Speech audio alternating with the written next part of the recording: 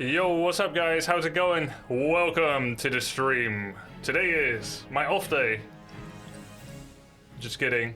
I don't take off days anymore. How y'all doing? Today is Warcraft 3 meets AoE2. We're gonna be starting things off with Warcraft 3. And then we're gonna be finishing things off with Age of Empires 2. We are playing... Yeah, how are your dogs? Good, good, perfect. We're playing with Viper. Bloop, bloop, bloop, bloop. Hello.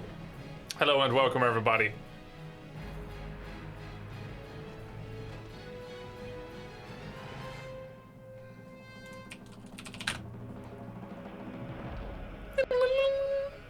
Let's go, let's go. Let's boot up the game. Yo, what's up, Low Tech Mav? How you doing? Thanks, man. Thanks for the 27 months. Hi, Mayor Ray. Mayor Ray. Finally, someone who can teach Viper how to beat the campaign. I'm sure he finished Undead by now, no? What's up, Rustic?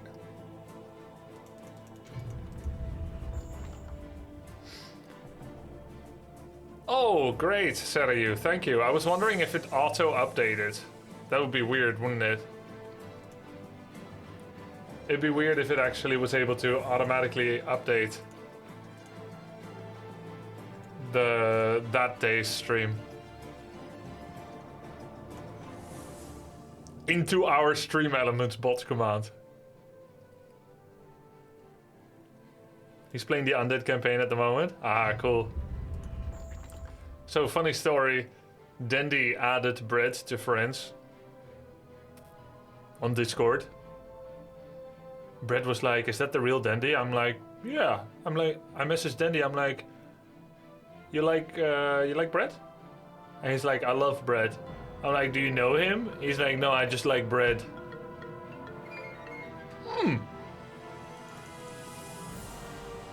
So do you think people get random friend requests if they have like desirable names?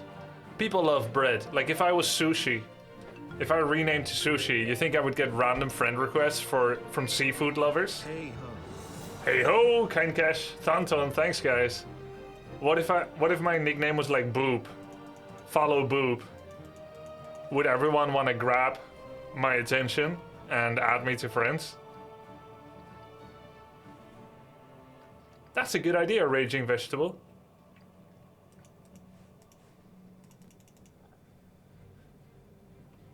Hello there, Alice Lass. Hi.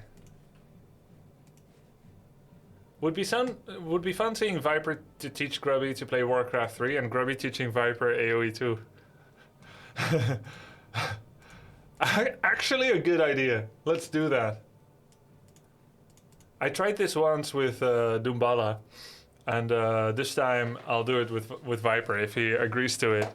I'll only do what he says. I'll play on BNet with Human.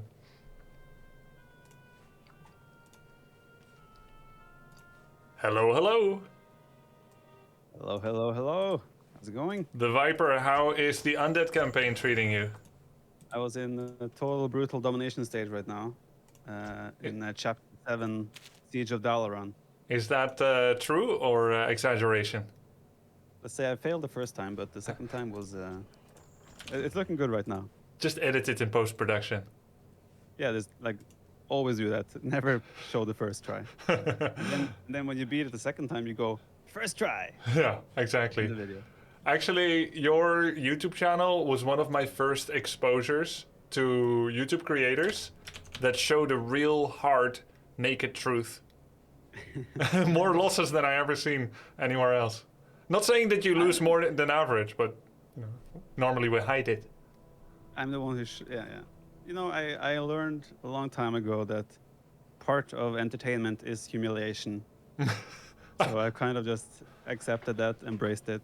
I thought... Trust me, in Age of Empires 2, I'm well known for losing all my heroes in the campaigns.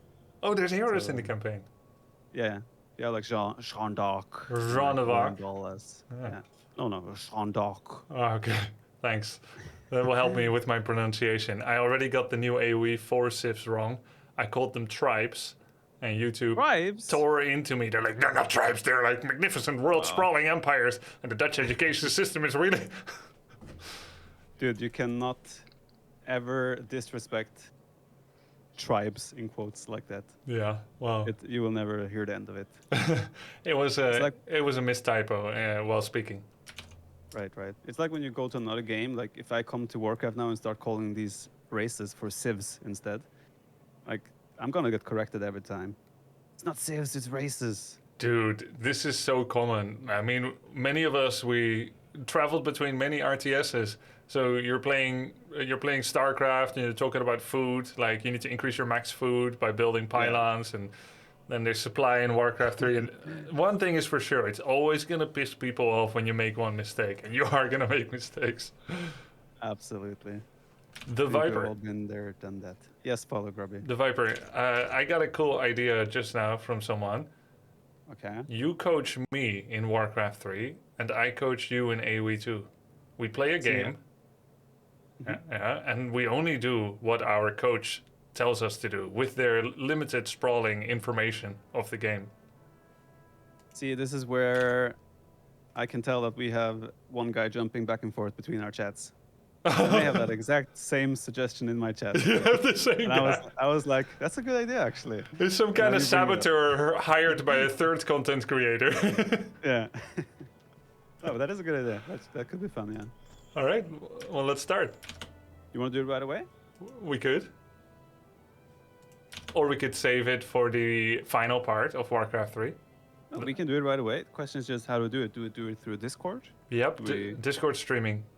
And you go on BNet ladder. Yes, BNet ladder. How did you know? Okay.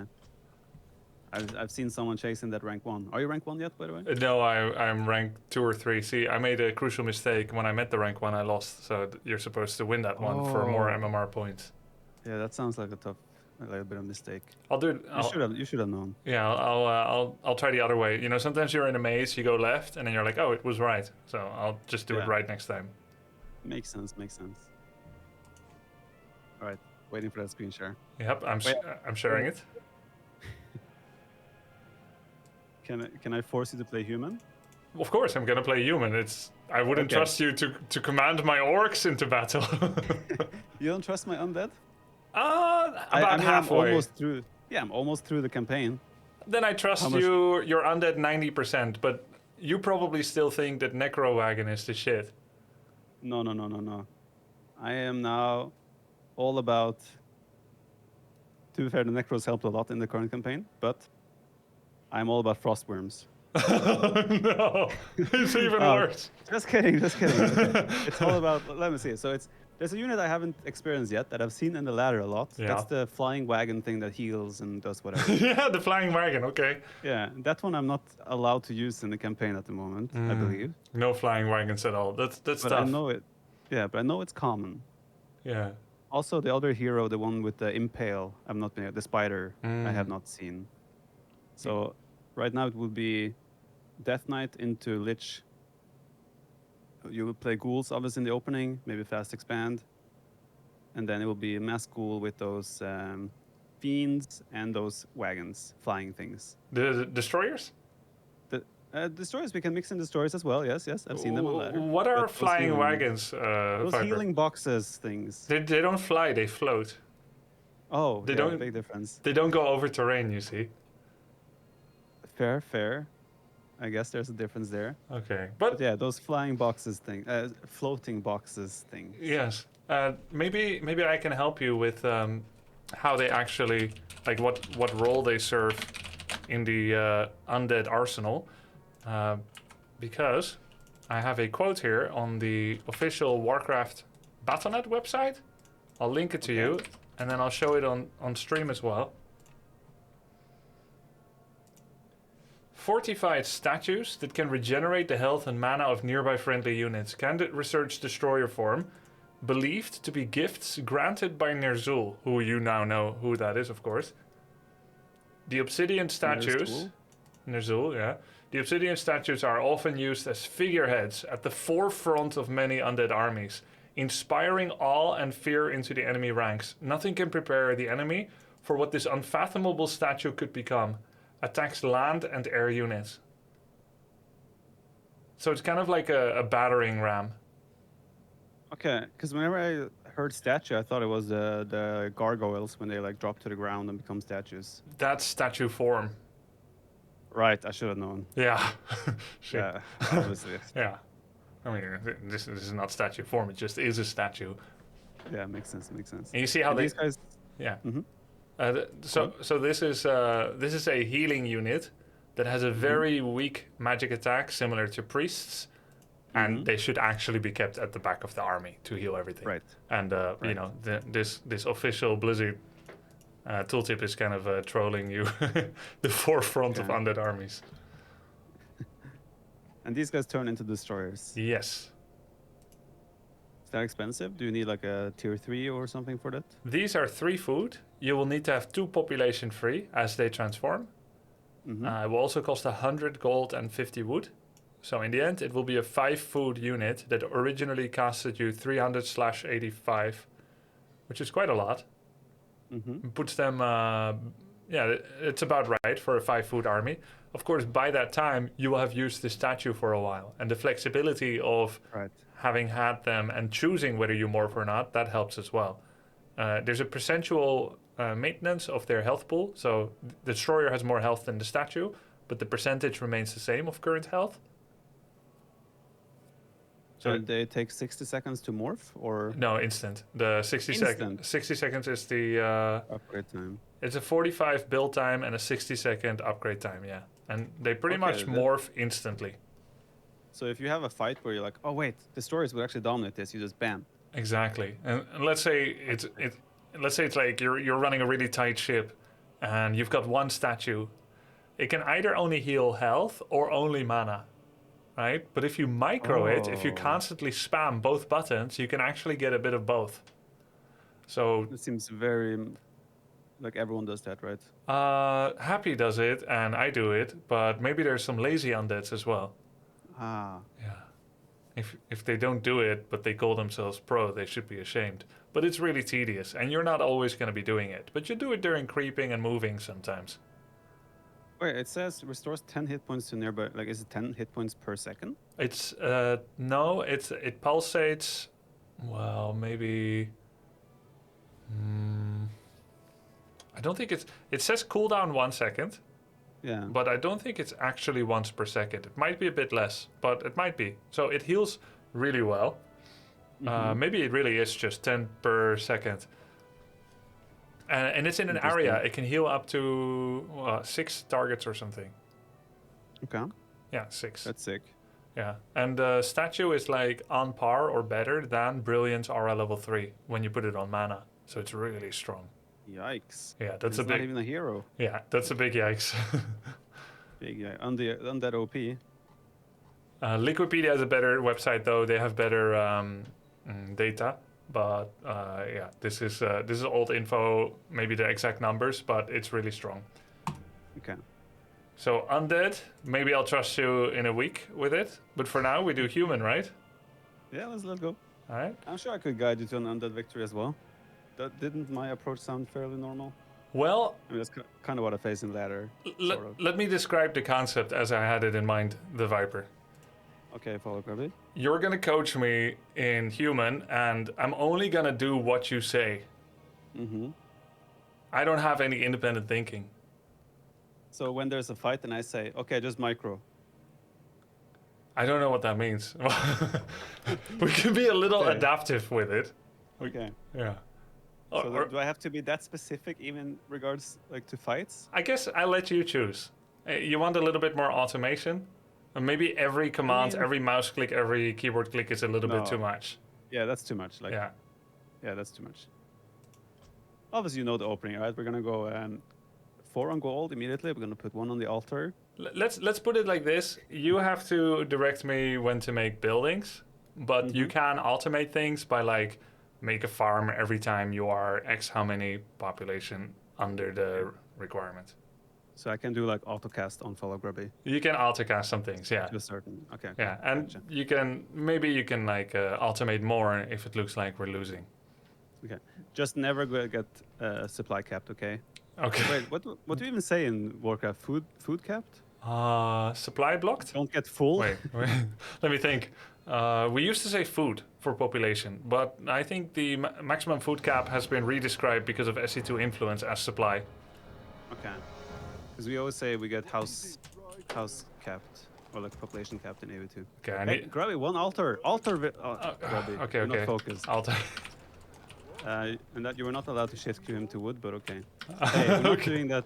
We're not doing that food micro thing. Okay, We okay. need a house for 3 seconds, 4 seconds, Yeah. and then that villager is gonna build a barracks. Okay. Nice. Next one goes straight to the house. Finish the house. All right. We write "hey" in chat to our opponent. Was it okay to capitalize it like that? Yeah, it's nice. It's okay since he did the same. This is Next one actually will go to- an ex-teammate of mine. Oh really? Yeah. Sick. So what do we do with the next peasant? Next peasant goes to gold for roughly 4 or 5 seconds. You will let him, that very peasant, you let him do one trip, and then you're gonna put him on the house after. Okay, got it. And then you can shift click him to wood. Okay, only this All one. all the peasants right now will go to wood after they finish their Oh, structure. okay. I had them all idle. Okay, yeah, good. Let's make the archmage as soon as we're ready. Next peasant goes to gold, so we have 5 on gold. Okay. Oh, we did that already. Yeah. Then we Hero? put the hero archmage.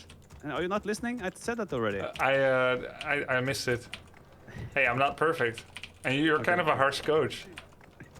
Yeah, we're gonna queue up a militia as soon as the barracks is finished, indeed. Okay. What are we playing against, by the way? Orc. Orc. Okay. What's the militia we- gonna do? Not the militia. We're gonna make a footman. Sorry. Oh, I see. Put him back to work. Make a footman. Okay. Wait, what were we against again? Orc. Okay. Okay. Our approach is generally gonna be one base here. Let's build another farm. Just take any wood chopper, build a farm anywhere. It doesn't matter. And then shift green back to wood. Yeah. You wanna, as soon as we have the archmage, you wanna call four peasants and make them into militia. Where are we and going? attack the green crank camp on the top. Okay. Keep producing footmen at any time you can. Okay. And you want to build up, so we have 13 workers.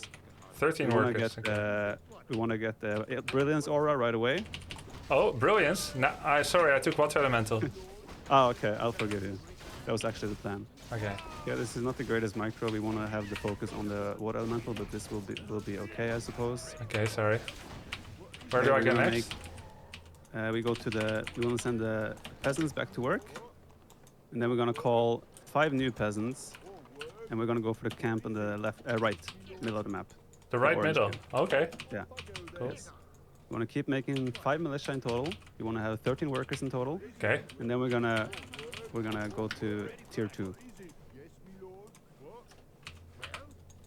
Okay, we'll do another water elemental first. We'll have the elementals engage initially, and then we'll micro the rest. Yeah, good. Solid. There's one footman being hit. You want to micro him? Good. Okay. You. Micro could have been better. We want to build it. I want to go to tier 2 now. Okay. We'll do brilliance aura. Pick up the item. Send the peasants back to work. Yep. And then we have 5 footmen. We're gonna go and check what our opponent is doing. Oh, we see him there. Okay, we're gonna attack. Okay. What do we attack? Okay, get the defend upgrade in the barracks because he's going for those throwing things. Okay. Very good. So you wanna try and get the possibility to. We wanna target the wolf boy, not the wolves themselves, but the guy on the wolf. Oh, okay. With like, use the hero, target the wolf. We can send 2 footmen against the spear throwing guy as well. And we want to build a. We don't need a tower. We're confident right now. Let's add another farm on the way to tier 2. Whenever a footman gets low HP, we want to send him back to the base. Yep. Good. Let's put 1 peasant and build a vault outside of our base, in front of our base. Nice. Okay, we want to pull back the low one. Okay, let's back off a little bit here. We don't want to get damage on our archmage, so let's back off a bit. Okay. I have defend. Defend upgrade. Yeah, so just micro that perfectly whenever an arrow hits a footman, just Yeah. do defend. No problem. And always undefend whenever the arrow doesn't hit. Okay, solid. Okay. Nice. Solid. Okay, let's try to snipe that wolf, but we wanna. Yeah, nice. Good work. Okay, let's just back off a little bit here. Okay. Let's add another footman or 2 while we're on the way to tier 2. Okay. Any farms? We can add one more farm. It doesn't hurt. Why not? Let's just keep doing good micro. Do we just want to stay on him, but not too hard? Yeah, we don't want to commit over. We just want to keep him busy, right? Okay, if he's following, then I just run. For now, we want to run, yeah. Okay, just keep poking. Make sure we keep track of him where he is. Oh, he pulled that. Okay, be careful. Where on this map are the speed boots? Here. Okay. If we can, we want to drop by there and grab the speed boots, but I don't think we should do that right now because we are...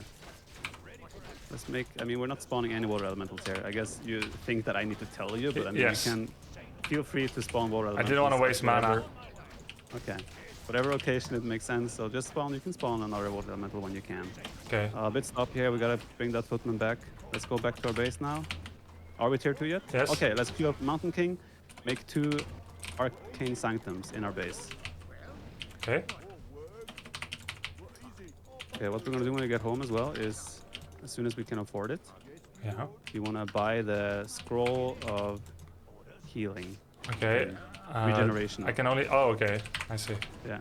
Let's go back to our base. Our Archmage is getting low. We want to play it safe. Just keep microing perfect. I don't know what that second guy is. Is that Tauren Chieftain or whatnot? That's Tauren Chieftain. Yeah. Let's run this guy into our creep to sacrifice him so he can't steal the HP. Okay.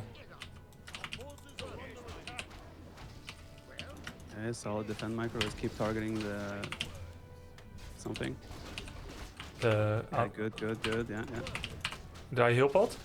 Yeah, you gotta... yeah, use the heal potion that we have. Okay. I gotta learn to put those things on control groups. Hotkeys, sorry. Okay, let's do the bolt. Let's bring the Thunderbolt guy with us. Okay. He's going to be doing Thunderbolt. We want to make priests and breakers. Okay. We can do a one, like build one from each. Okay. I can't, I'm supply blocked. Well, make farms. I Did did? I not say at the start that you should not get supply blocked? Well, I'm not supply blocked, but I didn't think we'll make the second unit a Spellbreaker. Do I Stormbolt? Were we supposed to make... Yeah, do Stormbolt on the units, not the heroes. Okay. Because we are seeking kills in units right now. Okay. Okay, now we're going to just back off a little bit. We're going to go and continue creeping. We want to get that Mountain King to tier... to another... I forgot to kill the footman. It's fine. Yeah, do it now. Let's bring all the footmen together. Let's add some priests for now. We don't make breakers yet. We want to make like 4 priests. Oh, okay. Where do we creep? We do the top one. We just spawn a water elemental and we just go. With both or only Mountain King? We want to only do the Mountain King. What's the XP on the Archmage right now? 2.6. Let's get him involved. Let's get him to tier 3 Okay. or to 3rd level. Let's All get him involved. Yeah, let's make another farm. 2 farms, yeah, like I said. Priest upgrade or more units? Let's do the priest upgrade. We're gonna stay on low, no upkeep. Okay. For a little bit longer. What do we creep next? Let's just take the green camp. Oh, next, let's go left to the orange one, top left. Ah. Yeah. And then? Let's build a tower in our base. He's doing this, by the way. I heard it. Okay, then we should go there. Let's go in and interfere. It's too late. Oh, too late now. Boots on Archmage or Mountain King? Mountain King. Okay, solid. Okay, we have 2 breakers and 4 priests. That's okay for now. Mountain King will do Thunderclap as his next. Okay. Not Bash. Okay, let's pull the Archmage back now that he's Alright. level 3. We want to do the Water Elemental upgrade on the Archmage. Okay. Let's get a Blacksmith as well at home. We want to maybe get some upgrades. What do we creep next? This or Right, this or and now this or this? We want to go and check what he's doing. So we heard him on that thing. He's doing this. Yeah, let's go and check if he's doing that. We might try and interfere a bit. We have the Mountain Bolt now as well, so we can trap some units here and there and pick up some stuff. Okay. I think maybe we should even go tier 3. So let's queue up tier 3. Okay. I'm not sure if we can win this fight. I would be careful here, but just do a good micro. We might have to TP our stuff home. Yes. Exactly. Exactly like I told you. Oh, this is yikes. This base building is not optimal. No, it's great. I can get out, but it's hard to get in. TP? Oh. Yeah, let's buy a town portal. What do we because creep? have to. Let's creep. Let's go straight down. Okay. Straight down. Orange or red?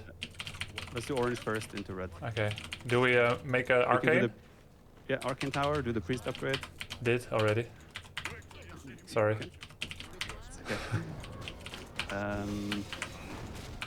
Let's prepare one more farm. So you might want to enter low upkeep as we hit tier 3. Let's do the attack upgrade for melee units. Okay. What do we creep next? We go for red next. Okay. Which one? Okay. Bottom. Bottom right. Let me see the items you have on the. Okay. Okay. Let's do one of the. Is that the? Oh yeah, we want to mess up with him here. Spawn the water elemental and go. And micro good. Target his low HP units first. Try to get that XP and get those kills. Use the mountain bolt on the units. Dispel his wolves. Yes. What level 2 ability for MK? The throw thing, thunderbolt, bolt throwing. We want to make sure we use the clap, thunder clap thing in between his units to get maximum value. Okay. Don't be scared to spawn water elementals. They are helpful in the engagements. Okay, they're helpful. Yes. Are we tier 3 yet? Yes. No. Let's get. Oh, you lied. I was afraid you'll call me out on it. Okay, let's get one more farm. Follow our creep. Sorry? Follow our Go creep. creep the bottom one and add one more farm. As soon as we're up, we want to do the priest upgrade. We want to make one knight. Let's do another attack upgrade. Okay. For melee, we want to add the paladin. And as soon as we have inner fire, we are gonna start forcing the issue. We need lumber mill in order to make knights. Shall I make Okay, it? let's do a lumber mill. Yeah. Do that. Let's give claws of attack to that one, yeah? Yep. Let's go and poke and see if we can do anything. 'Cause we have a stronger army right now, so we don't have to be scared. I did see a Tauren. These are the only camps left. Do we go for it? Or do we attack Let's his go main? there. Let's go and check what. Let's go to check the camps first. Okay. We don't care about the green camps anymore. Barely XP. Let's send one water elemental to scout his base. Okay. He's doing top left. Let's just creep. Creep Yeah, let's or go cre- top left then. Top left. Yeah. We want to interfere with him. How are we looking? Inner fire, is that up yet? Let's add us. No, we're doing second webs. Yeah, just micro good. Good. Spawn water elemental. We he's take this recalling, camp. he's scared. Did they finish the camp? So he's going for Bloodlust Yeah. Torrents. He's adding shamans as well. Yeah. Makes sense. What do we make? Did we not add the paladin yet? Nope. I'm staying on no upkeep. No, I said we should start adding now. Okay. So let's add the paladin. We'll add. What units from the Sanctums? Let's do 2 more spellbreakers and the spellbreaking upgrade afterwards. First 2 more spellbreakers and then. Okay, got it. and Any then, items from shop? Potion of invul. Invul potion. Okay. Invul, yes. Invis or Invul, Greg, come on. sell anything? Yeah, let's do. Let's sell that thing because you chose it already. Heal scroll? Let's buy a heal scroll. Yeah, that makes sense. Let's buy the thing that restats our skills and go full blizzard. We're going blizzard. Do we then keep gloves and claws or do we sell it? It's fine. Just keep it. I was just joking. I think I'm happy with the way we are right now. Okay. Okay, as soon as the first knight joins up with us, do we have a knight in production? Okay, let's fight. Micro good. Let's do thunderclap. I'm gonna use the. Yeah, let's target some of the shamans in the back as well. Get rid of the shaman. Mark the priest back. Let's try to save our units. Go on water mantle when you can. Let's turn off. Actually, no, let's not turn off the fan. He's doing like noob focusing right now. A little bit. He's hard focusing my backline. Exactly. So let's make sure we use the healing as well on our Mountain King with the Paladin. And as soon as the Mountain King gets low HP, we can do invul. The Paladin will die, it's fine. Let's Sacrifice we're willing to make. Let's keep producing as well behind this. We want to make knights. We want to make. Let's do this spell on his bull. Those knights. Why does he have knights? No, that's illusions. Oh, illusions. I made some illusions. Oh, this looks like a bad fight. I think. I can't tell what's going on. I can. Let's keep fighting. Keep microing. Do we have inner fire activated? Yes, we do. Okay, I think. Good save there. Let's go to the shop and buy another. Let's go home. Okay. Run. Flee for your life. Okay. Go back and group up. We can use a store. Oh, we don't have the mana. Might want to buy a mana potion or something at the shop later. Okay. No. I'll remake Paladin. Yeah. Remake Paladin. I lost all my As long as priests. he doesn't commit, we don't. Let's go to the upkeep. It's fine. How much gold do we have left on our I can just kill peasant. gold mine? Yeah, that's fine. That's fine. How much gold do we have left on our gold mine? 4,000. 4,000. Okay, that's fine for now. We want to build up another army. Let's send the war elemental, check if he has expanded yet. He hasn't, but I'll check. Here. Yeah, let's do. I was thinking about the original on that one, but it's fine. Okay, so we want to get. How many knights do we have? We want to get like. Let's do. Let's just wait a little bit on low upkeep for now. Okay. We can heal up our units and then we can go and scout a little bit, be a little bit active on the map as soon as. All right. I can we use can send illusion. yeah, let's just illusion and just go and check out the map a little bit, see if we can tell where he is, because there's not too much left to creep. So Yep. There's this camp. yeah. There's a wolfy boy down there. Any sorceresses or just priests and knights?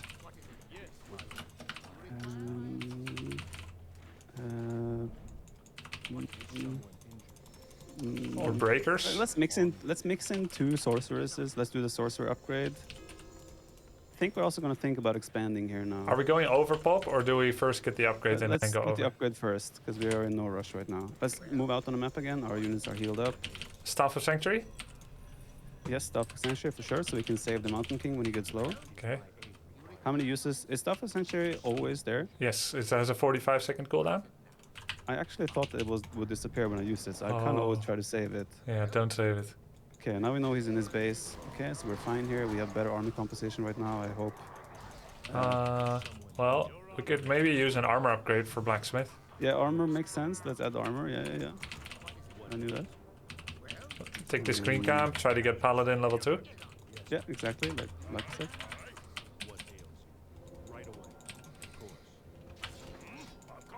My MK is Yeah, I getting think- blocked. I think we want to get into. We want to fight soon. Okay. So let's get units out. Let's add 2 sorceresses.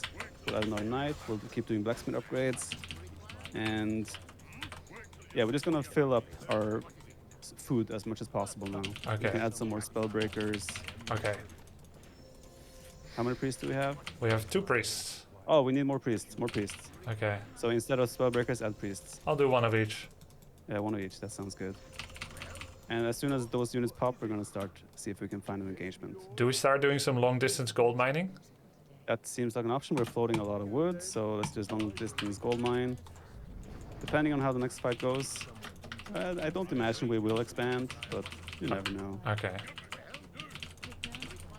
We just knock on his front door. Oh, he's Oh, knocking. he's here, he's here. Okay, so just micro good.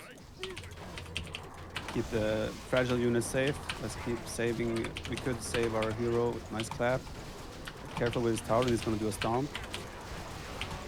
Nice. Let's spawn water elementals.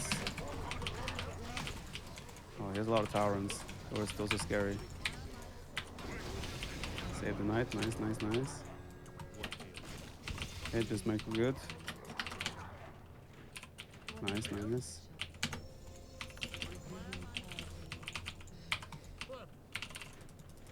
Okay, we wanna. Oh, he's looking to expand now. That's why I wanted the water element. He's long there. distance mining. Oh, he's long. Yeah, exactly. So we're in a similar situation here. I think we just want to keep adding knights. Okay. Knights and inner fire priests is Okay. what we're going for right now. All right. Clarity on Mountain King? Yes, for sure. Absolutely. Gotta get that mana going. And we're just gonna keep, every time we can afford a unit, we just make one. I don't think we want to add another farm now. Okay, because we're running out soon. Yeah, running out, and we're yeah. Let's go top left, see if he might be poking on the base. Do we have any more debating tools? Yeah, we can do this. Invis Water Elemental to scout where he Yeah, is. yeah, perfect.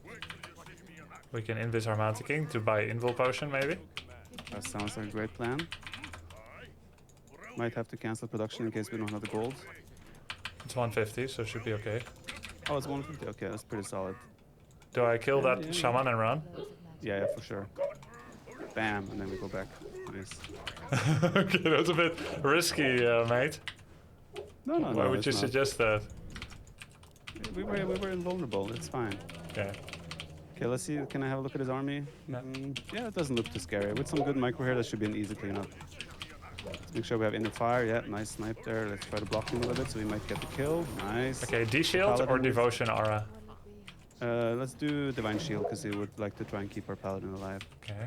Not He greedy. still has some nice healing. Let's do a nice clap here. Let's do the... Oops, I throwing on storm-bolted that a guy. wolf, sorry. Oh, yikes. Well, that's something you cannot put on me, to be fair. Yeah, true. Yeah, let's heal our Mountain King when we can. Pull the piece back, nice. We have the Potion of Invulnerability, don't forget that. Very important to keep our Mountain King alive. He's our carry unit right now. Good, good. We have the Archmage, we can go ult. No, don't go ult. Do something with the Archmage. Okay, yes. I'll get Brilliance. Yeah, Brilliance for sure. Get that aura. So we get more HP on that guy. Paladin, heal whenever you can. Low HP units or the Mountain King. Let's keep going. We can do another knight. Queue up another knight. Right, let's do Mountain Bolt. Or Mountain Thunderbolt Bolt. on his hero. Yeah, Mountain Bolt. Yeah. Mountain King Bolt on his heroes. And get rid of heroes now. We are winning. We're doing good here. Clapper Bolt at level 5. Clap, clap. Clap clap, was that to Clap, celebrate clap for the end? yourself. yeah, that was a clap, clap. GG. Good coaching. Yeah. I mean, your micro wasn't always on point, but Sorry. I mean, yeah, that's not something I can obviously control. Yeah. But all in all, yeah. it was The a only thing that went solid wrong performance. was storm bolting the wolf, basically where Yeah. I needed to do independent thinking. Exactly. GG. Okay. Nice.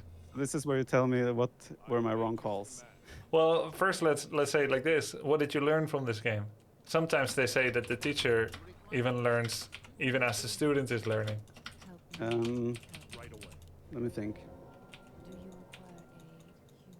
I mean, I learned that invulnerability is good, and I learned that Staff of Sanctuary has a cooldown instead of disappearing, so that's nice. Yeah. So you've bought it before, but you've always saved it for a rainy day until you win or lose. I've had it, and I've tried to avoid using it because I didn't want to lose it. I wanted to save it for the perfect use, right? And I end up not using it because I die anyway. So this is how it works. It's 45-second cooldown, and it Yeah. pops you to your town hall, to your castle, It fully heals. and it will be invulnerable and trying to fully heal you. Yeah. I wasn't sure about expanding or not. I feel like when I play against Orc, they're usually very aggressive in early game. Yes.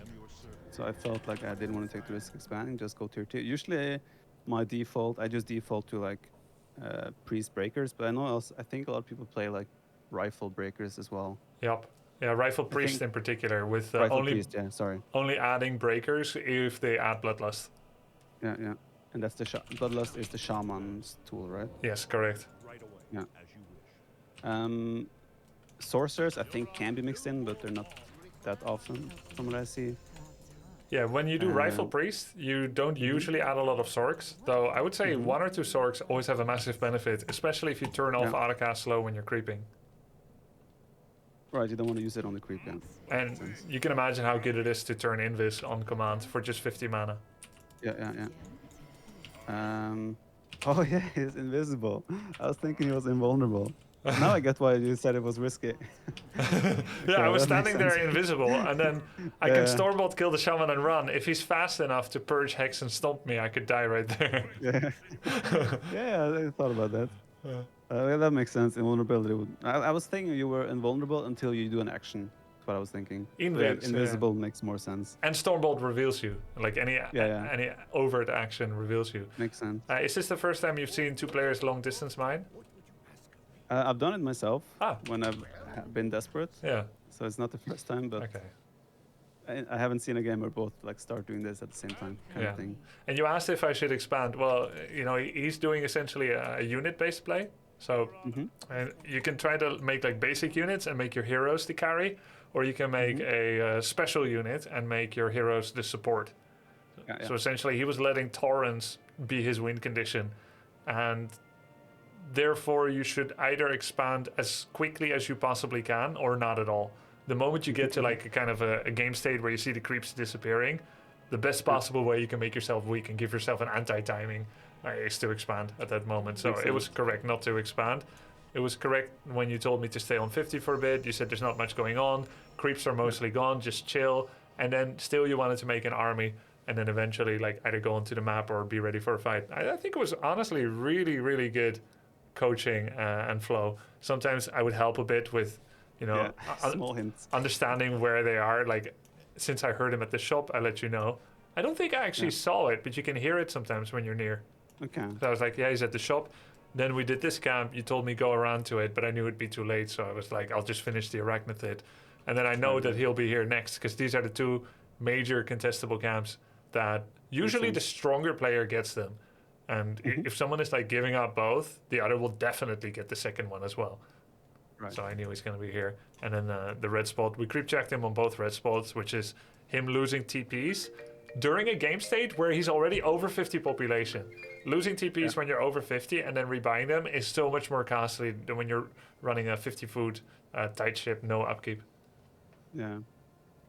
And it feels like defend is crucial against those spear throwers at the start. Yeah, I don't know that I've taught you particularly when you should do that, but I was very happy to see that you asked me to get defend and to stay on him. Not overcommit, but to stay on him so you're constantly buying time. I think that's ideal because those guys will creep a lot faster than footmen.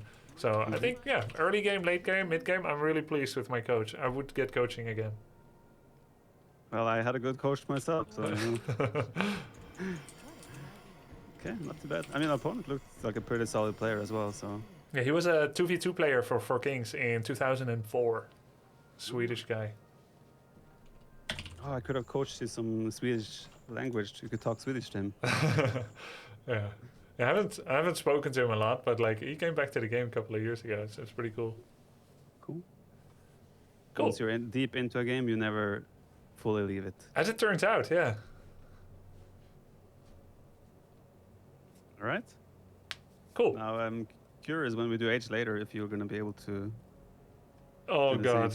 I feel like you've set a really high standard for my H2 coaching of you later. To be fair, I think I've played a solid amount of games now during downtime, in quotes. I think it would have helped if I played like 30 games off stream with a bit of study as well, but sadly, I didn't, I mean, we have intensified my training a bit as well, so I have gotten a lot more like in-depth understanding as well. A lot, in quotes. True. I watched a few games by Back to Warcraft as well when they cast. Oh, cool. Helps a little bit as well. So maybe we should do you being coached by me in AoE2 at the end of the 2 weeks or 2 to 3 weeks where you're doing more AoE2 coaching of me. That probably makes sense. So you have a little bit more of like something to go on. Yeah. That could make sense, yeah. It was fun anyway. I think people will love to see more of that. Should be good. So we can do a couple of things. Have you ever played 4-on-4? I have never played anything. Well, actually, no. Yeah, I played 1v1, 2v2, and 3v3. Wait, how did you play 3-on-3? My teammates, like Doubt and Nilly, they also have Warcraft. Oh. And they joined for 2 games. We got clapped. Oh. On W3 Champs or BNet? It must be BNet. Yeah. Yeah, BNet. I wonder, can you play 4-on-4 on BNet with a teammate? We could do that. You should be able to. Oh, 4v4. Yeah, it shouldn't lock you to 2v2. Oh yeah, it's possible. You want to try? Sure. Let me go to the bathroom quickly though. Yep. I'll go get a coffee and then we go. Yeah. Oh, coffee is a good idea. I might do that as well. Okay. Okay, let's say 3-4 minutes. Yep. Yo, thanks for the sub, Doc Saturn, Goatmeister, Jacob Do, Bio 9000. Thanks, guys. Welcome. Let's go get a coffee. Yep. What am I doing tomorrow again? Oh yeah, tomorrow I have to back to Warcraft Weekly. Well, I think it's probably too early to beat Happy, but maybe we can beat semifinals again or the quarters.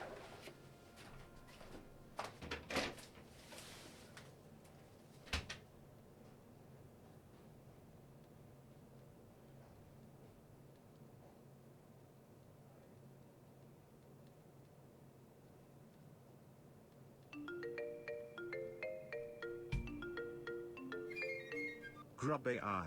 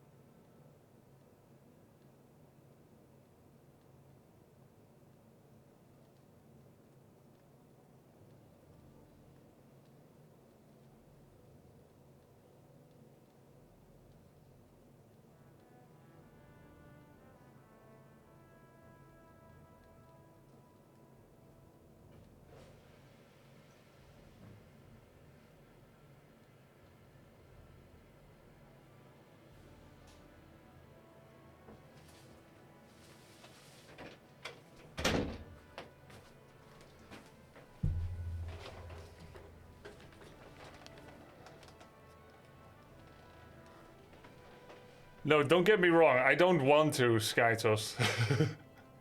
It's just inevitable sometimes. Another name bites the dust. Thank you for this up, mate. Grubby could cheese Happy and he wouldn't expect it? Yo, Skytos, I love your enthusiasm for me beating Happy, but I hate your naivety.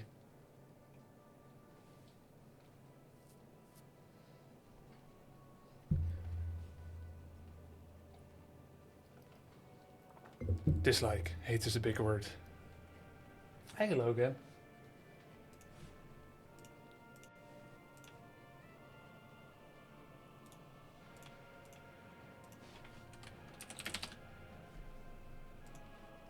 So yeah, we'll try 4-on-4.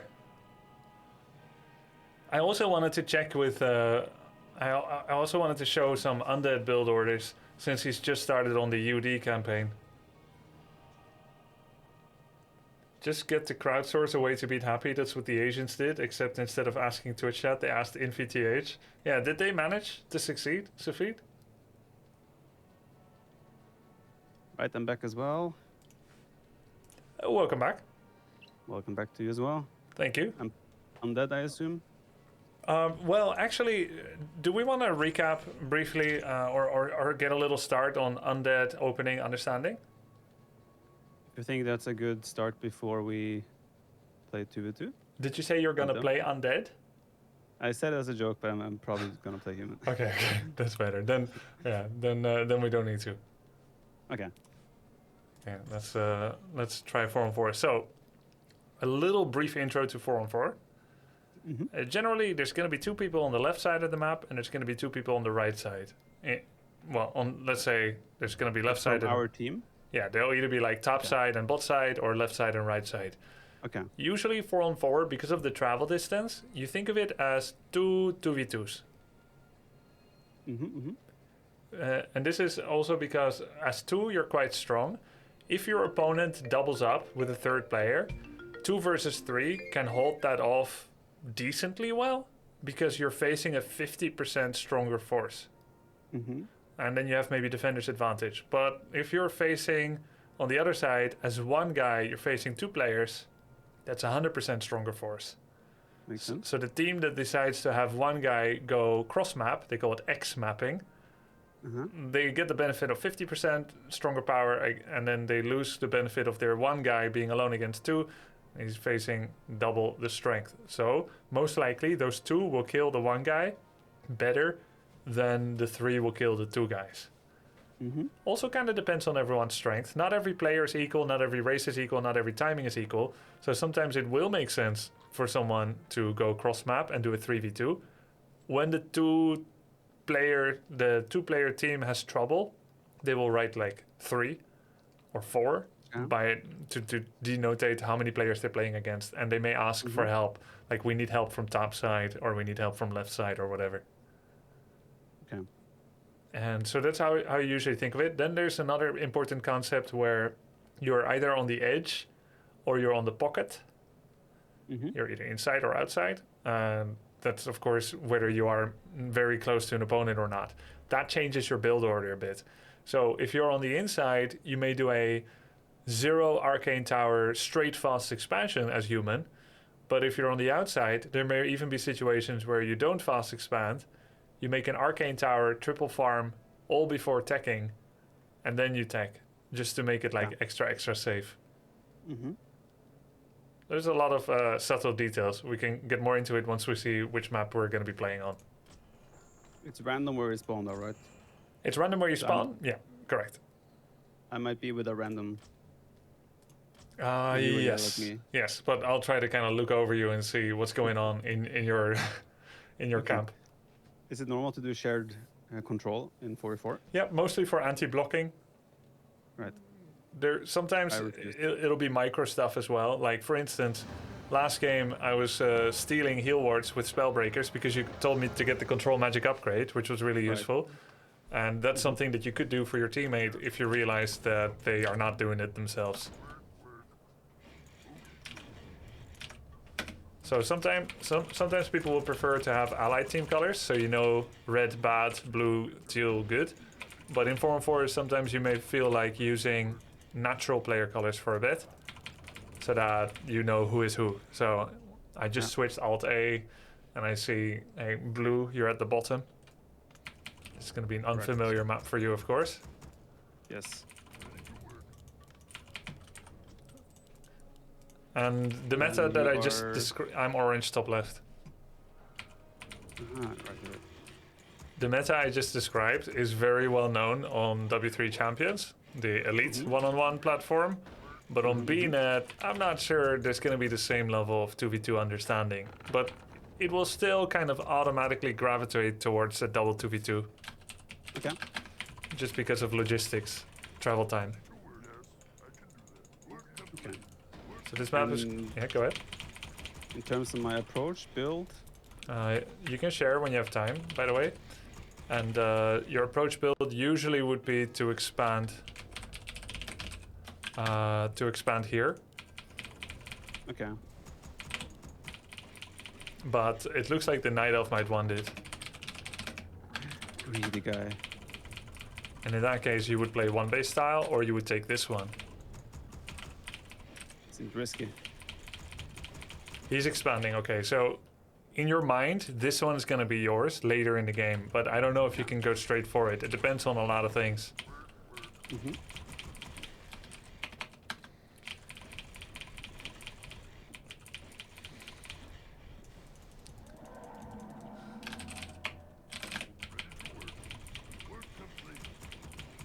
I think he doesn't believe it's really Grubby and Viper. That's why he said he's Moon. Ah.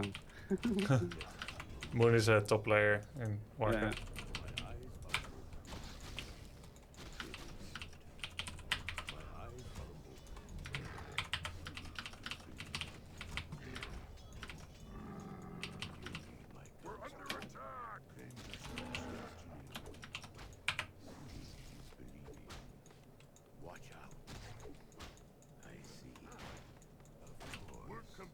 You're under attack.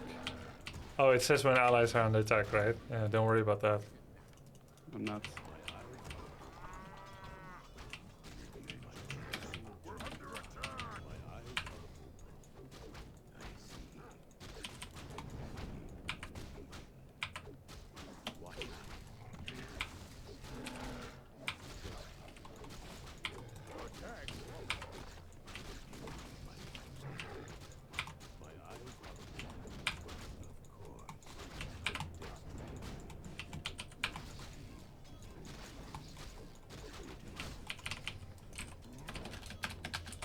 And allies use the same, the thingy where you buy the shop outside your base. Could I use your shop, for Yes, example? you can use each other's racial shops. Sick.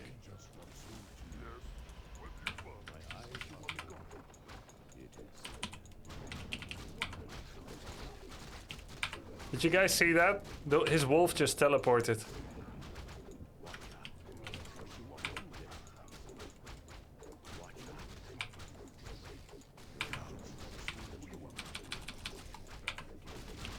What would be my comp?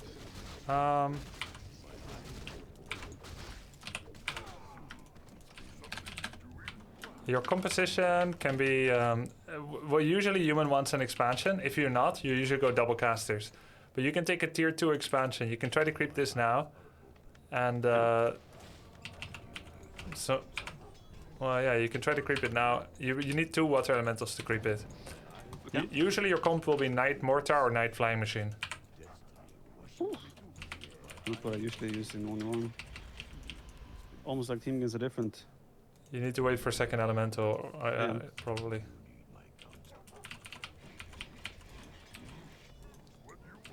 You probably want to make a lumber mill because it's quite far, the wood on this map.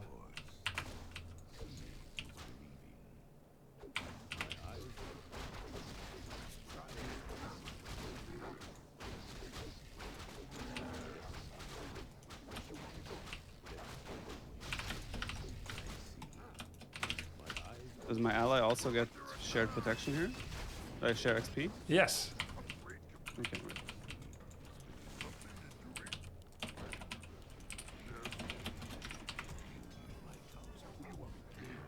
So let's look at your eco situation. Yeah, you could just take it now. You can make hero, you can expand.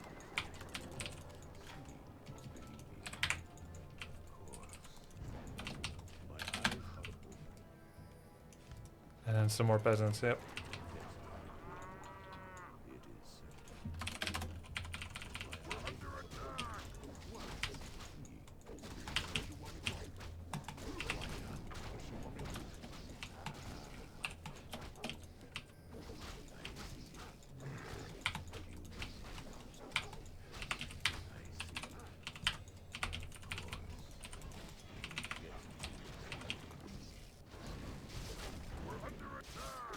Oh my god. Oh, it's the poison thing. Lightning shield and poison. Oh, it's lightning shield as well? Yeah. Yikes. He has no more mana, so no he's expansion. not gonna do it again. Oops.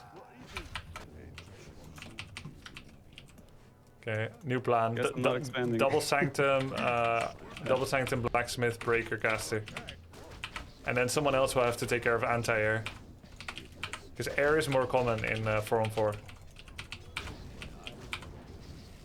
My guy also is just running up. I mean, the guy on my side. He's doing what? He's with you, no? Oh yeah, that's true. We're 3v3ing, so good luck. Thanks. Oh my well, god. They're all here. Wait, 1, 2, 3, 4. I think that's all of them. Wait, one guy wasn't just in my creep. Oh really? what? Yeah, he just TP'd her, I think. Our guy just wasted his hero.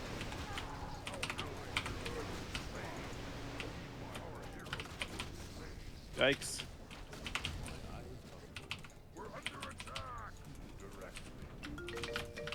Huh. So yeah, for some reason green joined us. I just want to explain that that's usually not good. But they didn't get that message. Coming. You're coming too? Why not? No! That's... I was just baiting, don't worry. Okay, cool. I'm going back home. You can expand again, you can...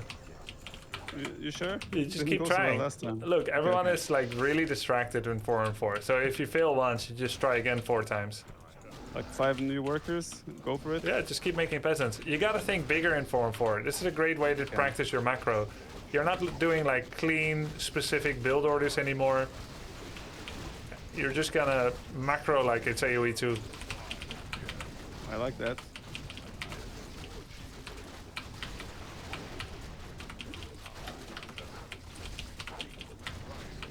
Everyone has a plan until you get 3v1'd. Mike Tyson.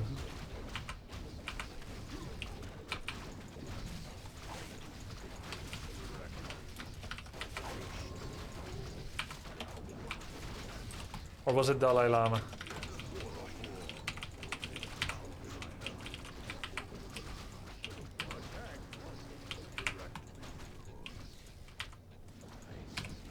Oh, that's animated.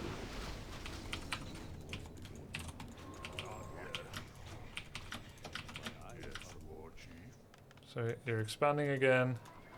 So you can always ask for wood or other resources. Someone must have fed me.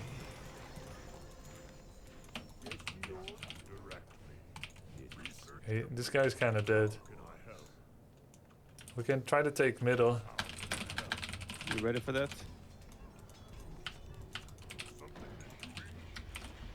Mid is badass. There's a healing and a mana fountain. Do we get it while we're fighting? And do they also get it? Yes, yes. Creeps will heal. We will heal. So.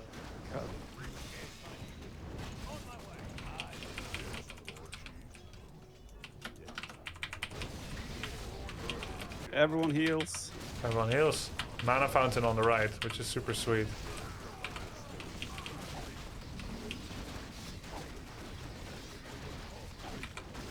I think this one drops a Tome of Power.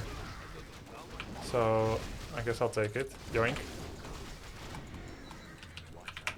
Oh, you're not really not giving it to me? Okay, I'll give it to you. Where's your Mountain King? I totally know what it is. Oh, it was no Tome of Power anyway. So look at what I gave Mountain King. Ring up. Oh yeah, Crown of Kings +5. Increase the strength. Oh, it's okay. It's pretty sick. It's pretty decent, yeah. So you can go tier 3 to get knights.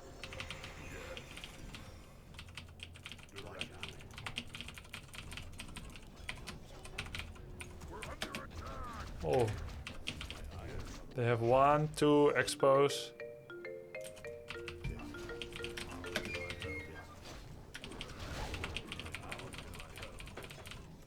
Let's take the expo. Let's take it down. You probably want to head to tier 3. On it.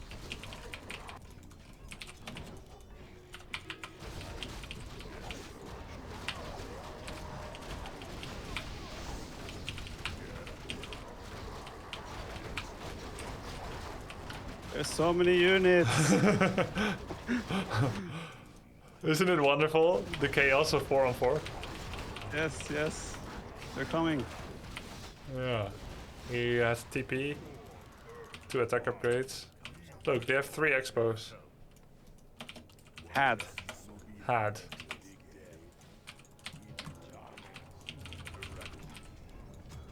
We only have 2. You have only 4 in gold on expo. Yeah, accidentally sent the worker with my army. He's running home right now. How do I get in? I want to get involved. Just move my units. Can't enter. Oh yeah, true. Move. Let me in. By the way, you have to hold down Alt hotkey in order to also move allied units in team play. Oh really? Yeah, there will be a minimap ping, but you have to hold down Alt. Have you tried it? Yeah, nice wolf, grab it. Check. Oh yeah. Oh, body blocks? I'm blocking. My Shadow Hunter died. Nice team Was play. not me. Oh, look, there's the Bat Rider guy. It's the equivalent of Persian douche, I guess. Oh really? Oh. You lost your expo, the guy lost his expo. So this guy, he's never gonna have an army that can fight anything, but he just has Bat Riders and just killing bases, yeah. I'm gonna rush up flying the workshop. Okay. So flying machines against bats are cost effective if you split 1 by 1 by 1 by 1. Yeah, I'm totally doing that. Because wait, do they like do over damage or? Yeah, they have splash damage. So they do like 550 physical damage to their main target and 140 to the splash damage targets.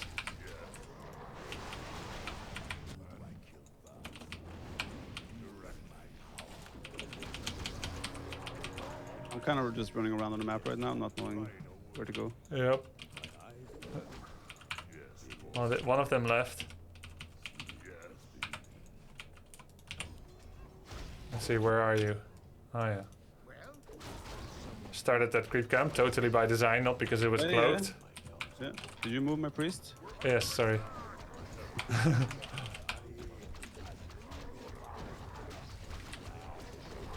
Oh, YouTube star here. He wants to be a star on YouTube.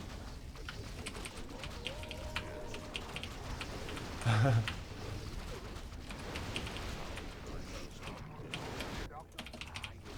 think there's one left.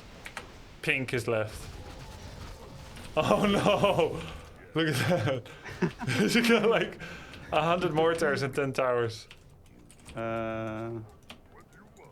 Griffins would be good against that, no? Yes. Oh, no, listen. No. I was gonna go gyros with the bomb. Okay. You could have not have gone. a counter. You could have gone siege engines, but they would get stuck in your base, SimCity. I wasn't planning to build melee, I was planning to build floating troops. Ah, that's why. Flying machines only. Okay. You were making a paladin, hoping you would use it better than I used it the first time around. I mean, it died the first time, but you did good on the second try, so Yeah. don't beat yourself down. I was hoping you would do Devotion Aura because it's the greedy choice, the value choice, but D-Shield actually turned out to be probably correct, I would say. Yeah, because the fights were messy, right? You want to keep him alive. Yep. GG, your first 4-on-4. GG. Messy as hell. Shall I show you a one-on-one undead build? Sure. Or do we Let's do focus on human? And are you ready for the bread rematch? Oh boy, the bread rematch. Or another time? I don't know. I kind of want to stop playing forever on W3 net now because I have a solid win streak. Oh. You said you had a 10 win streak, and I checked if you played since then, and nope. I thought you said you don't get ladder anxiety. I played 2 games. I'm just joking. I played 2 games yesterday, or 2 or 3 last night. The win streak is intact. Nice. Nice. It's up to you. We can do whatever you think you need or would enjoy. We can do human coaching, undead coaching, or we can just play 2-on-2 or 4-on-4. It can be BNet or W3 champs. How about we do one human just to see my progress for now? Okay. And after that we can maybe in W3 champs or W3. BNet? I think W3. BNet, I feel like the level of opponents is so fluctuating. Either I get trolled or it's a bad guy. Sounds good. Like yesterday, no, 2 days ago maybe. I played against a guy that went like Zeppelin, Blizzard, Archmage, with the guy that cuts the trees. You mean Shredder or? Shredder, yeah, Shredder, Archmage, Zeppelin. And he kept dropping my base, chopping my trees, and like. Did it work? Yeah, I died. No. I have never seen it. I didn't know how to deal with it. That makes sense, actually. Yeah. And I built my tower in a bad place. So his Blizzard just shut me down completely. It's one of those 60 APM 5-head players. I was so confused. Like, how did I deal with it? Whenever I go to, I couldn't get into my base obviously because I had walled off. Oh So yeah. I had no way to get into it, attack him with my current units. And how did he, let's say, do the coup de grace? Like how did he finish you? He towered up a lot at home. He expanded. I had like 4 or 5 towers in each base. I couldn't attack him there either. I just resigned when I was like, okay, no. It actually feels so bad when you know that you're facing some of the game's biggest cheeses. Like when I got Town Center rushed in AoE2. I'm like, I know this isn't a long-term sustainable strategy, but I also lack the critical information. Exactly. No, I just don't know how to deal with it. Yeah. In the case of a douche, the simple thing is just kind of ignoring it. Let it die, rebuild when it dies. Yeah, I mean, you maybe keep it alive a little bit to get to feudal age or something, and then you let it die and rebuild. Because he's slowing down his own progress so much that even if he takes out your town center, it's not. Yeah. Yeah. But you don't lose feudal age when you lose your TC, right? You don't lose feudal age, no. Yeah. Whenever you advance to an age, you have that forever, Yeah. or research and upgrade. All right, you can share your screen, and we play W3 champs. Hopefully, I don't break your loss streak. Group. That's actually perfect now. Now I have an excuse in case I lose. Oh, I was being coached by Grubby. Yeah, did so fine on my own. Okay, let's see. Is the quality fine? Did I say lost streak? Win streak, yeah. Oh, Let me tune in. Yep, looks good. right. Your MMR right now, 1250, right? 1265. 1265. Cool. Rank 68. If we lose, What is that rank exactly? yeah, that's your rank division in sil. By the way, you didn't do any vetoes? No vetoes. I don't know what's good and bad or to veto, right? Do you want a veto to increase chances or to avoid certain, like, less, let's say, common maps? Let's veto bad maps. Yeah, let's Is that a thing? veto Rusty Creek because I don't think it's very good for you. Amazonia is probably quite simple as a beginner. I don't think it's a good map, but it's really small, so it's easy to learn. But yeah, it is kind of lame. And let's see. Concealed Hill is not fantastic as a human player. Then Lost Temple is probably unfamiliar and uncommon for you. This is Oh yeah. a very common map for people, but unfamiliar for you. Even though it's decently good as human. Shallow Grave. Let's turn that one off. Perfect. All right, let's go. That's it? Yep. Okay.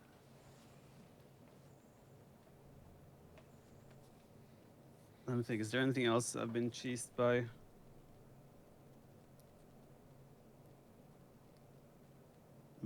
Oh yeah, I played only once with Doubt as well. 'Cause he played Warcraft in the past, so he wanted to troll me a bit.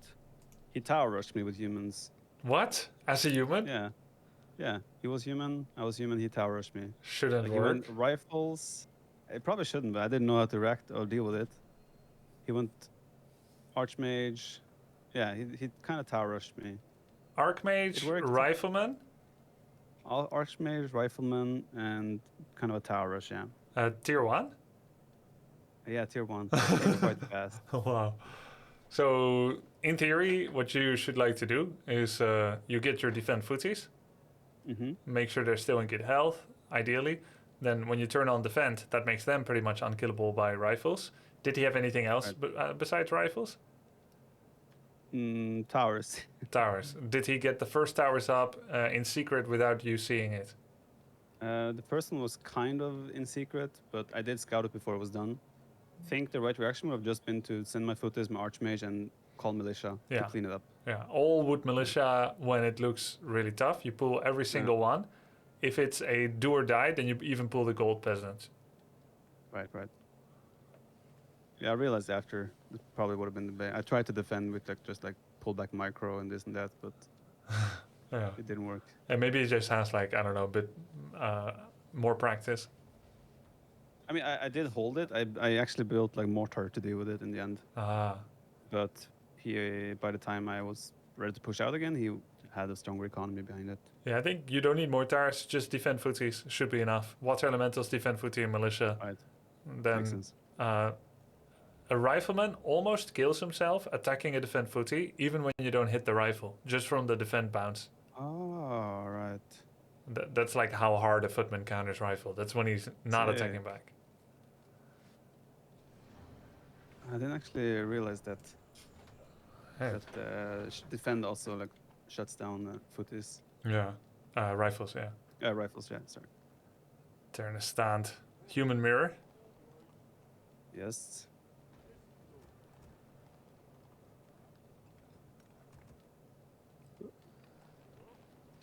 So what we want to do here is we want to creep Mercamp, and then we want to creep the expansion. The order will be the orange camp below you, the Mercamp, first camp that you take. This one Yes, first? yes. And then this? No, then you take the small 111 camp without militia. You send your peasants from militia home. You take the 111 camp here, yes? And then you prepare your next 5 militia to creep the natural expansion. Okay. Roger that. And we're gonna get a troll shadow priest as well. Ooh, from the Merc that's camp. from the Merc camp, right? Yeah. I played against that actually from a human. Yeah, it's a very common unit. You can just put it in the same group, A move with it. It's very fragile, so you move it back when it gets attacked. And you can use its special dispel to remove enemy water elementals, abolish magic. It's pretty much a priest, right? Yes, but single target dispel. Okay. So we'll only make 2 footmen initially, and we save the 3rd food slot for the priest. So we don't queue up a 3rd footman. And make another farm though, right? Yes, yes.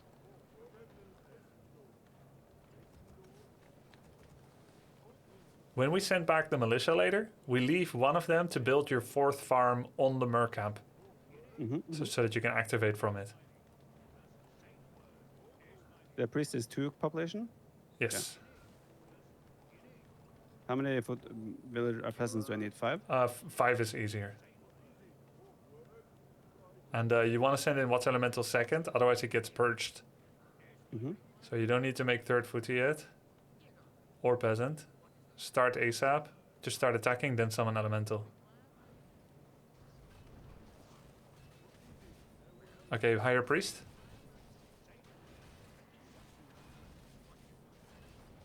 Oh. And now you can make another footman.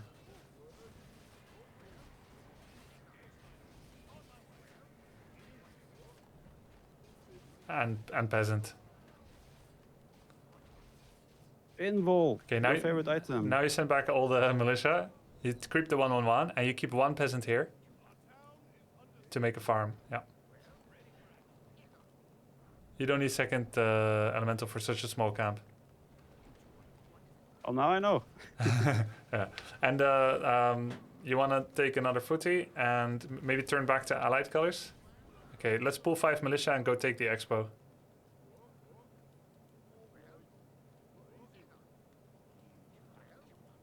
Take the 2nd alley.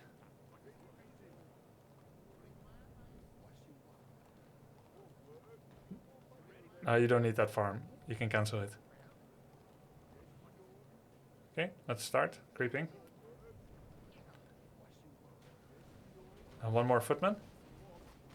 And send the peasant from the mer camp home. Okay, now we don't make footies and peasants anymore. Sorry, can you repeat? That was a bit... Yeah, no worries. We don't make peasants and footies anymore. We hire a berserker after we expand. First we focus on expanding. Immediately go to his natural now. A berserker? Yeah, immediately go to his natural. Later, 245. Later when you can afford it, yeah. We power build. Upgrade water elemental. Can fight him as needed. First, you didn't upgrade elemental yet. Oh. Happens. No worries. And now you can hire the berserker.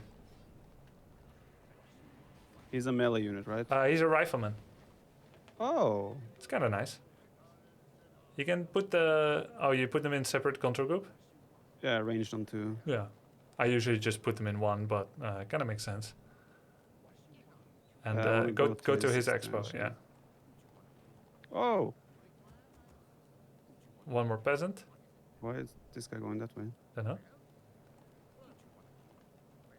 Do I want to tower my expo? Not yet, since we're the attacker. It would be too late anyway if he went for it now. Check if he has expo. Okay. Now we're just going to go tier 2. The moment we have the money.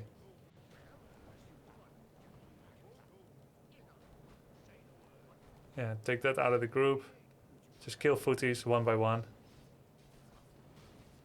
Nice, you went tier 2. Hire another troll priest. Pull water elemental back. You don't want to give the XP on that. Can you deny it? Oh, okay. Should probably put that on control group. Oh, yeah, I could have denied, possibly. Run the priest. Hire another priest. Start making peasants from your expo in between microing. Abolish. What is abolish? That one, yeah. Perfect. Okay, keep fighting and make peasants from your expansion. Like 3 to 4. Okay, good. You hotgated. Great. Yeah. Kill peasants. Heal? Oh, kill peasants. Kill peasants. Kill peasants. Why? Okay, I'll start killing my own peasants. You can make a shop at home. Arcane Vault. Lumber camp.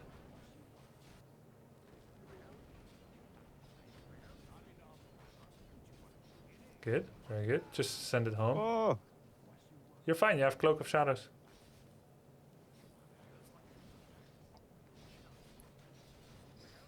They're gonna run out in like 7 seconds.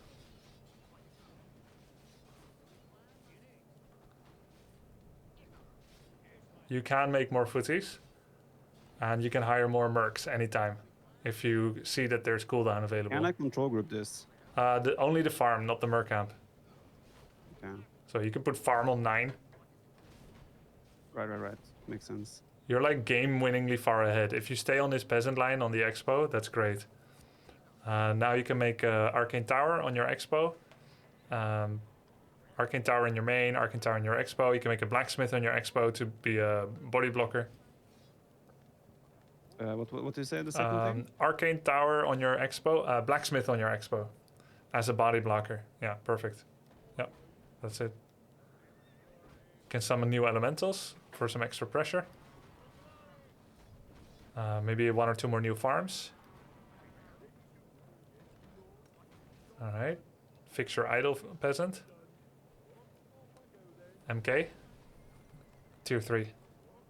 Oh, tier 3. Yep. And then you can hire the ogre from the merc camp.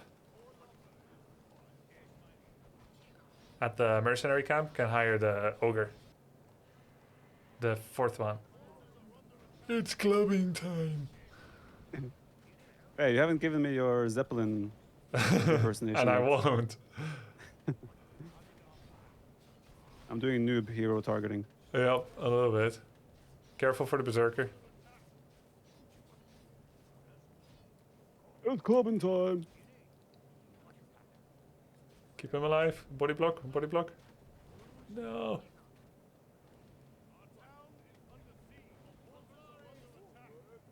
Yeah, you can just kill him with peasants. You can just kill him with peasants. You give them all an attack amount on the low footman, and then you do shift return resources. I think I did. You could just use the hotkey for return resources. All right. But they're chasing now, and he's not dead. So, oh yeah, I think they're killing him now. Okay, second barracks. Hey, nice deny. Second barracks. Sanctum. I'm just building everything outside since I'm winning. Yeah. Oh, And we're guys, come on. They almost finished the job. And a workshop. And lumber harvesting upgrade. I think I did. Yeah. Good. Yeah. Okay, I think you're tier 3. Nope. Oh no, it was another I wish. upgrade. Focus on peasants. You can just ignore him entirely. Just click peasant after peasant after peasant. He doesn't have the DPS to threaten you. If you stormbolt the one that's in the gap, you block them all Ah. for next time. Yeah. Should I still do more mercs? No, not anymore. So mercs are a way to pressure an opponent and their income and their economy, and to depressurize your own. But they are always a short-term investment. They're a little bit inefficient for their power level and cost, but they're free production facilities that you didn't need to invest in. Okay, makes sense. Now you're tier 3. You can start making knights, mortars, and priests. You can go straight over 50. Add another couple of farms. I need to fix my control group setting. Let me see. Yes. Oh, GG. Nice. Yeah. I forgot to put them on control groups. Not as important to fix immediately. If, let's say, if you need to produce earlier, you can always fix that later. And your workshop got blocked, I think. Yeah, I never built it. I just realized. Yeah. So there was very little pressure on your army. Even though Warcraft's a micro game, it would have been better. And it's also kind of when I give you the advice to do it, right? But like, it would have been better if you hyper focused on getting the macro right. Don't worry about control groups for a bit. Accept the kind of chaotic loose approach, but at least make sure that you're going to get those knights and priests and mortars out as quickly as possible. Yeah, makes sense. But that was pretty good. Pretty big gap in timings, let's say, between you and him. You were level 3, he was still level 2. Got all the merc units, and then, yeah, a game-ending push, essentially. So the Merc camp, is this map just very specific towards that since the Merc camp is there? It's Or is it actually normal? an essential part of many human fast expansion builds. And on many maps that human kind of does better on, Mercamp is a part of that reason. So you probably don't know every map by name yet. I certainly wouldn't with just a couple of 100 games, and you haven't even had that many yet.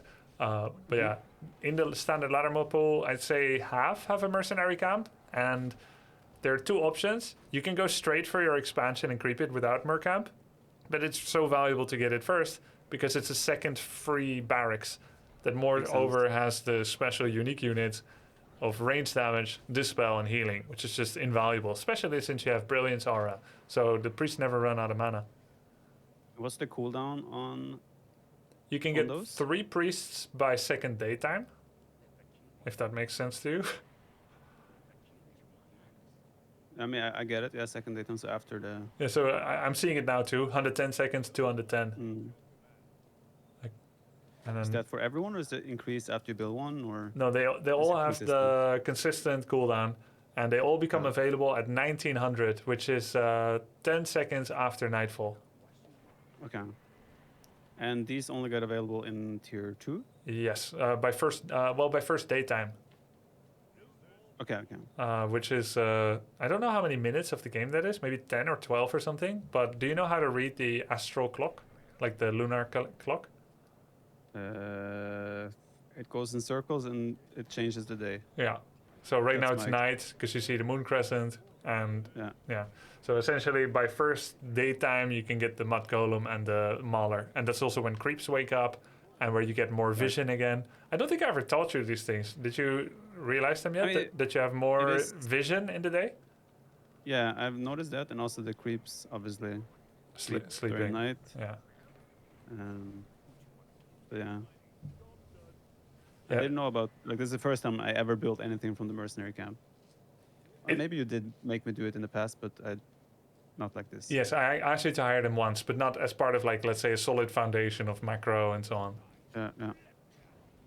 So you can get 3 priests and 1 berserker during the first night. So while you're fighting an opponent, you could, like in Human Mirror, this is how a game would go. It's super typical. And now you are just a lot stronger. But if you're meeting someone a bit higher level, you're gonna need to keep those priests alive, micro them back when even so much as looks at them, not hits, because they only have 240 health. Yeah.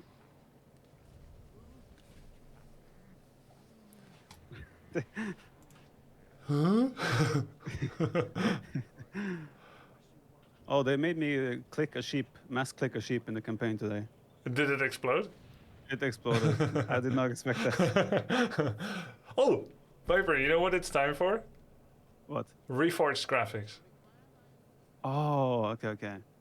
Should I leave the game? Do I have to restart for it? you have to leave a game. It's outside of game. So let me intro this a little bit. My chat's already going, oh no. To everyone watching the both of us, many people ask, why aren't you using the new and improved graphics? The Reforged graphics. Reforged Pepe Laugh. Yeah, that's right, Ghost Torino. So why are you not using the new Reforged graphics? Blizzard put a lot of effort into them. It came out in 2020, and yet most people aren't using it. Are you using a different client? No, we're all using the same client. Reforged is the client, and there's a toggle, as you're seeing Viper hover right now. Once you toggle into that, you get new campaign progress. The campaign maps are a little bit different than the original campaign, and saves do not correlate between the two of them. But for multiplayer, you can choose if you want to play in this, and you will be able to match with people that are either using Reforged graphics as well or classic graphics. And this works for both W3 Champions and for standard BNet. Viper has never seen them, and I was watching his stream the other day on Facebook, and he was wondering, hey, I've never seen them. I wonder how it looks like. I wonder whether I would recognize units. And this happened because his chat was saying, they were commenting on Viper saying, oh, I don't recognize the difference right now between ghouls and skeletons. He was playing on that campaign for the first time, and ghouls and skeletons, they kind of look the same. And when you're new to the game, of course, you don't have the same understanding of how things look yet. That's a common complaint sometimes about ghouls and skeletons in Reforged. But it's not just them. Everything is different, right? And even some of the sounds are different. So I very proudly present Viper's first exposure to Reforged graphics. Yeah, should I put everything on high? Yeah, of course. If your computer can handle it. I'm sure it can. Okay. Do I have to restart the game as No, well? that's it. What you've just done out of game, you save settings, and that's it. So let's leave team. Yeah, you can leave my team. Don't report me. All right. And let's start with a versus AI game, so you can kind of get a bearing. You can use a couple of cheats as well to get a couple of units out quicker. Let's choose a more standard map, not Booty Bay. Yep, no, that's fine. Any of these maps works. Last refugee. Perfect. I'll go human, obviously. Yep. Let me give you a few cheat codes so that you can build up quickly, because it's mostly about seeing things, right? Okay. Yeah. True. Warpton. Warp 10. Greed is good. Greed is good. 4 million or whatever, how much resources you want. And then synergy. Synergy allows you to build out of the technological order.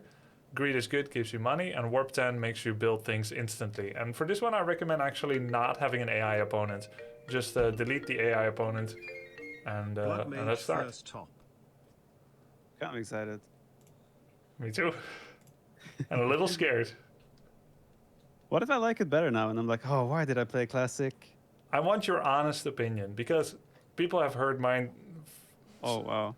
People have heard mine so often, and I just want to get your honest feelings about this.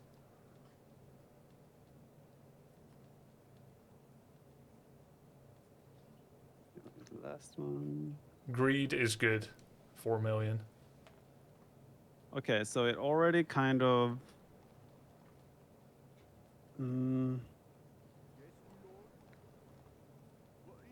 Trees even feel harder to click. Town Hall looks way smaller. Feels smaller. Gold mine. I mean, right what I'm looking at right now, it looks odd, but wait, is the camera angle different, or is it just the graphics that feel different? It shouldn't be different. It's whatever you left it on last time. Okay. So you can build anything. You can build a Griffin aviary now if you want. You can build a workshop. I'm just gonna open like how I would open and see if I. So I'll do that. I'll do a house. Do a barrack. Okay. I mean, I can tell that they have put effort into this, and also the icons are completely different. Oh my god. Yep. I mean, it looks, let's say, flashier. You can say. But I'm not sure how I feel about it. You can try Flame Strike to see some spell effects. Blizzard, perhaps, or Water Elemental. You went Siphon. Oh, sorry. Just I could do everything. Let's do another cheat.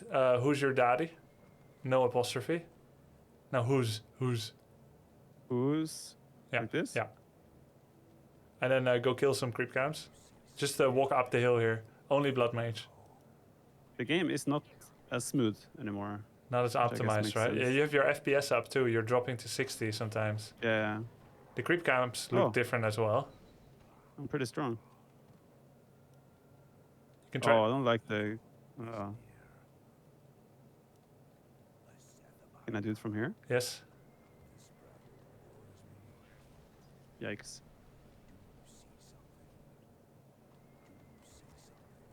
Feel free to. This I don't like. I don't like how the Archmage looks like at all. Footman. I mean, I can see now that they are. Like, I can tell what's with the health bar. It's like blocking his head. Yeah. I don't like the health bar position. This feels weird. I don't know if it changed, but it looks weird that the entire rifle's face is blocked by it. Yeah, it's very strange. You can hold Alt to see him without. So, I mean, I can tell that this is way more detailed, obviously more modern graphics, flashier. Like this, he looks Yeah. good. The Footman too looks pretty badass. Let me make a few more. Oh, I need farms. I want to see how it looks when I have more. Now you are more zoomed out than before. You could yeah. probably set a maximum graphical zoom out level for BNet games. You can't set that now, but you can set it Oh, after the game. okay. I think this is fine anyway.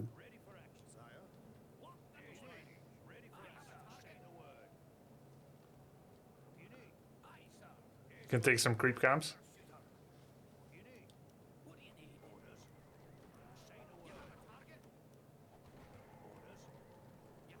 You want to see things like Stormbolt, Water Elemental, Blizzard? Yeah, I'll do it.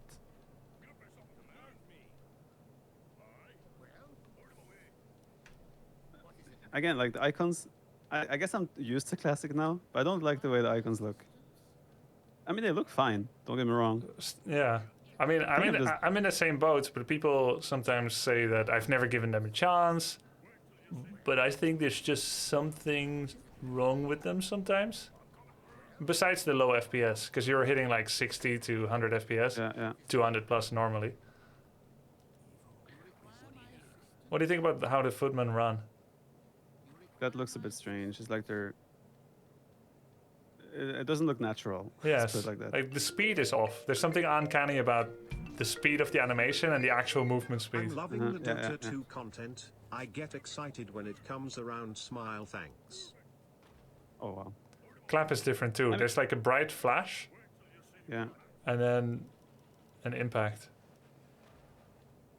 I mean, so based on what I'm seeing right now, I think if I started off with this, I wouldn't have had a problem with it.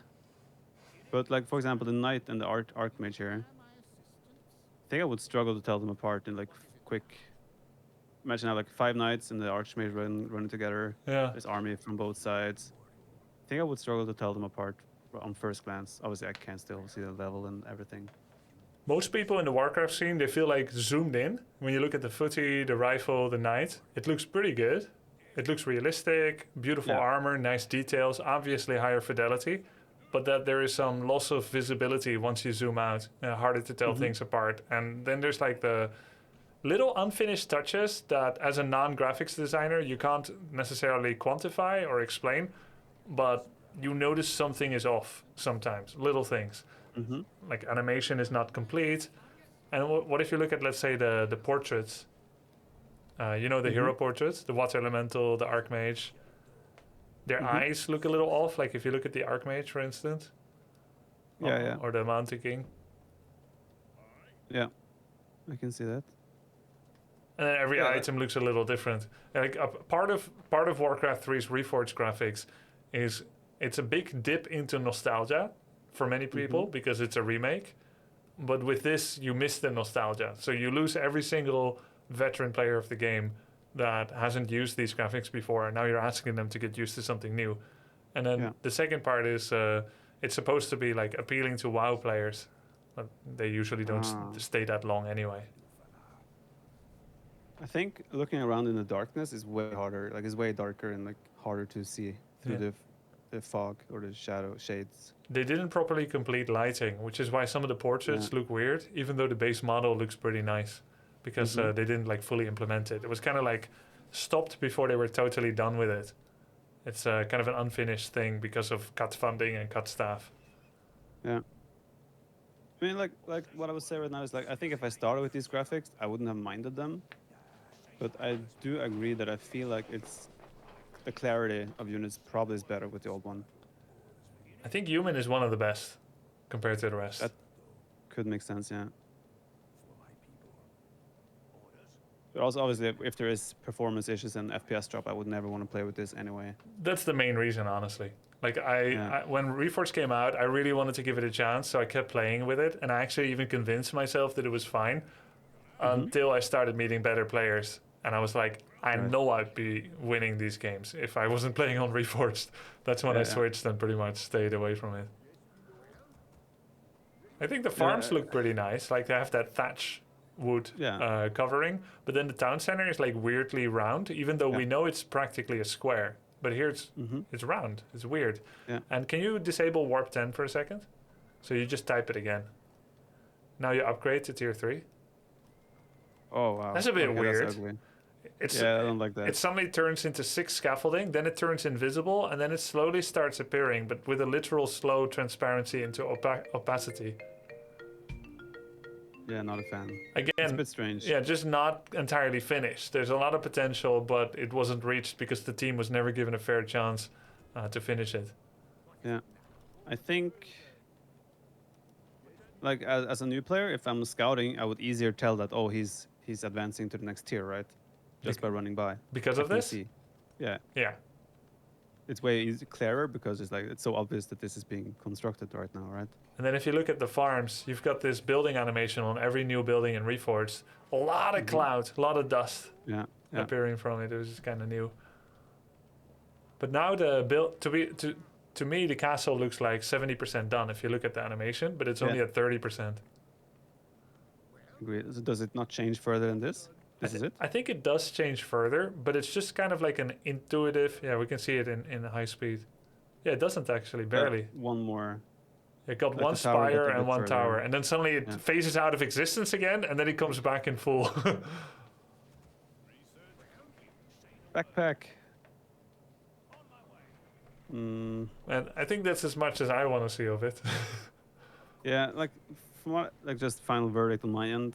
Obviously, I haven't seen the other races and whatnot, but yeah. While I can tell that obviously it looks like work has been done, I feel as well that but then again, a lot of people are different, right? Some people value graphics way more than others. For me, it's all about gameplay. Yeah. The game could look like a potato Yeah. as long as the gameplay is smooth and feels nice. So the FPS could be a bit of a deal breaker, or maybe recognizability. Yeah, for sure. And I can tell, like, probably if I had like a large scale fight, I would also struggle to tell units apart, kind of like in this type of thing. And I then mean, for me, I kind of do that already with classic graphics as well for the time being, but yeah. And then you look at your town portal scroll; it's now yellow. It used to be blue. why? Did you? Yeah, that exactly. But that's the thing, right? That's like kind of indicative of the mindset that goes into it. Why? And we had to fight for some changes. So when Reforged came out, suddenly corpses deteriorated over a minute, and they looked almost entirely alive. When a creep died, it would slowly die and decay. So initially, it would look so wholesome that you think that it's still alive, the creep, and then eventually it would disappear. This also covered the item. You couldn't see the item that drops immediately. So kind of. So yeah, I'm envious when I see how well AoE2 graphics was redone and like Diablo 2, because that just followed the original. And things like, let's turn the TP scroll yellow instead of blue. That's just strange. It's like unnecessary, like like not complicating either. Even just like, yeah, why? Maybe because it's yellow in WoW. I mean, if this was made in order to like try and appeal and drag in the World of Warcraft audience as well, fine, but still, it's like, don't change the core of the game like that. Yeah. Yeah, sappers are not allowed to go into Zeppelins. It'd be too strong. Yeah, makes sense. You can just drop like, would be like Widow Mines almost, or not Baneling drops kind of. Yeah. Fuck me in the head!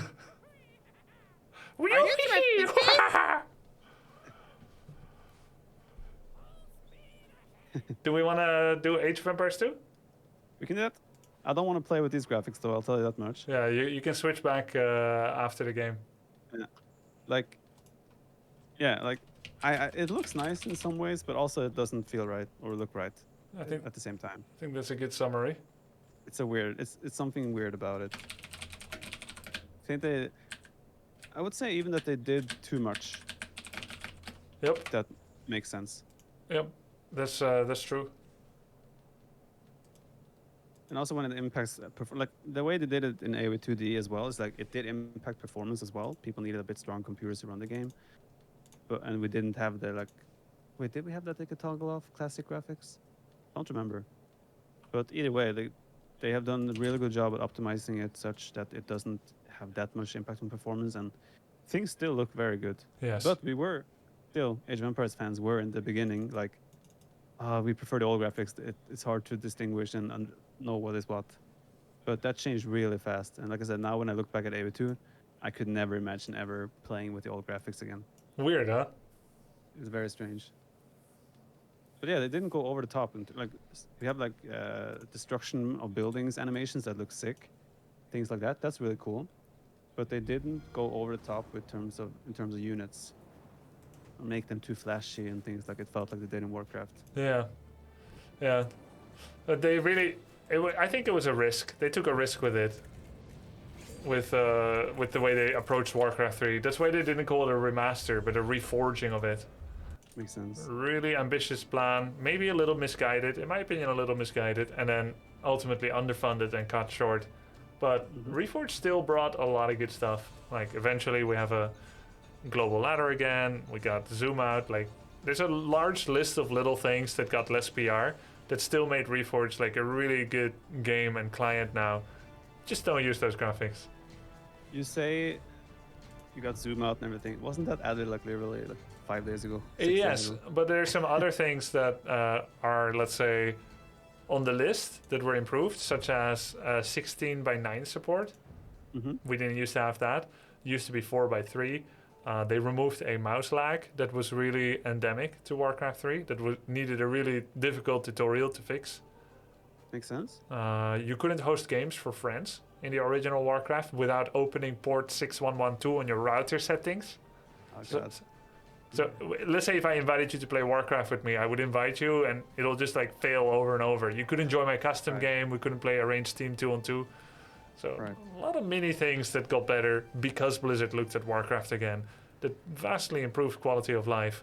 Of course, the best news that travels is the worst parts. Okay, yeah, makes sense. Okay, I would like to show you quickly how Age of Empires looked. I don't know if you have any memory or know how it looked like before. Yeah, let's do it. I'm gonna While send you we're a on the video of mine topic. where I play on the original, and I play on HD edition. Like HD was released in 2013 on Steam. That was the reforged of our game. Oh yeah, that one was Where it not was- as popular, right? It was hugely popular still, Oh. but Age of Empires is also so popular because of single player. And HD did a good job with single player.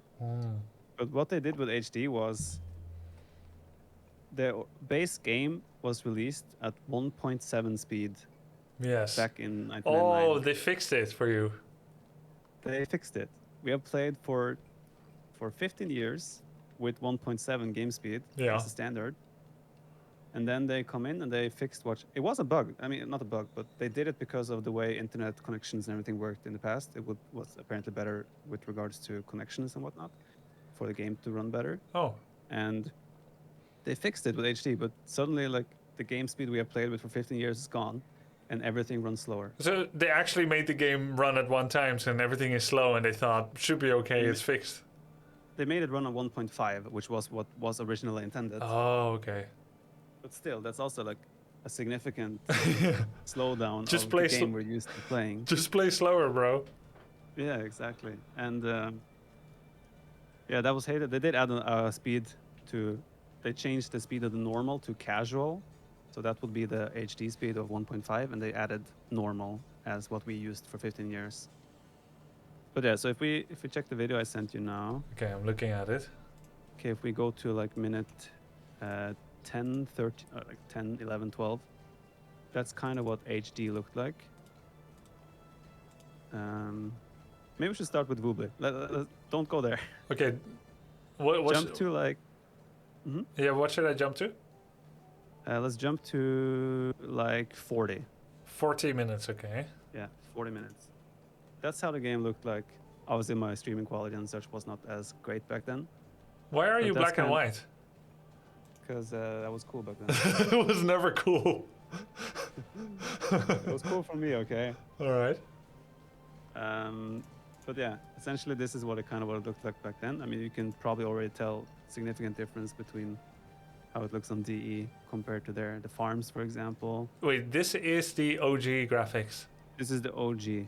Oh, No, wait, is it? Yeah, this is the OG. The villagers look like blurs, especially brown on brown background. Wait, this is Yeah. yellow?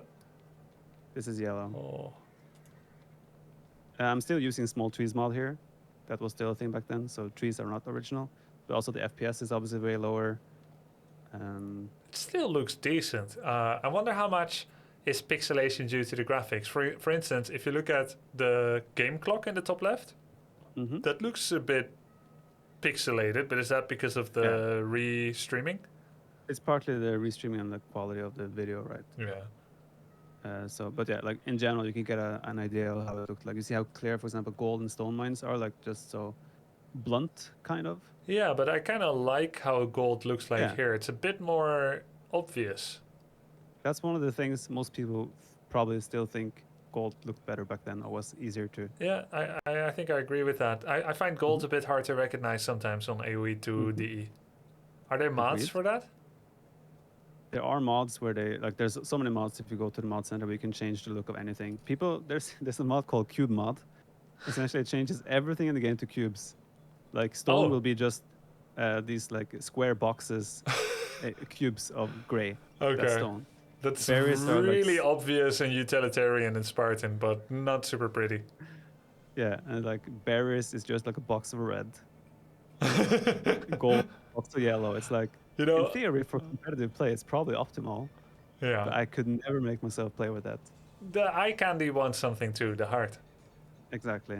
Especially when you're a streamer as well. You kind of like, Yeah. you want your audience to be satisfied too. Yeah. At first Okay, I thought you said cute mod. Like everyone's No. got like bunny ears. Yeah. Okay, let's jump to like 15 minutes. Yeah. This was on HD edition. Oh. Oh wow, it's quite a different vibe. It's a bit more gritty. Mm-hmm. It reminds me a bit of other games of probably the year 2005. Like Mm-hmm. I don't know if I should say Lords of the Realm or Settlers, but it's a kind of a grittier, slightly darker contouring. I like the look as well. It's different. It's also a different tile set than the one you just played. It's lush rather than desert. Mm-hmm. It's not a huge improvement, if anything. It's not a massive difference in terms of graphics. It's Yeah. like very minor Yeah. improvement, I would say. It's like a stylistic change, but not really Yeah. a huge fidelity change, if anything. Exactly. In this game as well, like the standard for the ranked in quotes back then, like the ranked was even probably worse than AoE4 ranked on release. It was played on fast speed as well. Well, Like- AoE4 had no ranked on release. Yeah, Or- well, still, this is playing on a speed that is not used at all with high, like it's still peer-to-peer connection, no servers, no nothing. So Ah, the game I'm playing there is like with probably like you can probably see the delay in clicks and such. But It's is not very. is this 1.5 speed? This is two. So this is like fast speed. Oh, faster than Yeah, Uh, slightly faster than 1.7, than normally, which is yeah. normal. Yeah. But yeah, so this is like the 2013 slightly improved graphics. The major thing they improved, I would say, was water, or like that's what it's most noticeable. let me see. Not sure if there's too much water on this map. There's like small. I saw it just now. But this is also like where I would usually like if I had the chance, I would turn off as much as possible of flashy, fancy graphics. Yeah, it's kind of just like a different look. Like as a complete unknown to it, I don't hate it, Mhm. but I don't think it's necessarily. It's not super HD. It's interesting because there's a 15-year difference between these graphics and the old Yeah. one, but then they also kind of wanted to adhere mostly to what it already looks like, I suppose. Yeah. And was this one done with like less community involvement? Zero community involvement. See, turns But- out speaking and listening to your players is actually not that bad of a strategy. Like this, I mean, this kind of. So we had a community that they pretty much created a new expansion by themselves.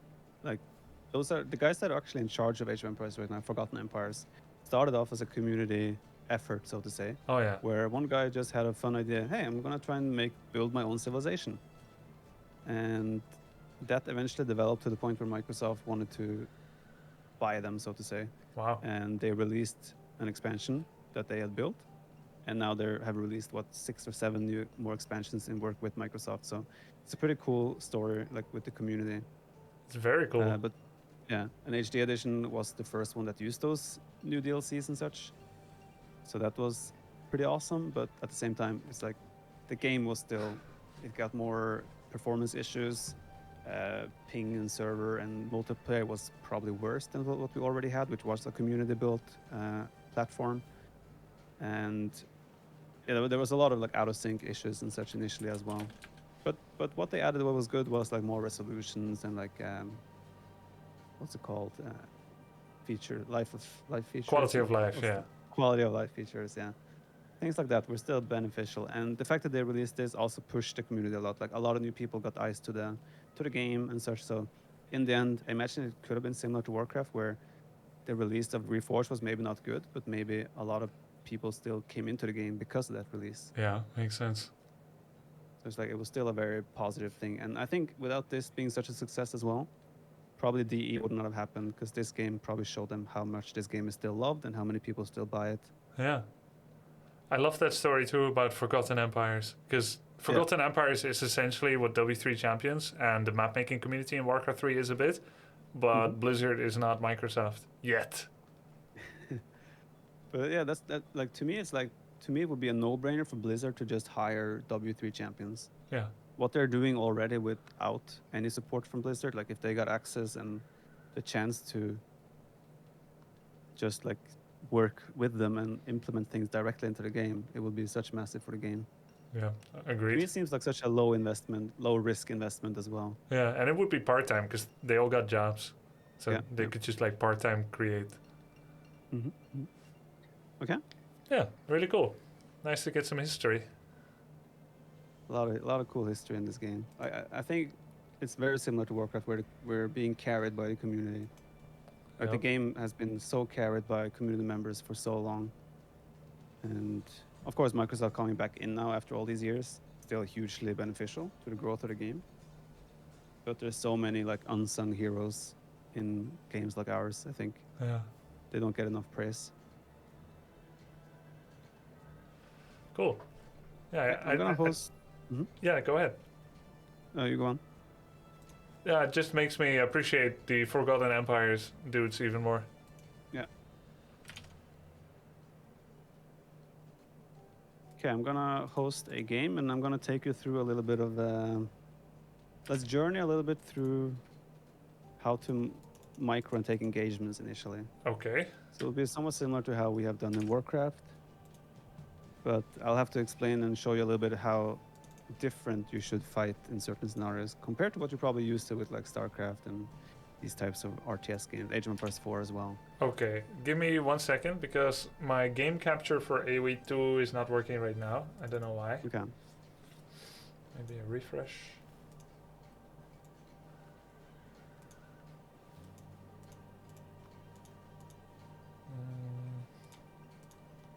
Yeah, he will not coach me on that yet. We're gonna give him a little bit of a more experience in the game, a little bit more understanding of the depth of the game before we do that.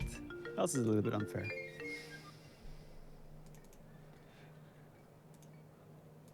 I think this would only work if I restart OBS, which is obviously a no-go. Can you just switch to window capture? Yeah. Should be fine. I think it's a bit more performance drain, but yeah, we'll do that for now.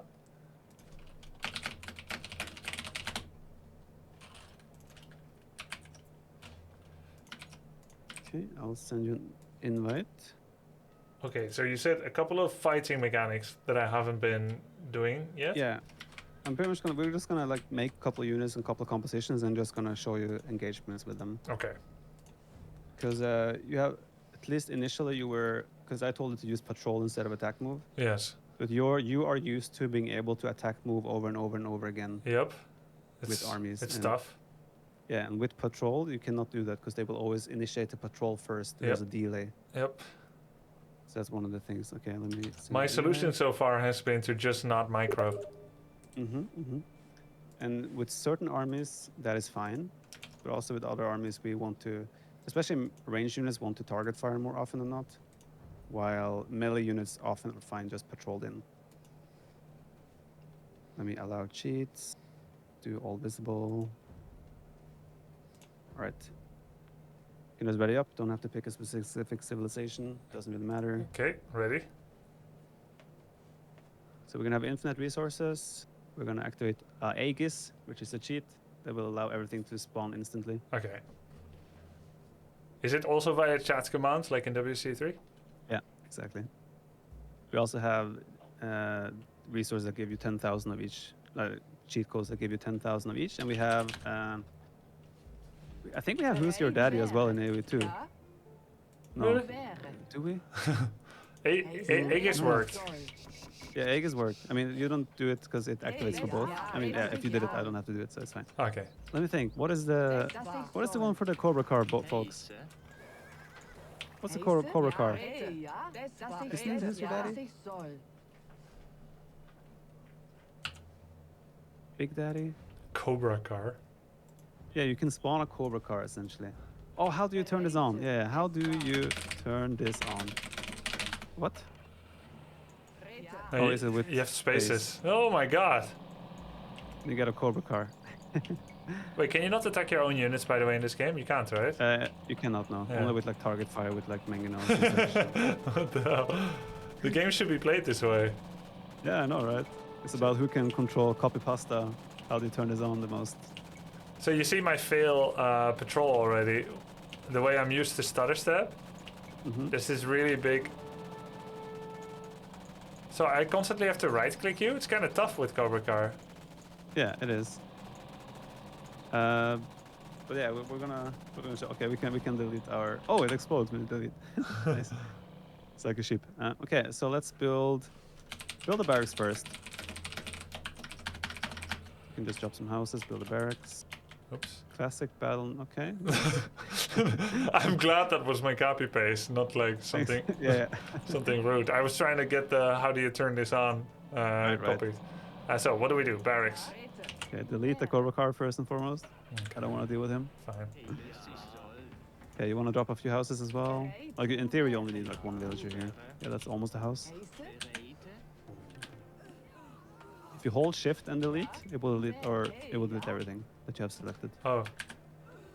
All Okay, right. let's build 3 militia. No, don't upgrade anything. Sorry. Militia, Dark Age. Yeah. One more. Okay. Let's group them up.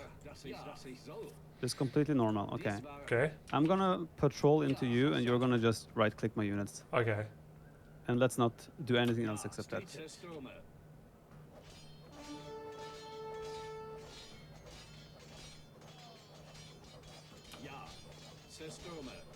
In this very instant, you will win the fight. Yeah. However, if we have more units, let's make like 15 in total. I should build a barracks more forward. Now I can't Okay. right click, of course. But you are still gonna do it just for science. Of course. You just right click and I'm just gonna patrol. In theory now, the way units work with patrol is that also when they kill a unit, they will retarget the next target faster.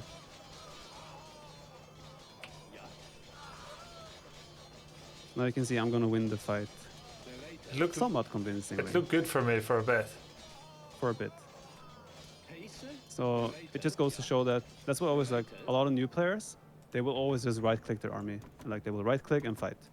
Weird. While patrolling in theory gives you more of an advantage in some ways. I will say I was a bit surprised by how they behaved because what I did is right click one and then shift right click maybe 5 more. Oh, you should never shift click in this game. It's what's it called? Unpredictable Okay, behavior. that's weird. Never shift click in this game? Yeah, in the game, no. Never shift click like that if you have mass scale engagements. Right. If you have like what 3 about units, with archers? with archers, in theory, it's fine as long as you don't want to micro and dodge projectiles yourself. Oh, right. Yeah, there's the dodging thing. Exactly. So let's So- do another right click and you patrol. Mm-hmm. Okay, they behave very differently how a right click would work in Warcraft 3. And how would that be in Warcraft 3? They will all try to get to that one. Do a Single lot unit of you click. they'll do a lot of searching around. Wait, am I winning? Looks like you're winning this one actually. Hey, we just no, you're not. Ah, Are you? Did we just discover that right click is actually more effective? Well, Let's see. turns Militia out. might not be the best unit. Yeah, but you're winning this one. Normally, but that's the thing. Okay, let's do one more. 15 units. And you can do a right click again, and I'm gonna patrol, but this time I'm gonna use another part formation. Okay. No, stance. Yeah, formation, like stance. So I what? patrolled everything on stand ground Okay. until I was inside your army, and then I put them on aggressive, which meant that most of my units got a way better surface area right from the get-go. But Like more of my units started fighting. I took some extra hits initially. I'm but- winning. Are you winning again? Okay, this doesn't make any sense. This is not how the game is supposed to work. Okay, let's go to the next stage. You're already in the next stage. Yep. Why can I not go? Yeah, I'm a little bit surprised by the outcome, by the way, these fights so far. But let's do a stable. Yep. Make 10 knights. Just to say what I'm surprised about, I can't make knights. Okay, let's do scouts first. To say what Militia might be- what I'm surprised about so far is that they automatically find new targets. So it only takes them like 1 second of clashing for them to stop attacking the middle target, which I clicked, and they immediately are like, I'll just attack whatever's nearest to me. In WC3, you would have 2 to 3 units attacking the middle targets, and the other 12 militia would be running around flailing, looking for a target until that Makes target sense. is dead, and then they auto-acquire new ones, unless they get absolutely maced and blocked out. So I'm really surprised how the units dare to ignore my direct order. Yeah, they're not good servants, are they? No. I'm wondering now if they've actually changed some behavior in DE. So at least in the past, it was like if you patrol against right click, the fight will be so much in favor of that patrol guy all the time. Might have to look into it actually. This could actually be really beneficial for me long term if we do this. Okay. Yeah, try right click now just with your scouts and I'll patrol. Yeah.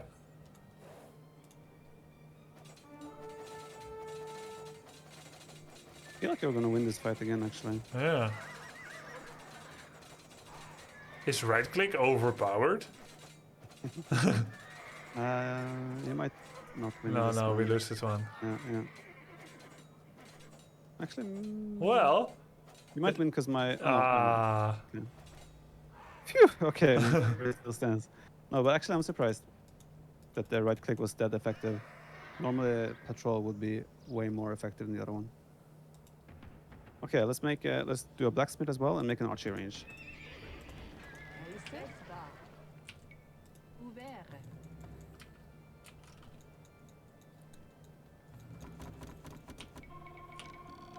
Oh, I did one too many upgrades. you got upgrades? Okay, I did a mistake. Let's do crossbowman. You can do crossbowman upgrade as well, and both the ranged upgrades in the blacksmith. Wait, what do I need for crossbow? Oh yeah, tier 3. Tier 3. Sorry. Fletching and padded archer armor? No, they're both the ranged attack upgrades. So fletching and... Fletching, right? And then Fletching and bodkin are bodkin. Oh, okay. Yeah, Okay. great. I have 10. Let's try with ranged units. You right click, and I'll just patrol. Okay. Wait, why do you have so much okay. range?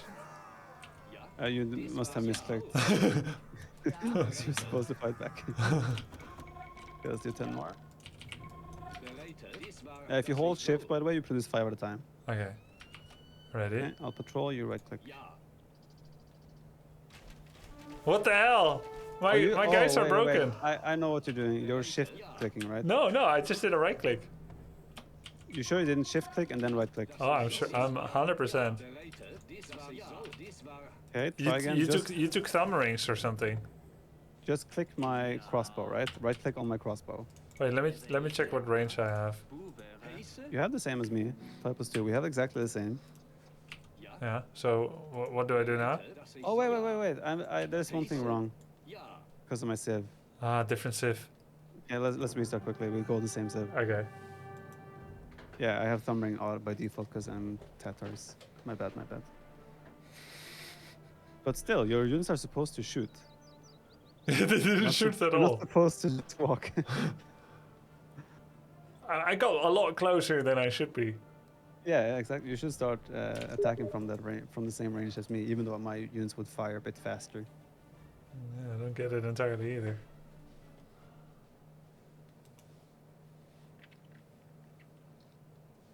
Yeah, pick Byzantines. Byzantines. Alright.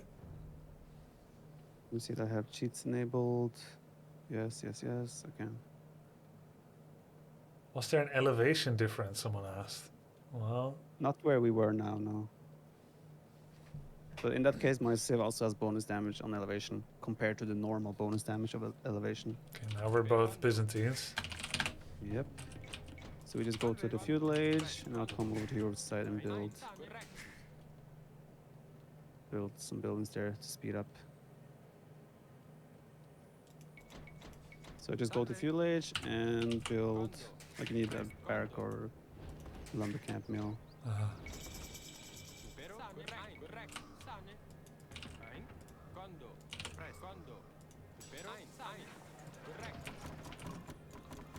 So you do a, yeah, we stay in feudal age this time. Sorry, I'm a castle, but it doesn't change anything, right? No, it's fine, it's fine. But we want the feudal age archer Okay, feudal age archer coming up. and the blacksmith, and we do only one attack upgrade. Okay. Archers. Yep. No crossbowmen. Mm-hmm, correct. 10. Yeah, And I get fletchings. yeah. Is there no Z formation like in AoE4 where the 10 of them are on one line? On the four, you have bottom left 4 different formations. Those are your options. So it's box formation, where they will box up and be a little bit more compact. There's a spread formation, where they pretty much like spread out. And then there's the split. Okay. And the split you will be familiar with when people try to dodge mangonels and such. Yeah. We're gonna get to that one as well. Okay, you try right click. Let's put them in line formation again. Okay. Oh yeah, line formation is also like if you click long, you can see they will line up and walk as a troop. But if you click short, they will stay in that line. Yeah. So we did with the scouts. I keep clicking short until I get near and then I right click, or do I just right click? No, just right click me from now. Like even now, Yeah, just right click done. me and I'll patrol. Huh? What the hell are they doing? Okay, that's weird behavior. Okay, delete them. Okay, we're gonna change. You patrol, I'll right click. I don't think you're doing anything wrong, but units are just stupid sometimes. Yeah, that's not normal behavior. What the hell? Yeah, I'm gonna try again. I want to do one more right click just to make sure I'm not like Yeah. totally dumb. Just as an example, those are the types of behaviors why we patrol and things like that. Let's Okay, I'll go. patrol and you just right click. Viper, What did you what's do? going on? I need to check the video or something to see how you're clicking. This is not normal. Hey! They're attacking. Wait, how does that happen? I'm just right clicking. Do you think I did like a hotkey change on right click or something? I'll just do Can't A be, left right? click, man. Oh no, that doesn't work. Wait, you can't A left click on a unit. No, that's not an option in Age of Empires. Okay, did you right click? Yes. Wait, let me check. Do you have an aggressive stance on? Yes. Bottom left. Yes. Okay. Okay, let's try one more time. You right click.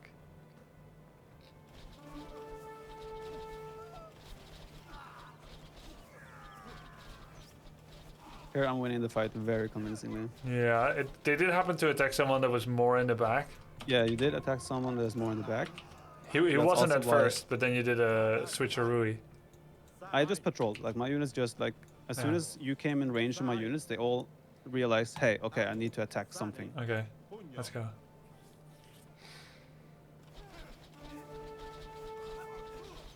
I don't know why the other times my archers just moved nearer you, and Yeah, this time they it's actually super attacked. Strange. Super strange.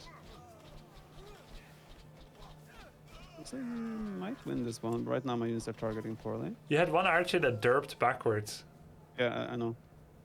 Okay, let's now do a patrol, and I'm gonna use the formation, not formation, the stance as well, Okay. to show you how they can function with a certain stance. But I have to say, I'm personally very surprised about how little difference has been between right click and just formation. Hey, you're in such a small spot. Yeah, and one of my archers derped behind. So in AoE, you kind of also want to like monitor your units that they don't derp out so much. I don't even know how many you have. Yeah, but even now you took a way better fight. I'm so shocked, but honestly. Like, okay, let's go to Castle Age and do crossbow upgrade with the +2 attack. Thumb ring or no? No thumbring. I'm honestly still shocked that the fights have been so close with patrolling it. I'm not sure if they've changed the I'm not behavior of convinced right- yet. Yeah, I can tell. Okay, go back. You're about to engage. Okay. Okay. A patrol Okay, or, you right or click. right click? You just right click. I patrol.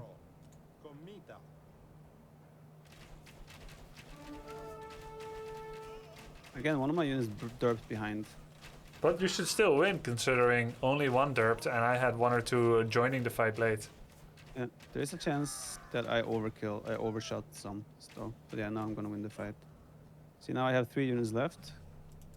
Essentially, since I patrol and stand ground, they will not move until they see. I mean, they will never move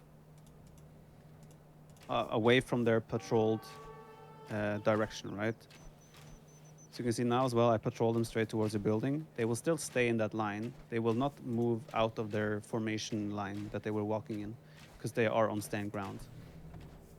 However, if I patrol an aggressive stance, which means that they're not being tasked to stand ground, Yeah. they will now spread out and start shooting the range like differently. See now how long they take, or the blacksmith. And Yeah. again, if I go on stand ground, they're tasked to stay in this line, so they will just kind of bump over each other. But you're breaking collision laws with it. Yes, to a certain extent, yes. So, okay. Let me try attack move actually. You just right click, I try attack move. Wait, by the Sorry, way, how do I remove, if I have 11 archers and 1 villager, how do I remove the 1 villager from my group? User interface, right control, click villager. It's reversed from Yeah. the way it is in others. So can So I, I'm now. Mhm. yeah, can I try the stand ground on your barracks? Yeah. So after clicking, I press H or it can be any time. Can be any time. Just that in some scenarios, having stand ground is not beneficial to you. Okay. Like now they will just. Do you have stand ground now or aggressive? Yes, I do have it. Okay, let's put stand ground. Let's click it again after you patrol. Oh wait, I right clicked. Oh, you're right. Okay, that makes sense.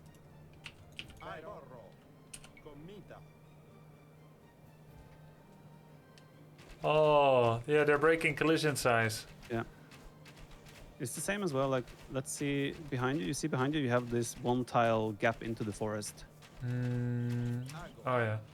Yeah, if you were chased by like 10 knights, you could in theory run in there and they can stack on top of each other. Because of H. Not because of age in this case. That's just like you could even like spam click, right click there. I'm gonna show yeah. you something now. Oh my god. Yeah, and that's like it makes it really awkward for melee units to engage. Now if I go here with these knights and I right click into your army, 1 knight will fight. The Yes. others are gonna burp around and be like, how do I do? And even now, they're like slowly finding their way there. 1 or 2, yeah. Yeah. So this is like if you're being chased and you find a pocket like this, always go there and hide with like you can even do it with like cav archers, horse archers, or Wow. anything that you kind of want to hide. Can you spam position cavalry next to me too? Not really. I mean, the only thing I could do is try to spam patrol to luckily derp into you, but that's unlikely to work. Like if I'm spamming patrol now, it's like they cannot break your collision. It looks like there's Rules in multiple this case. cav in that slot. But Yeah, I they mean, weren't I can attacking. stack on. Yeah, exactly. I'm trying to like get on top of your archers, and they kind of just end up derping. Huh. So, Yeah, now if I- archers do that better, yeah. Yeah. What you always want to do in your situation, let's make 10 new crossbows and put them in that hole and delete the other ones. If you have melee units in this case, you never want to right click them. Then again, I say that, but maybe the laws have changed based on what I'm seeing today. So in this case, you don't have to patrol them in there. You can just like right click, right? So in case of an army being in a pocket like this, and you have knights and he has the crossbows, what you would historically want to do is always just like be outside and then just make an attack patrol on the outside, and just let them find their way in there by themselves. Yep. It historically would make the fight more effective for the knights because they would take the next target. Okay. Well, when you right click, they would normally like try to get to the very unit you right click Okay. and like have a delay before they attack. While with patrol, they usually attack the closest unit there. Yeah. But even now, I look at them and I see they're actually behaving smarter than they have used to. Huh. So right click might not be as inefficient as it used to be. Okay. I'm gonna have to ask the devs about that. But anyway, let's make 10 crossbows, and we're just gonna try to micro against each other. Okay.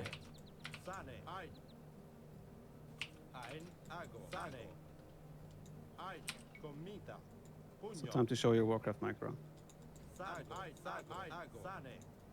Okay, we're fighting.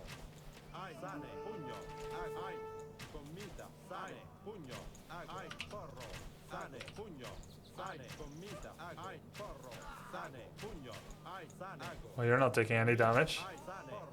I lost 3 crossbows, What? but essentially it's like this is all about timing, right? To kind of understand when you have to move, when you have to shoot. And we can try again. 10 against 10 is like a very normal Castle Age kind of engagement. Nice. And then like there are tricks you can do with the split formation, for example, to dodge an arrow.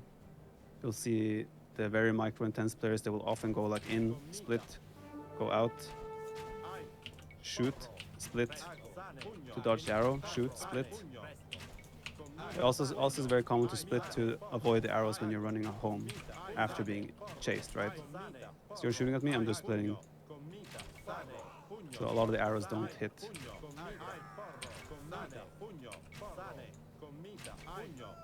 But all of your arrows hit. I've played this game a couple years. Okay, we're gonna do one upgrade now that is called ballistics, that you're familiar with in the university. No, damn it, I did it again. The monastery. Yeah. Now we do ballistics. That upgrade means that arrows will now hit moving targets.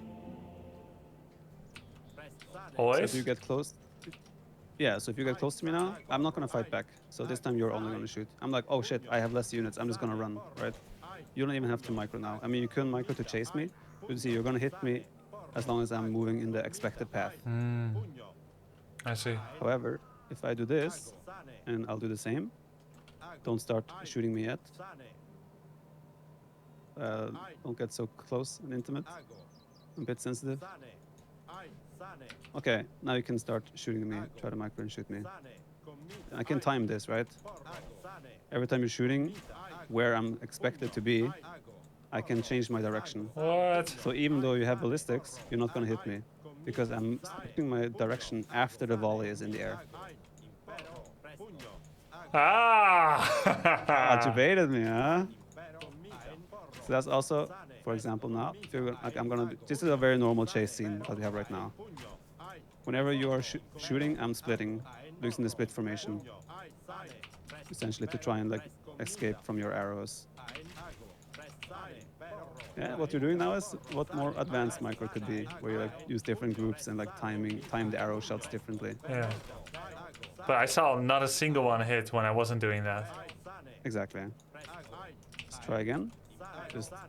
So I'm gonna have, since I have less crossbows than you, I'm gonna try to escape. Okay, so I'm gonna give you a left side position and you're gonna try to go home. Okay. Ready? Oh, sorry. Yeah, ready. Normally I would not go home here. What you can do is like, I can also just spam click in theory, but like what does it give me, right? But it looks like you get hit more when you do that. You can also do this. I'm just patrolling back and forth. I didn't have the close. Let me do it with knights. So don't shoot me yet. I'm gonna come close. I'm gonna do this. Try to shoot me now. I'm barely taking damage. Huh. Some Is this stray arrows. is this a no attack stance patrol? Yeah, exactly. Like you have to be really close for your arrows to actually hit, because they are like you're expecting my knights to move in that direction, left or right. But since I'm pretty much moving on like a one tile square, there's no chance the arrows reach, or they like it's such a short time where I'm changing direction that your arrows will never be able to predict Strange. that I'm moving within that one tile. Can you do this for villagers? Villagers don't have any military functions like that, so you cannot. What? But- Look at what they're doing. They're constantly shooting to Yeah. the left. Yeah, because they Oh, they're were always predicting. aiming at a knight. Yeah, exactly. Okay, let me send a villager. What you will see sometimes is like if there are crossbows coming into your villager, it's exactly the same as when you're being chased with military. You can try to 3, shoot me. 2, 1. I will just like try to keep this villager alive, so I will just do these moves Wow. whenever the arrows are coming out. So that's the way, like if your TC is nearby, you can micro this villager actively to try and like get to your town center. But obviously it's a bit... You might not have time to single micro villager like this. It requires pretty much all your attention if you want to survive volleys like this. For stream, I have always time to micro single villager to the exclusion of all else. Alright, looks simple enough. I saw you do it. Now I will dodge 100 arrows from you. Yeah, let's do it. I'm going to show you one other trick as well after with archers. Okay, you ready? Yep. Close enough. Let's make another couple, yeah. It's because I micro women villagers better than men. Let's try again. Makes sense. I had the makes wrong sense. model. Okay, are you ready? Yeah. See, it became a little bit awkward because I wasn't properly in range, so all my archers didn't shoot at the same time. Yeah, it was staggered. So it became a little bit more difficult for you. Yeah. Okay, are you ready? Yeah. 3, 2, 1.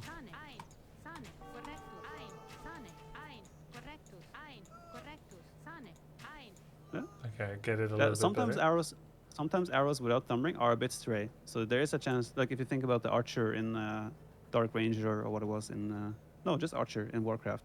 Sometimes the arrows stray and accidentally hit you. You mean in the custom map that we played in Uther Party? exactly. Yeah. That is possible with archers as well and skirmishers. Oh, You can just interesting. move in and tell me when you're ready, because I have no attack stance. I'll do 2 different groups now, and you can try to dodge both. Okay. Ready? Yeah. Oh, sorry. Let's do again. I was out of outer range. My bad. I'll come closer. Not too close. Huh? No, you're fine now. You're fine. Okay, ready? Yeah. Let me lower the stakes a bit so you don't die from one hit. Oh, do loom in the town center. Oh, So you have a little bit more survival. okay. Okay, ready? Yeah.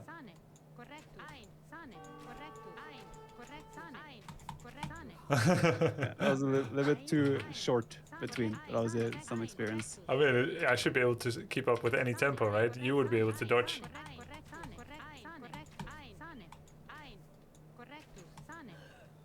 Yikes. Crossfired. Okay, I'll try to give you a more consistent shot now. This one. Oh, that's nice, that's nice. See, there, a stray arrow hit you there. Oh, However, if I have thumb ring, which I'm going to research right now, now my arrows have 100% accuracy, so they will never stray. Accidental nerf. Ready? yeah. Keep in mind now, my volleys, I will also shoot faster now, Okay. because I have Okay. thumb ring.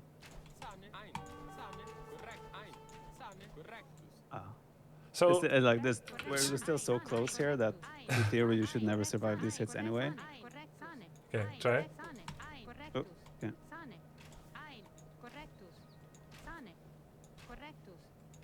Okay, second wall is going to start in a sec. It's always the second volley gets you. Yeah. Okay, don't do like a fake shot first, because I was already damaged. Ready? It was accidental. Ready? Second one is incoming. Yep. Because that was timing, getting used to Yeah. whatnot. I understand the Okay. concept. I can practice it Yeah. more. Okay, so do thumb ring as well, and bring me 10 crossbows. let's do like let's you can have 10. It's fine. Okay, this time you're just gonna try and run away from me and do a split formation and whatnot, right? Okay. The same way I was dodging your arrows when you were escaping. So okay, you're gonna run home. That's not home, but yeah, okay. Run home. Try to dodge. Split formation. There we go. That's a good one. Nice. Yeah, now you're kind of out of the danger zone. When you get to that distance where I'm no longer chasing, You stop. you're kind of out of the danger zone of losing units. Then you can kind of click them. So you would micro intensely those first couple of seconds, and then after that you would start. Then you can switch your focus to macroing elsewhere, right? Okay, I see. See, now like you escape with this portion of your army. Now your attention can switch. Now you can just click those guys home. Okay. You might lose 1 or 2 more on the journey, but in general.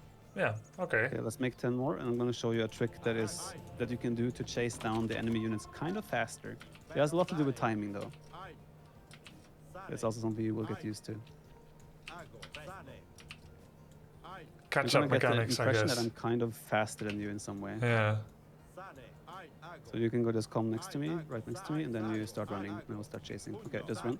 Okay. Okay, let me. Okay. You get the feeling that I'm kind of moving as I'm shooting. So you're not escaping me as you would normally. And how are you doing it? So what I'm doing is I'm using stand ground. So my units stay in their lane kind of thing. You can do this with any stance, except no attack stance. But I'm spamming patrol with the timing of when I'm also timing the shot. So Wait, so essentially- is it that normally the wind up of patrol would happen, but because you're in the middle of a shot, it doesn't? Repeat the question, please. Normally, when you patrol, you have a wind up where they assume a small positioning first, but because you're mid shooting animation, you skip it? Not really. It's that I'm spamming the control. So like when I'm in a formation like this, right? If you watch me now, Yeah. when I'm moving closer, let's bring your scout here to your barracks ish.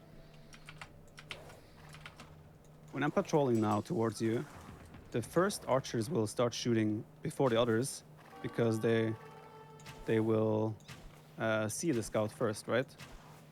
So the other units will catch up to my front crossbow, and then when I resume my patrol, it's like the way catching up to formations work, except this time we're pushing our formation kind of, because they still want to be in their formation, but it's not like the backmost units will go back in line. Rather, the front units will go further forward, if you understand what I mean.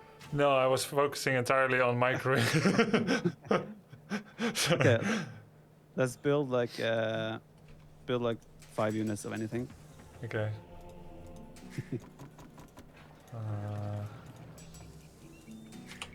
I really didn't want to lose it, but at some point I gave up so I could listen to you, since I figured you're gonna ask me whether I heard you. Okay. Just to show you, like, so you will see my front units will start shooting you, and they will kind of like, if you see now, Yeah. let me see how they kind of stacked up. Yeah. And now suddenly my backmost units are the ones that are on the front. Yes. So instead of when they now regroup their formation, they're not gonna suddenly like all the back units are gonna go all the way back. They're gonna stay where they are, and the other units are gonna get into their formation, moving to the front. Yeah. So in theory, you're speeding up your frontal units to get into the formation where they're supposed to be initially. But my frontal units did stop because they were shooting at you, right? Yeah. They are out of position, while their position in reality in that formation is another tile further forward. Yeah. So they will speed up to get to that position they're supposed to be in. Yeah. Hence, you get the feeling that the archers are moving closer to you, or that they're like kind of surpassing their boundaries. But do they get bonus movement speed to catch up formation? Yes. Yeah, so that's a big difference for Age of Empires then, because in Warcraft 3 they will just try to get around to where they belong with no bonus move speed. So that's a design decision, different in the games, and here you use that in order to do controlled speed up formation catch up mechanic after occupying the same collision. Exactly. And you see that in Age of Empires 4 as well, right? When you had Yes. siege units with groups, they would speed up to get into the formation. Yes, but mostly accidental for me there. Yeah, yeah. Okay, so I wanted you to try that quickly. But I'd So which Just make 10 crossbows. which hotkey sequences do I use? Currently, I'm on aggressive stance and line formation. Yeah. So I will have you go on stand ground. I stay on stand ground. Yeah. And what do So I the do whole- with the formations? I'll explain it now. So the whole purpose is that you're gonna time it so that there is like a delay between each shot, right? So you want to keep spamming patrol until they're ready to shoot, essentially. Keep And spamming then the- patrol until one or all shoot. All shoot. Once all have shot, I don't spam patrol anymore. It doesn't have to be all. It's like every volley like you take to kill a unit, like right. Every time you shoot, you move, you patrol again, shoot, patrol again. Sometimes not all units will shoot. It's not really important, right? You just want to get maximum damage. Now the sequence of events that you do is pretty much you have stand ground, you patrol, patrol, patrol, patrol. Don't patrol. Patrol, patrol, patrol, patrol. Don't patrol. And why don't patrol to let them all shoot? You leave that pause there for them to actually take their shot. Okay, let's try that. So it's all about timing, like recognizing the delay between each shot. And yeah, now you're on me. Okay, so you can let the first shot, and that the second patrol should have already been there. Okay, let's do another one. Now you're never letting them shoot though. Oh, you said keep doing patrol until they shoot. So Yeah. Oh no, they won't shoot by themselves. That's when where it was like the don't patrol, which is like the pause Oh. to let them shoot once and then keep spamming again. uh, So you always have to like try to like once you let them shoot once, you patrol until they're ready to shoot next. Yeah, just keep. Yeah. See, now you're kind of speeding up the front units to catch up to my army. yes, I saw the mechanic. Yeah. I saw the mechanic, but I don't know when I should stop patrolling because I wouldn't know whether I'm in range yet or not. You're stopping no- when you know intuitively you're in range, right? Yeah. Normally this is used as a when you are closer to enemies, so it's like it's a bit unnatural that like if I get close to you now, like now you can do that to catch up and like get one extra volley on my knight than you would have normally gotten. But Because my when, knights are usually faster. when you say spam patrol, how many should I do per second? How many commands? I pretty much click like I maybe click 5-6 times every second. 5-6 times per second until Like, you know essentially you your just- attack cooldown is available. Yeah, exactly. You just spam click forever. Like there is no limit. You just want to click until your cooldown is ready. Oh, by the way, oh wow. So when I left click elsewhere, I lose control of my group, Yes, and that's different. that's weird for you, right? Yeah. Yeah, because in Warcraft 3 I'm allowed to make mistakes. I can do A left click, A left click, even though the 2nd left click doesn't do anything because there's nothing to interact with. Okay. Yeah, it makes sense. And here if you press escape, you deselect. So I don't know why left click should need to be a deselect per se, because escape is already the same thing. So we here, understand that. if I make a mistake, Yeah. generally, I think I can make sure not to make a mistake, but if I do, then suddenly I lost control of the group. Okay. That's where I would recommend you to also use right click on patrol. Right It click also on works with patrol. right, like all those like thing like patrol also works with right click. Do you So do it doesn't that? have to be. Yeah, I use right click. Right click is your patrol? Like I'll click patrol and then right click Oh, what? essentially. What? I mean, when I'm chasing with archers, I do it with right click. Normally, I would use left click. Oh my god. In Blizzard TS, you cancel active command giving Yeah, when you right click. it can be very like. That's also for me. It's been very hard to get used to other ways of it working, right? So whenever I played StarCraft or now Warcraft as well, it's hard for me to get used to those types of mechanics. I didn't realize that that was hard for you. Oh, I can just... That's so weird. I can patrol with right click. Yeah. So there, if you're like misclick or something, you will still be chasing me, right? Because you're actually right-clicking there for them to move there anyway. But anyways, these are things like this type of micro is something you'll do when you're just trying to catch up to units, or like he's running away from you and you kind of want to try and grab him. But Yeah. obviously, it takes a lot of practice and timing. Okay, we're gonna do one more fight with crossbows before we let you play a little bit. There's obviously a lot more small micro tricks and such you can use, like runners. There's more formation usage in terms of micro and such, but I think we've given you some of the core. Yeah, I Nice. already learned a lot from this. This has been super helpful. What do I make next? Just make 10 crossbows. And I'm going to show you another way you can patrol. It's very timing based. Again, this is like, it is a bit of a more advanced thing you start doing once you're kind of high level. So right now we have ballistics, right? Don't shoot. And we would, when we were fighting now, we would have been moving left, right, shoot to try and dodge each other, right? Yeah. You can also use patrol when you're moving to the side. If you see the way I'm engaging now, I would like time this, I would shoot, and then I patrol when your volley comes in. Essentially just to dodge the shot, and then they start shooting by themselves. I don't have to target fire anything. You don't? No, because I'm patrolling, right? They will automatically shoot by themselves. Oh. But I'm using that in order to like dodge your shots. You're using patrol to dodge? I'm using patrol to move to the side instead Oh. of right-clicking to move to the side, right? So I'm using- how do they determine how far they walk before shooting? When their attack cooldown becomes available again? No, when you're patrolling, it's essentially they try to shoot after the patrol delay is initiated. Oh, so it's And a the set. patrol delay. It's a set. Yeah, it's always a set initial wind-up patrol, Exactly, which is yeah. sometimes a downside. But now you're waiting for the next attack cooldown anyway. Exactly. And what is the attack cooldown, by the way?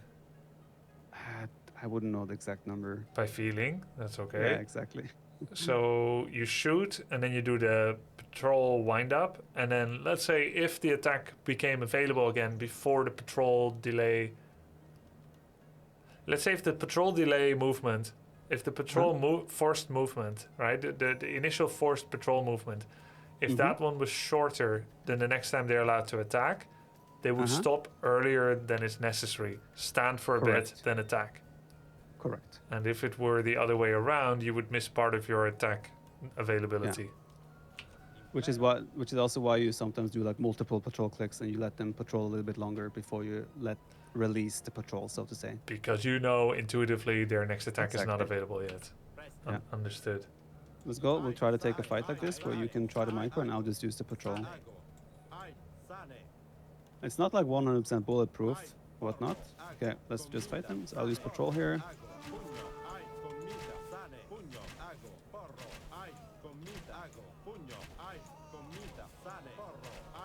You can see it feels slightly easier.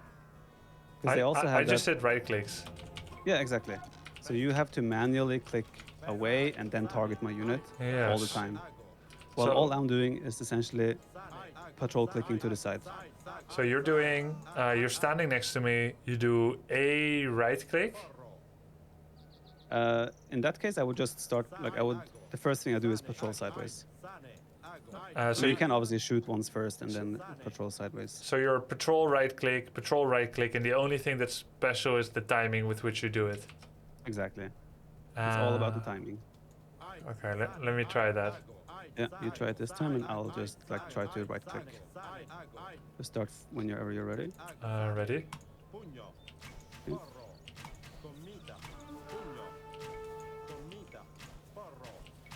It's also your timing here is not necessarily your own shot, but it's to dodge my shot, right? That's what your timing here should be. And you're doing a good job at it right now. So whenever you expect my volley to come in, you pretty much click the patrol. And there you see. You went easy mode right clicking? Yeah, obviously. Didn't overcomplicate things here, but it's still, I still did decent micro. What I did micro here would have been solid micro. But with the patrol, it's all about that timing, and your job is more about dodging his shot. That's your first and foremost priority in that case. We can try to do the fight ourselves, both of us try that patrol micro. Okay. Okay, ready? Yeah.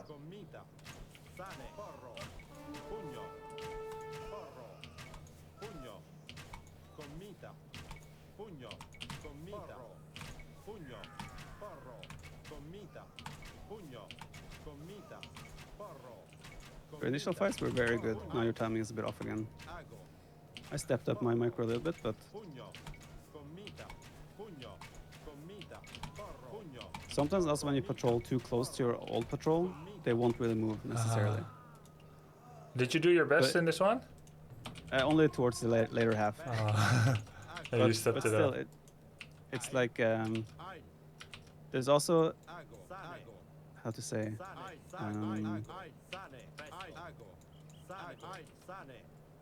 a lot of the time the timing will be not necessarily that you move exactly as he shoot, but rather that you time so the patrol stops when his shot comes in.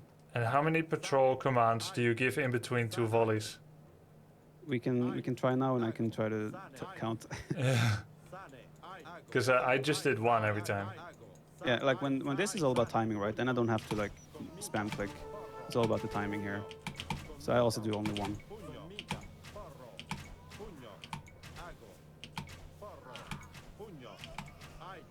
See there, I had 2 volleys, 3 volleys where you hit where I was supposed to be rather than that I moved out of where you shot initially. Could you repeat that? So there we had a couple of shots towards the end where your arrows were shooting where I was walking instead of where I was standing. And that's the normal timing that you'll see more often than not. I didn't really look at the fight. I mostly played off of sound. When I hear thump, when I hear like thung, I try to patrol. It's not necessarily a bad idea. I kind of had like a faraway look.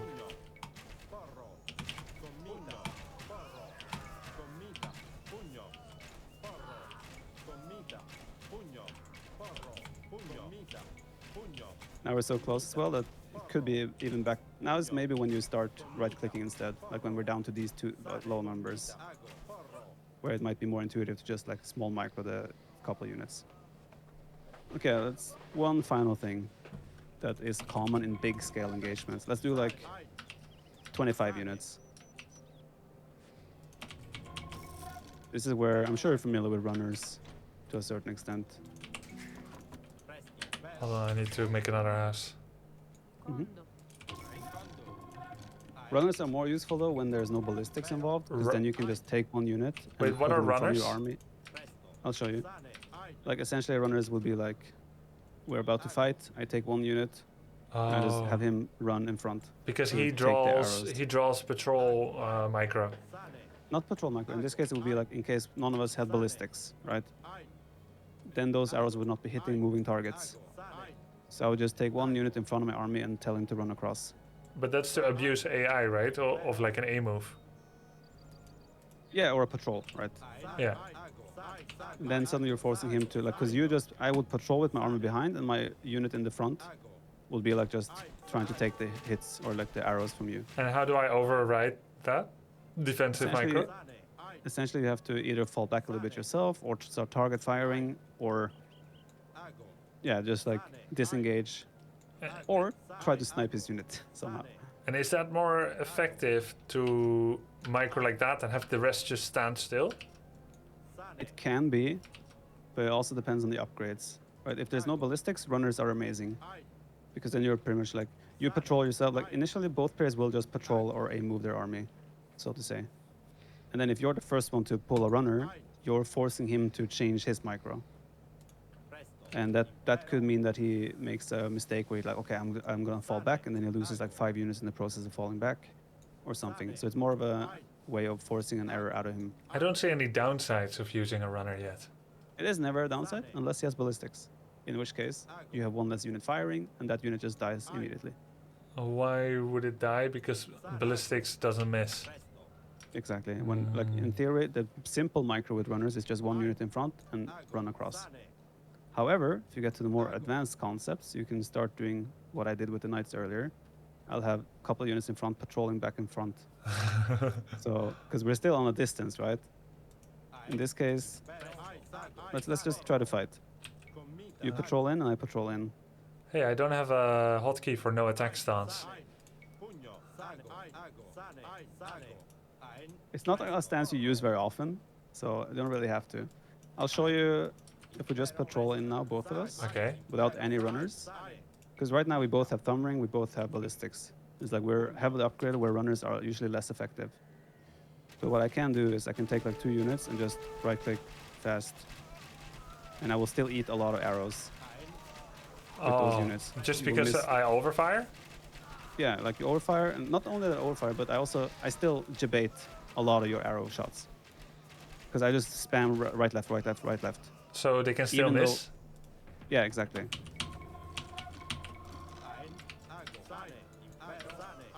Now you just a move? How many do you have? 25. 25? Okay. Yeah, I'll just patrol normally. Okay. So in this case, what I did as well was like after my initial runners were done, I pulled 2, 3 more Okay. to like continue the thing. Again, this is where we're heavily upgraded here, so it's like it's harder to pull off the runner micro. Yeah, like even now, like I'm still wasting a lot of my arrows shooting at that guy. I will kill him in the end, but I wasted so many arrows. So this is not very common in like larger scale battles. See how now you win the fight very Oh, convincingly. yeah. Interesting. That's gonna help a lot. Yeah. Again, it's not that common in early feudal age, mid castle age, but in later stages it is. It should be though, right? It is very. It should be, yes, on paper, but all people know when to engage and disengage. That you don't really see that. There could be a clear winner for the battle, so you're not gonna have 25 just going absolutely Exactly. ham, both believing in the best outcome and then microing. Exactly. Yeah. Makes sense. But it just show how simple moves like that can completely flip side like a fight like that. Really cool. And this again, this is way more effective if there is not thumb ring upgraded, if there is not ballistics, then the runners can really win the fights. That's And at gonna be the level you're playing right now, those things will win you every fight, I would think. Okay, nice. Oh, Mangonel Micro, I forgot that. We can do that next time. Mangonel Micro is fun. I want to have you play a little bit. Okay. I think Okay, so you played a little bit of 1v1 by yourself. You got Persian douched. Is yeah. there anything else exciting that happened? Let's see. Someone made a castle. I think they were Poles, so they're good at castles and knights, Mm-hmm. as I remember, if that's correct. Correct. And then he made a castle in an unimportant situation.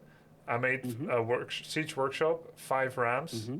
attacked, and he used like 6 villagers to stab them down, and the castle didn't even look. Right. And then my YouTube comment said, if someone castles you, especially in an unimportant area, but also in general, just get enough food, go Imperial relatively quickly, and then get trebuchets and your own castle. And then you're ahead because keeps are so expensive. Castles are so expensive. Yeah, a lot of people will force castle drops and try to like get a super aggressive position on you or something. And you will often see in high level games, if someone does that, it becomes a race to Imperial Age, to whoever gets trebuchets out first and kind of cleans that position. I figured I should just try rams. And then I said it didn't make sense. I can't take it down with rams. But as people pointed out, it's called the Castle Age because it's the age of the castles, which actually makes a lot of sense. And I forget sometimes how little food it costs to go to Imperial, 1,000 food only, because I'm used to 2,400. Right.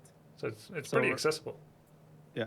So rams are obviously a way to take down castles, but usually if you want to take down a castle with rams, you need overwhelming amounts of units compared to him, military units. Oh, yeah.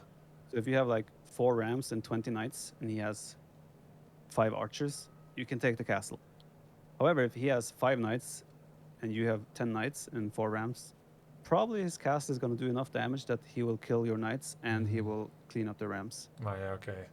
So that's obviously also an experience thing where you will learn eventually when it can work and when it cannot work. Yeah. All right, I think we're just going to throw you in ladder and Okay. we'll just continue from where we left for now. All right. Sounds good. So we'll do a Discord share. So your ladder, it will be a 2-minute spec delay by default. Yep. I will So share. Discord share.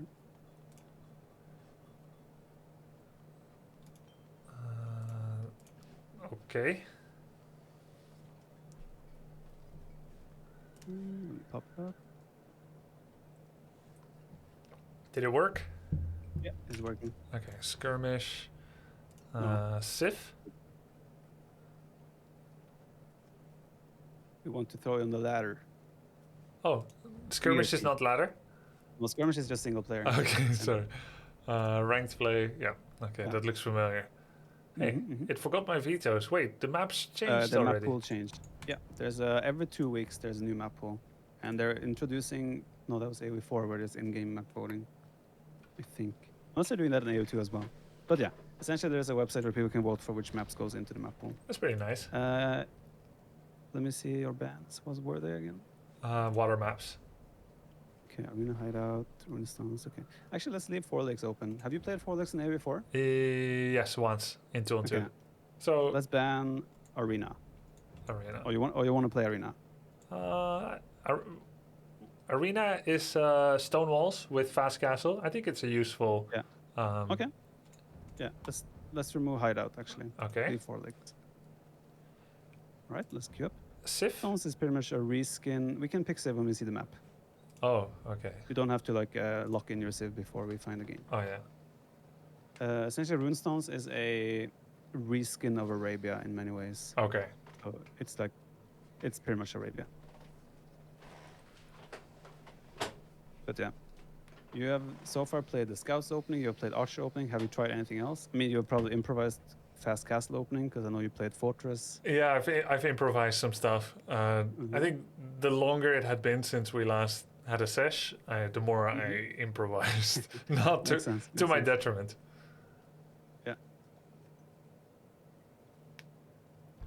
Yeah. Yeah, I tried scout openings and I found out that. So I remember you said, and I even had your new build order from our Discord chat, and I followed it in the wrong order. So I made a lot of farms as I was going to feudal, and then I got the mill upgrade, and then I read what the mill Right. upgrade does because chat urged me to, and it says like it's seeded with 75 food already without needing to cost food immediately. Yeah. It's it only works like that. Yeah, none of the pre-existing farms will benefit from the farm upgrades. Oh, I'm not ready with random. Arabia? Yeah, Arabia. Is there any Civ so far you feel like you're fond of, or have like gotten any sort of relationship towards? No, not in particular. I had been trying a couple of different ones, but I've not been good at using a particular. Let's try Goths. I like how they sound.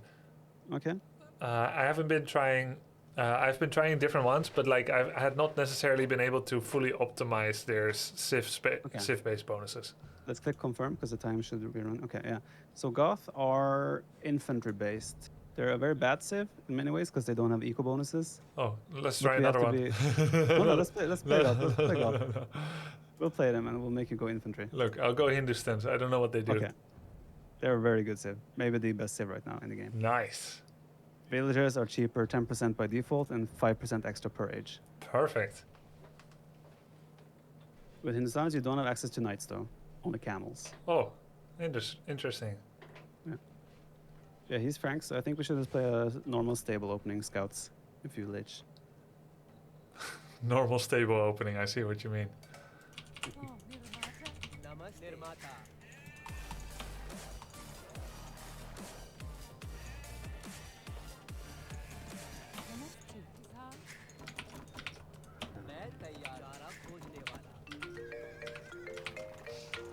Peaceful, huh?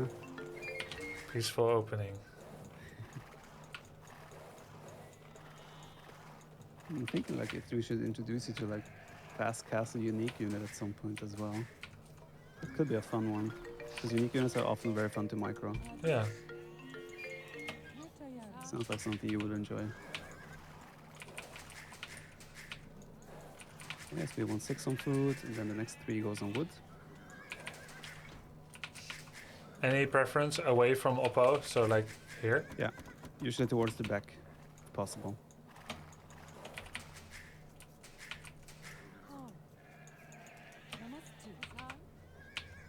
And a reminder, there's a number on the top left underneath your resources that shows how many workers are actively gathering that resource. Yep.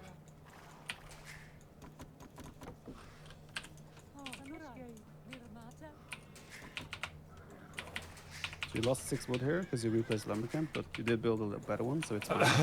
Okay. But in general, if I placed a lumber camp like that, the first one was still fine. It wouldn't have been a problem. Okay. I'm not sure if you get the sense already that you're actually having a lot of food. It's because your villagers are cheaper. This one goes mill? This one goes to the boar. Oh, yeah. You have 1 boar on the bottom and 1 boar top right. I'll take this first so he can't steal it. Mm-hmm. If anyone steals your boar at this level, I'll be impressed. Well, it happened to me before. Oh, yeah? The douche started with the boar opening. Ah, right. Okay, next one will go to house and then mill. Yeah, let's do the board first. Yeah. Good. Oh my god. It's because the sheep are also in your group. Okay, we're gonna need a house. Yeah. Just move the sheep a little bit out of the way so they don't block too much. Yeah. Now you can put another 2 villas on berries like the next one that you are producing. We have 1 idle vill on top of the board. There we go. A I'll touch? make it touch it. Yeah, touch it. So it will make the secondary layers more efficient. Yep. Do I still need to So you scout can- around my base? You found all the sheep, so not really, but we need to force drop food to keep producing villagers. Yeah, this is time to check the boar. How much meat do we have left? Yeah, I should go. Yeah.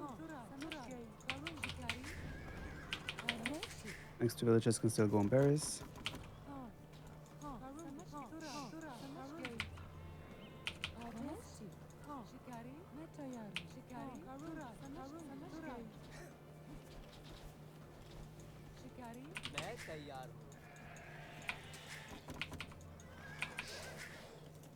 So now we also want to kind of start thinking about the base layout, because the next villager now should make a house.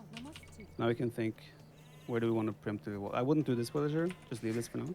Like this villager now, you're going from a TC.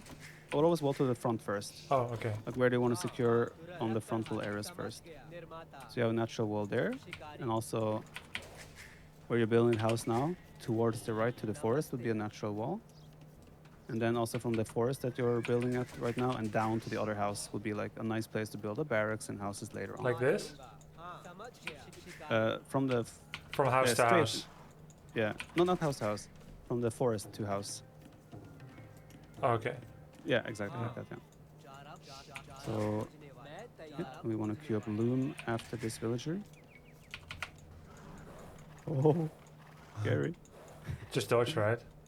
Yeah, you can.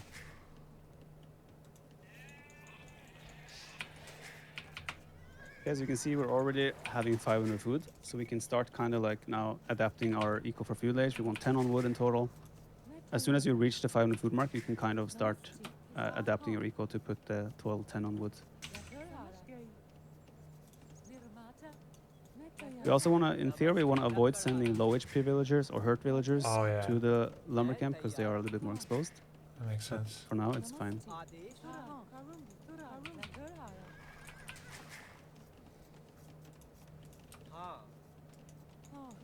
So 1 more on wood. 2 more, right? 1 more. We only want 10. Yeah. 1 is building the lumber camp still, so Oh. it doesn't count. Okay, okay. Now it is. Alright, just put those wheels on stragglers and start thinking about where we want to place the barracks. In this case, I would build the barracks above the house towards the forest, just as part of your natural wall. And you can probably plug the rest of the gap with the stable, Okay. just like a nice layout. In this case, with this civ, it's very individual. You don't want to queue up a villager yet, because you're going to have a cheaper villager in fuel age Oh, okay. with a How- 5% extra discount. How does it Obviously, work makes with... very small difference. Yeah. How does it work with canceling? You get back the resource you spent. Okay, so that wouldn't be too bad. It makes sense. It would have been very minimal. Let's see, 40 and then what, 38? Should be 37 maybe? It's still 40. That's weird. Should be 15% now. Very confusing to me. Okay, we want our scout to be active around his base. And now that horse color is on the way, we want to start farming. Like all the stragglers around your TC should be like now converted to farmers as soon as possible. You can start building farms while you're doing the horse color research. It doesn't have to be finished. Oh, It's only that the farm has to finish at the time where horse color is researched. So we know it's few village as well. You did have the TC gather point bug, so there's one villager running across the map at the moment. oh yeah. That happens to me all the time. Yeah, yeah. It happens to me as well. Okay, we'll also start scout production. And now we want to find out what exactly he's doing. His Franks, they have a very strong stable opening because their scouts have extra HP by default. Okay. So we have to be confirmed that it's going scouts first and foremost, and we have to be a bit careful with when we engage. So you can see he's building a building there. You want to check what building that is quickly, like the one that was being built. There's the barracks. And and what's there's that? the stable. Oh, okay. So that would also be an indicator that it might make sense for us to mix in some spearmen as well. Usually what you did here, like the attacking the villager, is usually not worth it because you're essentially just throwing away HP on your scout. Huh. Like you're gonna take a couple of HP from his villager, but you're losing HP on your military unit that is there to control the game for you. Population is gonna be an issue soon. We want houses. So I would say just take one villager and start making houses, and yeah, just queue up a couple of houses and you'll be fine. We have the TC issue again. What you can do now if you want to be aggressive is make a spearman and have him join you in the aggression. Because your opponent right now is open, he's farming towards the front. So mixing in a spearman to make his scouts not be able to engage your scouts can be a very strong play. Looks like he's doing the same. 4-to-1 ratio, you could take the fight, but when there's other units involved, you don't want to. Okay. Keep in mind as well, his scouts do have more HP by default. You can click one of his scouts. It Oh, says yes. 54. So you always want to be careful there. Good thing right now with this is that you know he's chasing you. So your base at home should be safe.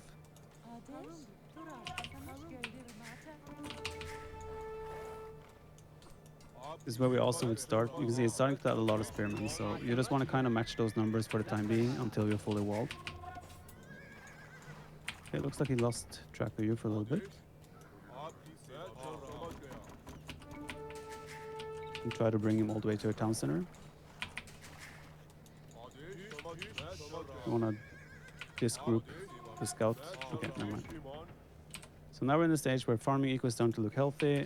We could think about taking some gold now. So you can pull like 4 villages off the wood line and build a mining camp. So you want to think about the next phase of the game, which will be Castle Age.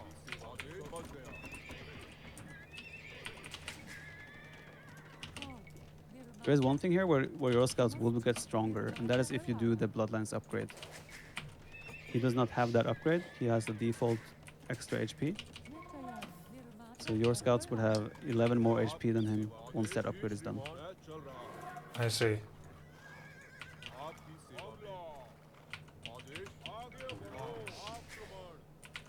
So your choices now are pretty much either Castle Age or maybe you do that upgrade.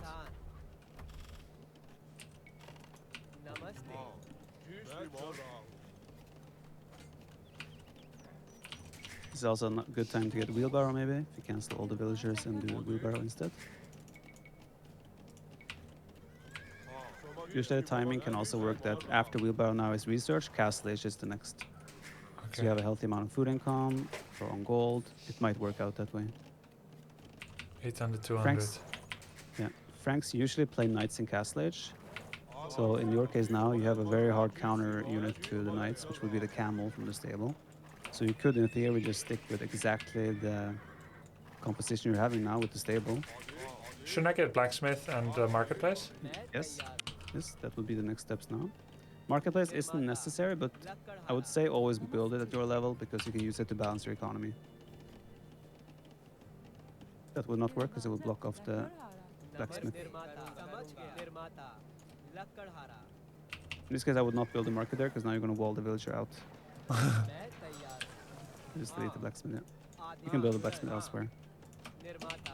You queue up one more villager, try to poke a bit in his base, and you can see our resources are now lining up nicely to go to Castle Age. Okay. soon as we have the second building. Spears are spread nicely as well. You don't need spears next to the TC, because that's automatically defended by the TC. So anywhere he could enter your base. Good. We're waiting for the market or the blacksmith to finish. There we go. Nice. This will be the place where we can consider gold mining upgrade.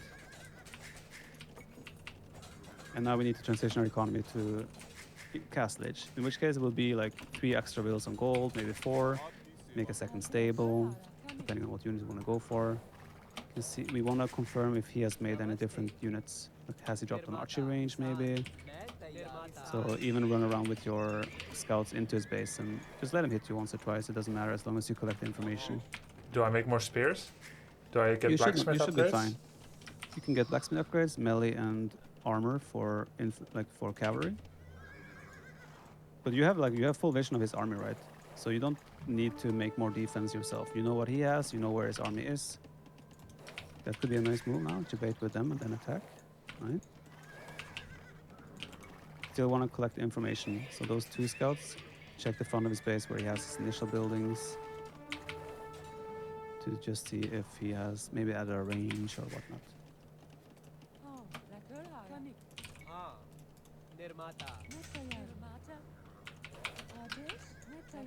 In this case, it's fine that you built those lumber camps, but normally you probably would save that wood to go and rather like maybe delete the lumber camp and do a town center instead.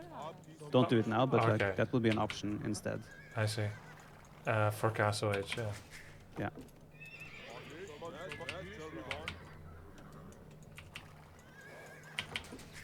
Was that a mining camp he was building on the stone? Did we confirm that? Looks like it. It's 2 slots away though. Yeah. So we're cast stage. We want to build camels immediately. Cube camels.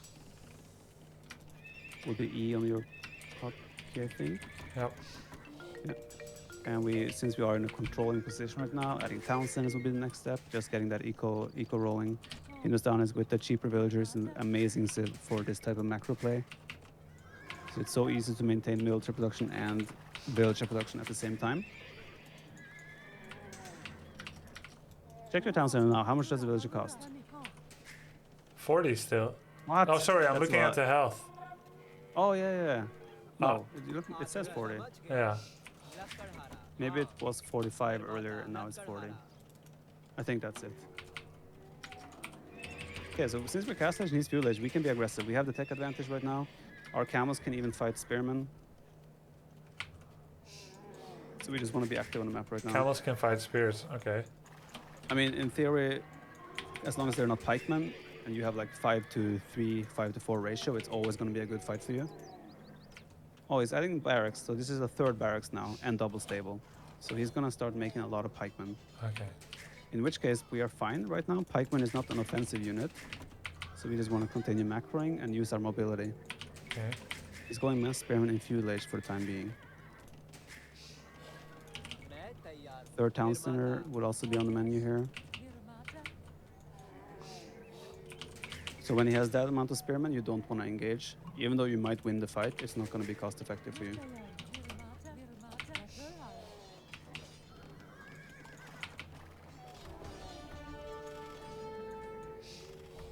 It's good harass. Anything you forcing so much idle time here, you can always try to pick off the odd villager here and there. But yeah, we just want to use our mobility here. Force him to chase us all the time. In this case, you want to right click when there's like chasing singular units. So priority now would be 3rd town center. That's top priority. We want to maintain our economy lead. Usually 30s it would go on a resource, but it is still fine to drop it there. It's wood. You mean Yeah, gold? but like a mineral, either gold or stone. In this case, I would even say we should buy 100 stone and drop a 4th town center. So we have such a healthy farm eco. We know he's only making pikemen for the time being, so the offensive threat isn't there from him. Because the pikes can never jump under town centers. This one should go either on stone and gold, yeah. That's a fight you can take, because you're outnumbering him so heavily. Yeah, now I want to go back. And yeah, just keep using mobility, run around in his base, force him to chase you. Don't give him the chance to attack you, essentially. Okay. And behind us, we're just macroing up like a madman. We will have to make one tech switch at some point to actually fight his army. And with the Civ, you could make couchers, you can make crossbow. You could just try to get a castle up and go Imperial Age and fight him there. The option is yours.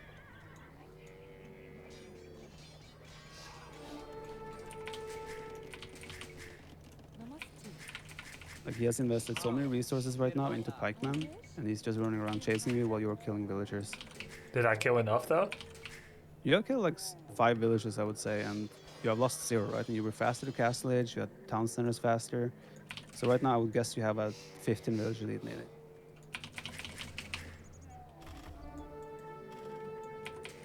Should I get ranged armor to deal with attacks like this? With the way you're fighting right now, we're just simply running around and trying to poke here and there. It's not necessary. But usually priority is ranged armor first. In this case, you can also delete those lumber camps that are blocking your area around the town centers to farm instead.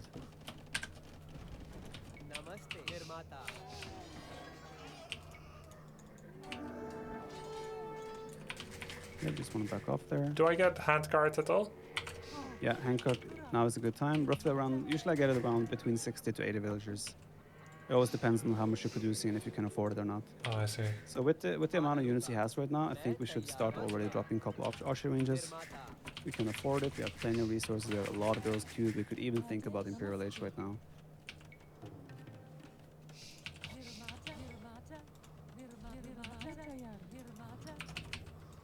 You can get a university as well.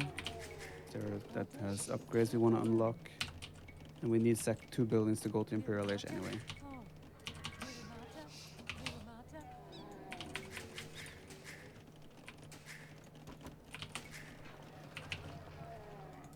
Is the information flow overwhelming or is it fine? No, it's good. I just, I'm not saying much, but it's good. Yeah, I just want to check. There you go, that's a bit of a yikes. But still, you're not under any threat until there is siege involved with pikemen. Oh, okay. In this case as well, if you just rush up a second building, like a monastery or a seed workshop, you can pretty much go Imperial Age.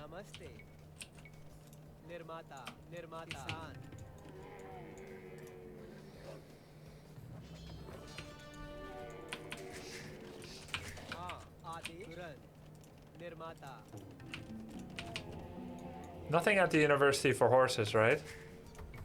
No. For horse archers, yes, but not for horses themselves. What we can do with this is hand cannoneers that would kind of hard counter what he's doing, but it takes a bit of time because you need to get Imperial Age and then research chemistry, which takes another 2 minutes. So it is a bit of a, like, you need to make sure you can survive until then. Safer choice would be to start producing something like crossbowmen now already. Okay. Cavalry archers. That's the safer option, but I think we're just going to greed it out and go hand cannoneers. Okay. I think your 4th town center is not on a control group, by the way. I have a 4th? Yeah, you built it on the gold. That would explain why. Yeah, so we can see as well, look at our resources right now. Wood is starting to float a lot. So with anything in this game, it's like, if you have resources, just spend it. It's like better to make the wrong unit than not make anything.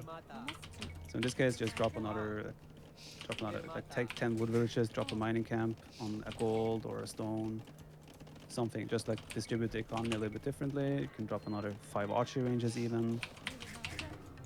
We kind of just want to distribute our villagers from wood to other resources or spend that wood in any way.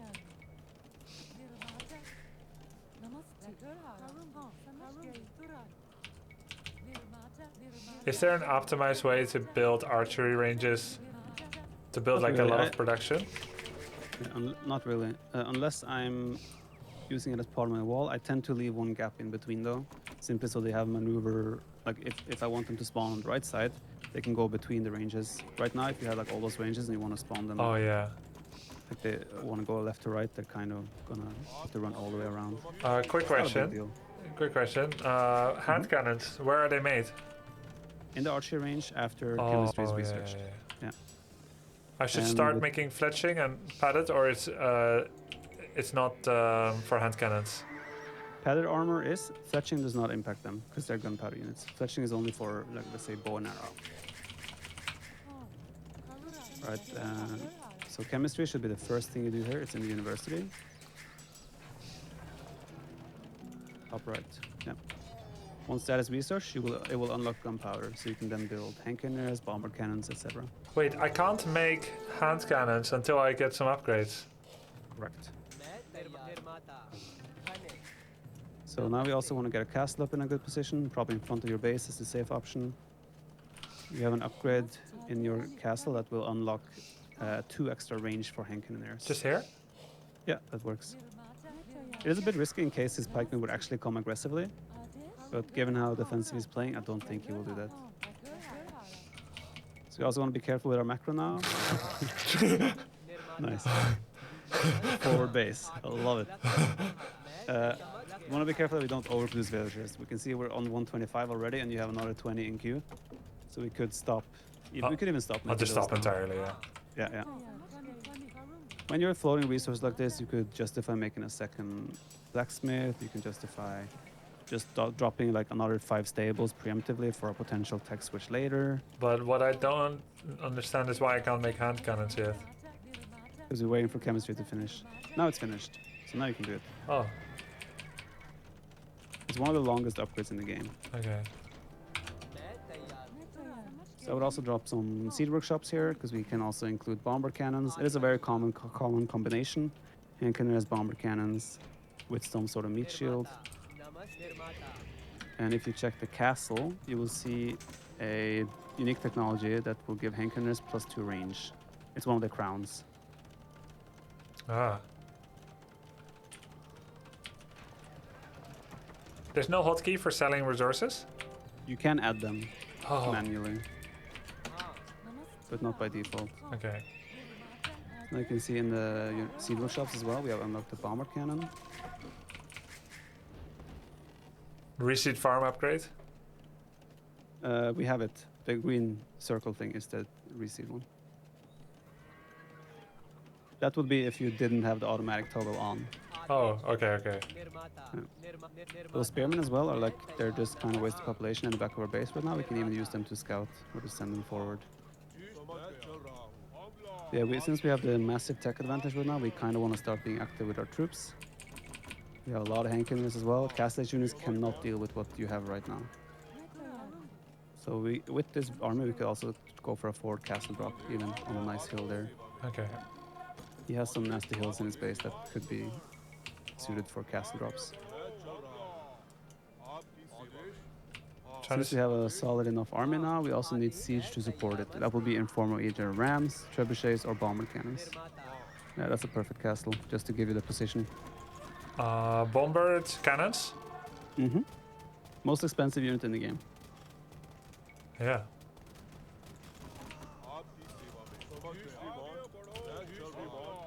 This is my first time making hand cannons in this game. I figured Oh, they're really good.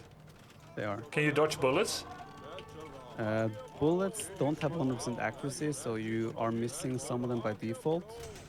But yeah, they will aim initially where you're standing, so you can in theory dodge, but the projectiles move quite fast. And the micro with them works exactly the same if you patrol microing. It's about the timing when the next shot comes in, right? Okay. You can see all the units he has right now, they have no chance against your hand cannoneers. How many siege towers should I make? 0. That's used. Actually, siege towers can be used for an AoE2, but only kind of for meme strategies. Yeah.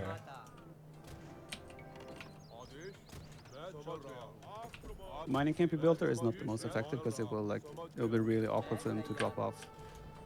There should be one gap between. I saw it now, yeah. Also, bomber cannons we have to be a bit more careful with because they only have 12 range by default.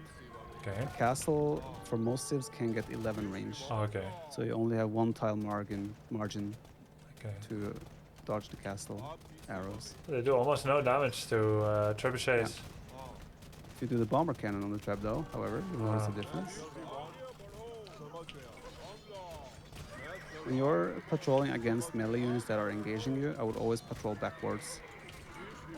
Because you don't want to dive into him. Ah, yeah. Also this, because Hankingers do a lot of overkilling, like they do in AoE4 as well. Maybe doing spread formation can be good in cases like this. Spread formation and then patrol backwards. So the shots spread a little bit more. You're already taking such favorable fights.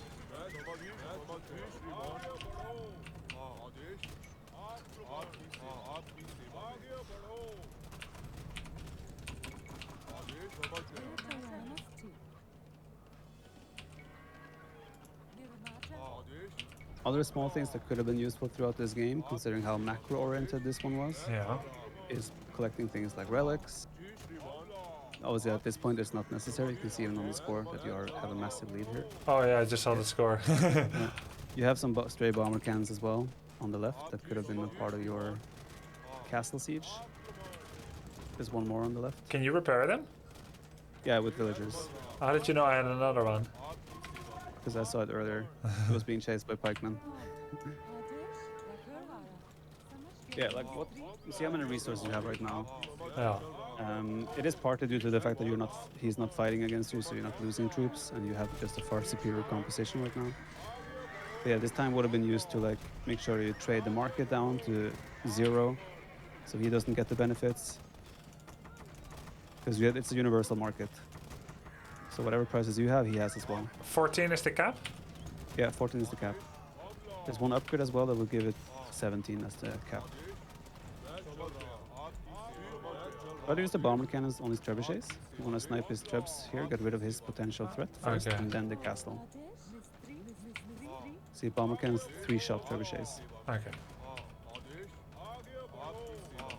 He's desperately looking for some sort of unit to deal with your handcannoners, but handcannoners of this civilization with the 9 rage kind of hard counters everything the Franks have, And except maybe their paladin. should I get melee armor for hand cannons? No, it's only the in the blacksmith is only the ranged armor that impacts them. Oh, okay. Bomber cannons, however, if you go to the university, in the middle left in the university, you have an upgrade called Siege Engineers that will give them extra range. Does that take them to 13? Yes. Not every civ will have this upgrade though. Okay. And you'll find a lot of civs don't have access to gunpowder as well. Gulam. Golem. Create Golem. Golem. Gulam is again, it's like Hindustan is a new civ. They came in the most recent DLC. They were kind of reshaped from the original Indians. But Gulam is a new unique unit that is pretty good. Mostly against range units. They kind of function similarly to an Eagle Warrior. Yeah, they are very good. Okay. Normally, you would not get away with a single unit composition like yours Yes. in a high-level game. You would usually need a meat shield, and that meat shield will be in shapes of either halberdiers or hussar or camels in your case. Okay. Yeah, more often than not, you'll always have 2 different unit types. Yeah, and not more than that, right? Correct. I mean, you can have 3, but it obviously becomes a little bit of a higher level game and not. Unless you play against Leary. What the hell? Wait, that's new. I have never seen that. What? Is that a mod? Wait, is that? I'm not sure. What mods do you have installed? I've never seen that before. What the- That's a mod. Okay. I wonder what mod you have installed that does that. I don't remember getting that, but... Lyra is known as the micro nerd. Ah. He always liked micros. He probably has the best archer micro in the game. Does, is there a win condition here, killing landmarks? Or it's all buildings? Usually the opponent will be respectful enough to resign by now. But this 'cause he's clearly guy, dead. this Yeah. guy is try hard. Either that or he just... No, actually, yeah, he's fighting on still. Probably this will be his last go. In this case, if it was an equal game and he was able to go full paladin, he would have steamrolled your army. Alright. However, if you had halberdiers and handcannoners, he would still trade good against paladin as well. was a nice try. Yeah. Composition you have as well now is often used as well in like fast Imperial cases because there's such a strong unit, and if there's low eco approach, and you get like 15 of them and one bomber can, you can still do massive amounts of damage against a guy that is, for example, in the castle age. It's shocking how low their health is, just 40. Yeah. And the Very damage fragile. is 17, which sounds really low to me for AoE 4 standards, but here Yeah. that's quite high, isn't it? If you think 17 attack and compare that to their HP, it's quite high. Yeah. Let's check your castle. We can kind of check how many vills he has by checking the spice upgrade in your castle. He's raiding you. Oh my god, no. Let's make some camels, so you have some mobile units to chase him. So you have access to the Imperial Age Camel Age. Camel Age. Yep. Imperial Age Camel. Getting it. I'm out of gold. Just cancel your production that you have like with Hankiners. How do I cancel it fast? Hold control and Like, shift. it has to be in the global queue? Or Yeah. can I do it via the archery interface? You can do it in the archer interface as well. How? By cycling through every archer range and clicking. One by one? Yeah. And then shift right click? Just click one of the units. Just click produce something. You will see it show up in the interface, and then you click there. Oh. So global queue is the best. Yeah, it's the easiest for sure.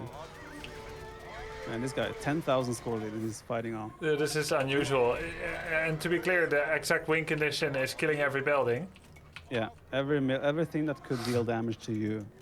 So every military building that can produce a military, Okay. everything that can produce something that has an attack or leads to a chain reaction where that can potentially make something that has an attack. Or in this case, a monk that could convert something that has an attack. Pretty Yeah, he's unusual, this Yeah. Joseph. like he normally the opponent would have resigned by now. Let's be real.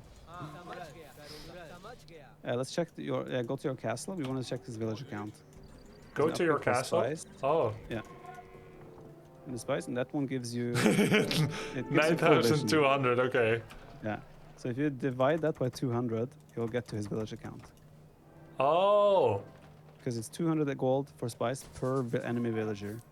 Oh. Okay. So 8,800. So he has 44 villagers. Yeah. I thought you wanted me to go and get it, the research. I didn't know it was a function of how many villagers they had. Usually I only would ever do it if a situation like this is occurring where he's like, he's not resigning. Let me check how much more he has. Like maybe he has 200 gold, so he's just he's hiding a village in a corner or something. Oh yeah, that's it. I Yeah. want to fight him. Yeah, this game was, it was a very passive game in many ways. Because, you both made scouts in the opening, which is usually an aggressive tool. Yeah.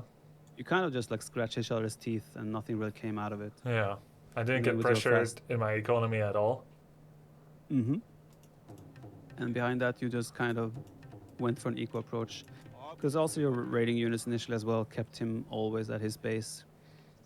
So, But he could just ignore it and send his scouts to my base instead. yes, but you already had spearmen in defense, right? Yes. So in theory, he could have done that. What he also could have done with this pikeman transition is that he had a superior army at that point. Yes. But the pikemen aren't necessarily good at killing villagers or buildings or anything like that. Yeah. So if he would have come forward, built a seed workshop, and mixed in rams, suddenly you're looking at a little bit of a threat. Because then you wouldn't have the actual military units to counter his push. And then he just starts ramming stables and barracks and stuff. Exactly. So your response to that would have been either to drop preemptive ranges and start producing a counter unit, or your own seed workshop where you can make mangonels. And the mangonels would have been used to just snipe his rams. Okay. Yeah. So that's how to use rams, not as a castle counter, but like an AoE4 as a pressure on buildings It's when more you of have the like better army. Yeah, it's more like a forced issue kind of thing. Yeah. Yeah. Makes sense. Cool. But, normally there will be way more activity in military units, like back and forth, sniping villagers, harassing and such. This became a very comfortable macro game for you, where Yeah, too comfortable. obviously with some guidance, but it was clear that your macro was gonna be far superior here. Well, a lot of guidance because I have so many question marks during a game. Mm-hmm. Mm-hmm. Normally, like what I should get next. Let's do another one where I will give you minimal amount of guidance, Okay. and we can maybe rather look at then and identify mistakes and explain why they are mistakes. Okay. I'll play So you the just- same civ for comparison. Yeah, not because they're the best civ in the game, just because they're the All right, I'll play a different civ. No, I get it. I understand. I think it makes sense to play a different civ because this civ is like it has unique units like camels and you don't have knights. Yeah, okay. While 95% of civs have knights, for example. Malay? Malay are a bit awkward because they advance to the next age 66% faster. It will throw your eco completely off. Okay. Mayans? They don't have knights. They start with an extra villager. Mm. They have a great economy. You see a pattern here. No matter what civ, there's going to be something else. But I'm picking all the wrong ones. Persians, war elephant. All the cool civs have like some kind of weird setup. yeah, I think just pick anything. We'll make it work. Yeah, I'll go Persians then. Okay. Of course, we don't know the map yet. I may still change. Yeah. Few pointers on Persians. You start with 50 extra wood and food. Okay. So nice little opening booster. Little boost. You have a fairly flexible tech tree. Oh, hold on terms for a of- second. Persians is the one that does the douching. Yes, Oh no. but you're not going to douche though. Yeah. Okay. They can be played differently. Okay. Um, So I start yeah. with bonus food and wood. I have more health on my Mhm. town center, hence the douche. and work rate is faster. Starting fuel age. Hmm. It's like 10% fuel age, 15 in castle age, and 20% in imperial age. Your unique unit is the powerful heavy cavalry called the war elephant. Hmm. Very expensive, but very slow. Is it very actually good here? powerful. It can be good, but it's also very easily countered by monks and conversions. Oh, no. And suddenly they have war elephants. And it's just, I spent a lot on this guy. So if you Some go kind of for war elephants, you should just get monks so that you can convert your own elephants back. Kind of. You could five-head it like that. But it's a tricky unit to use because you need such a big economy to sustain it. Would But, you the bottom- would you teach me how to douche someone? I can teach you how to do someone if you really want to do someone. I don't see why you wouldn't want to do that. So it makes sense to me. Not immediately. There's a couple of cheesy approaches like tower rushes, douches, bonk rush. There's a lot of cheesy things you can do. We'll get there. Okay. If we lose one, I want to do a rage revenge douche on someone. Sounds like a plan. But for now, we are a gentleman Persian. Mm-hmm.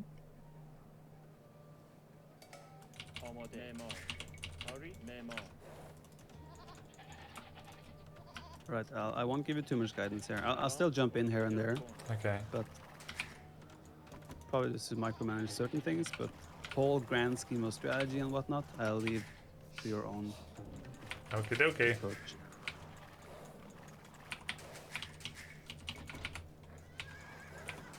Okay, so I'm just gonna draw circles around my base to find extra sheep. Trying to Makes sense to me. leave a thin sliver of black or no sliver. Maybe no sliver, huh? Because I could miss a boar. I have 5 on food. Prep the next. Boars do wander back and forth. So in case you miss a small tile of black, it is very likely if the boar is there that he will eventually come out of hiding Oh yeah. and show himself at some point. I found the boar. Or elephant rather, but Yeah. Using Persians Viper the same. terminology. To be fair, boars do carry more food, elephants, so it's a small difference. Ah, are they stronger? It's not. They have a faster attack rate, so they will appear stronger, but simply because they attack faster. They only appear stronger because they are. Kind of, yes. Ah. They do the same amount of attack, but yeah, since they attack slightly faster, it feels like they kill your builds faster. So gotta be a little bit more careful when we're luring, but in general, it works the same way. But again, they are stronger. They attack faster, right? Yes, but usually when someone will say, "Are they stronger?" they refer to like their attack. But we always thought that we looked at them and clicked at them, and they're like, "Oh, they have the same stats. They're just reskin of boars." Yeah, but they have higher But then we DPS. started, yeah, and then we started losing villagers. And like, what? They have the same stats, and it's just a boar. Oh, yikes! Garrison that guy. Okay. And then we realized, they're actually attacking faster. سلام شکارچی آماده شکارچی I need 2 more goats. Yes, but you also need a house. Urgently. Oh no. So we want a mill as well. Like, start moving towards the bears as well. See, I would have forgotten that already. سلام آماده So his score is quite high. Okay, never mind. We found the ghost now. Usually when the score is high, it means that they have scouted a lot, and there is a chance then they can use that as an indicator سلام to whether they have been over to your side of the map this early.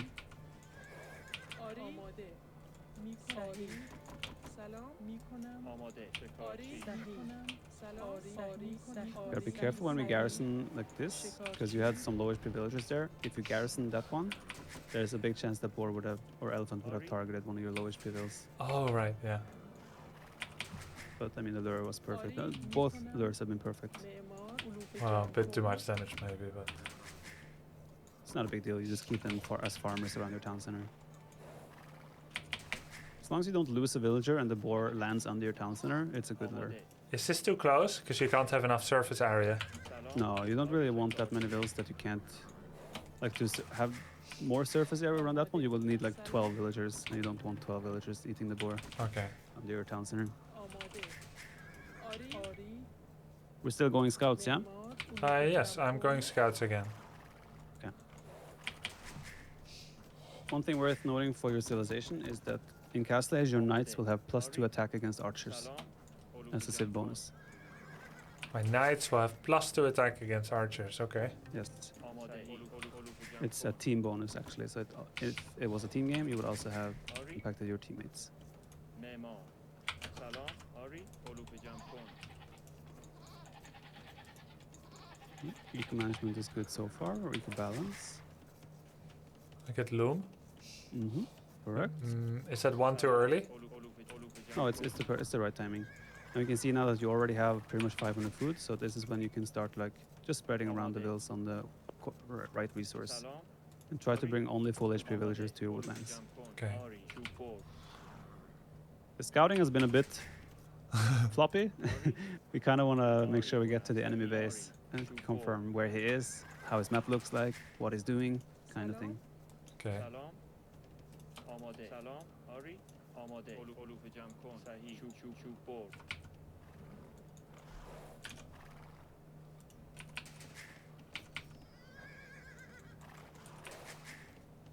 سلام I should make a barracks on the way. Yes, آری if you can ever select a villager. Yep. Yeah, it was It's not easy. surprising. Okay, I found his base. He's on stone. That's surprising. Wait, no, It's that's just a house. Yeah. But you see his lumber camp is on a hill. It's usually harder to secure an area when it's like on a hilly area. It's good for him, right? It's bad for him. Oh. First of all, those villagers will be chopping, they'll be downhill, so you can get a bonus damage. And it's harder to like wall without mistakes on hilly terrain. So you confirm already he's building a barracks, that makes sense, but you don't want to attack ever without being village. Because the villagers auto fight back a Dark Age They scout. auto fight back. Yeah, against a Dark Age scout. Oh. I thought that was pretty quick reaction. I was pretty sure I could get him. So can I make a farm now already? Yes, Memo. Hurry. but you want to make it Memo. stable. Memo. Oops. آماده. سلام. آری. شو فور. آری. میکنم. Memo. But you now have, you know where he's building his barracks.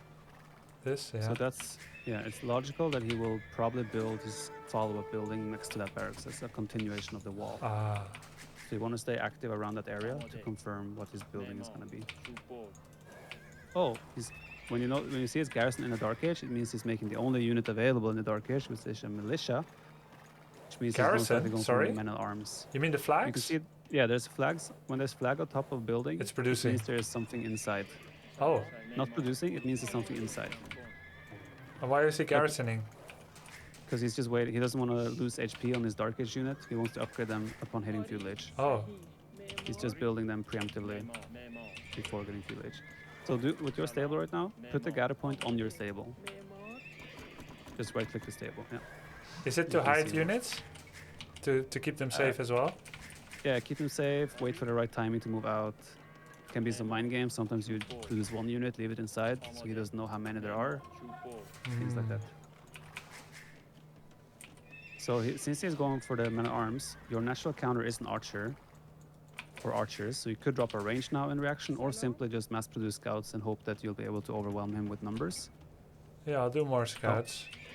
However, if he mixes in spearmen as well, it suddenly becomes a bit harder to hold with just scouts. Right, and those are in easy access. Yeah. Memo. He's starting to wall, Yeah, and you see which he makes has the me men at feel arms. like using scouts more. To explain why he went men at arms as well, his civilization gets the men at arms upgrade for free. Ah, That's probably a big reason as to why he did it. So our bears are a bit oversaturated now. Probably moving some of them to gold would make, or farming, is the natural thing right now. آری سلام معمار معمار Oh yes, a good point someone in your chat brought up. You cannot garrison buildings, units inside. Like your scouts can never garrison back into the stable. oh? Only They can upon completion. Exactly. Oh, They can spawn within the stable. However, in a building such as a castle, your units can garrison, ah, سلام صحیح or a tower, town center, etc. However, knights cannot garrison in town centers, only ranged units and infantry. okay. Unless they're horse archers. There's a lot of factors, but just look at your stable right now. When the unit spawns inside, you will have the two flags as well, right? Yep. That's the only reason I wanted you to spawn inside, to see what it looks like. Do we know if his units are coming forward? Did we Nope. see them? Nope, Memo. Yeah. I don't know. But you're making the conscious decision to take the risk of him coming into your base Yeah. and still going forward. Those units you will be able to kill with the amount of scouts you have. It would only be an issue if you started mixing in spearmen as well. Yeah. Hey, how come they can go in between here? I thought I had a wall. No, there's a gap there. Sometimes gaps are hard to see, especially when there's a hill. Oh, he's getting a little bit of hill advantage there. So you started engaging him while he was on the hill. Oh, Okay, now you have the hill advantage.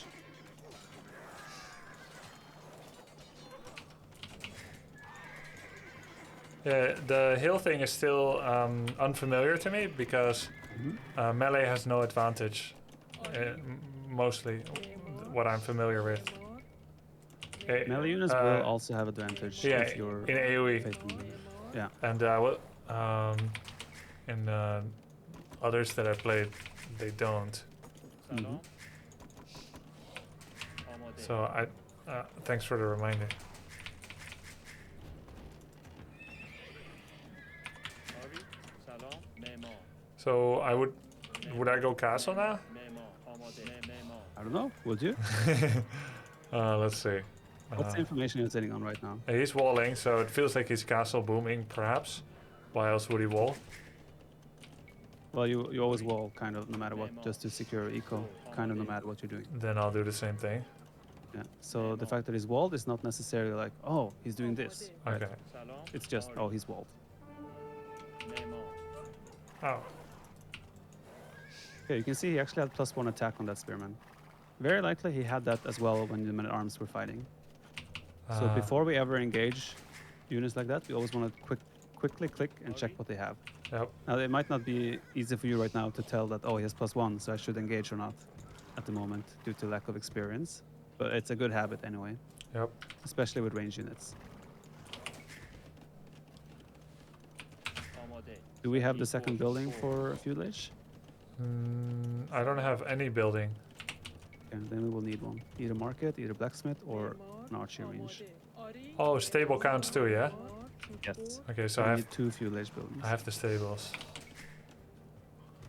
آری. Wall takes a while. Yes, it's been severely nerfed over the years because it's been too strong. چوبور That's good. One thing with the gate, when you place What it, the hell? the wall disappear for the opponent. Oh, Yeah, I it's still see. open. سلام. I thought it was open. You want to do a palisade there. As a, چوب برد. what you can do is just take a villager palisade and just move it around to see if there's a gap, Yeah. like without actually placing it. And also you can do what, like you can do simply take a unit, click it outside your wall to test if it's open or not. Yes.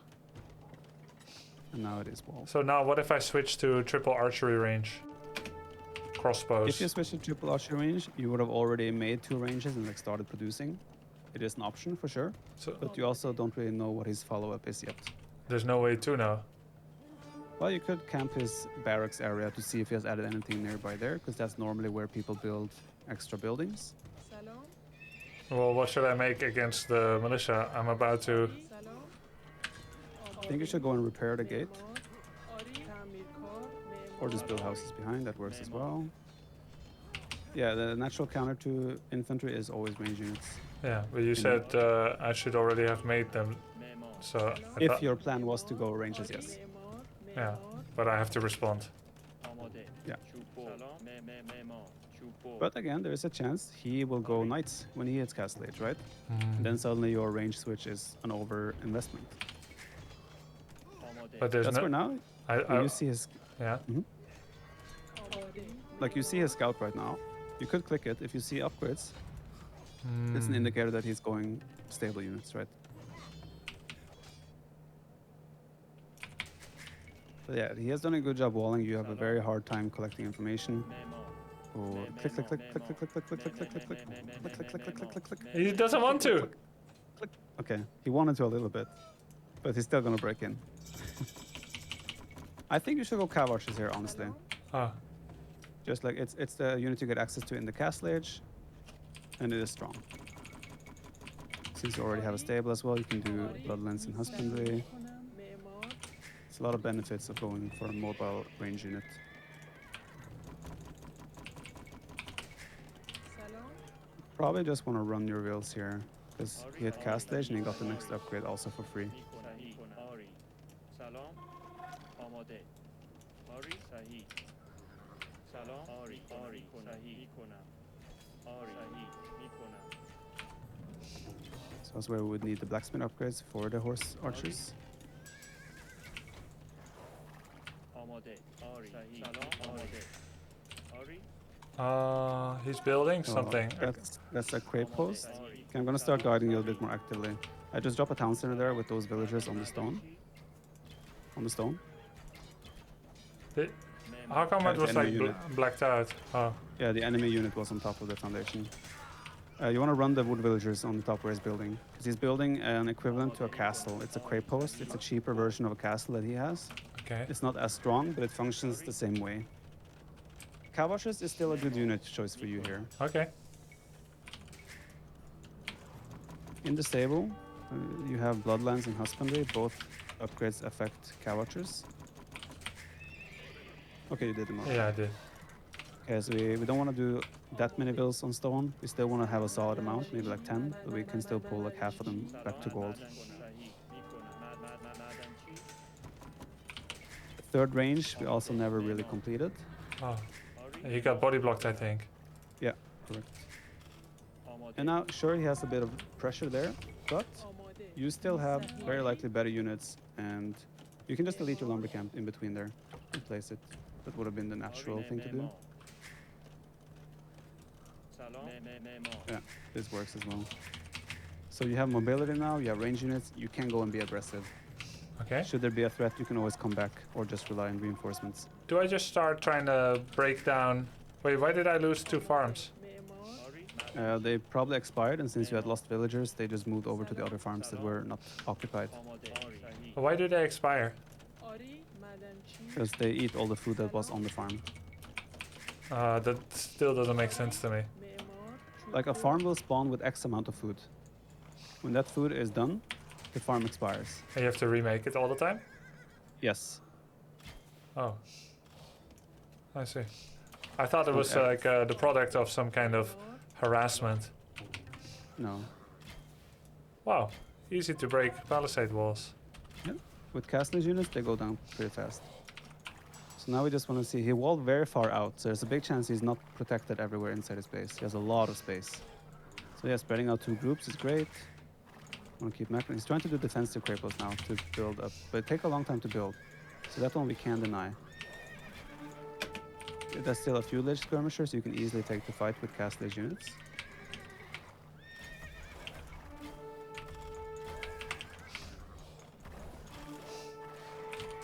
He's added a second town center as well. At this point, you just want to keep running with those units. Just never stop. You want to collect information. That's all you care about with those. Should I make That's my second own group, I think. castle? That's the plan long term to defend against that. You could do it already now. Just build it within the range of his. So because your castle is stronger. Like this? Just make yeah, like that is perfect. Because he cannot reach your villagers, and you will win that fight long term. This is a situation where I would use stand ground as well, so you don't accidentally run into his town center. And as long as he still has the feudal age version, you can still fight that unit, even though it is a counter unit.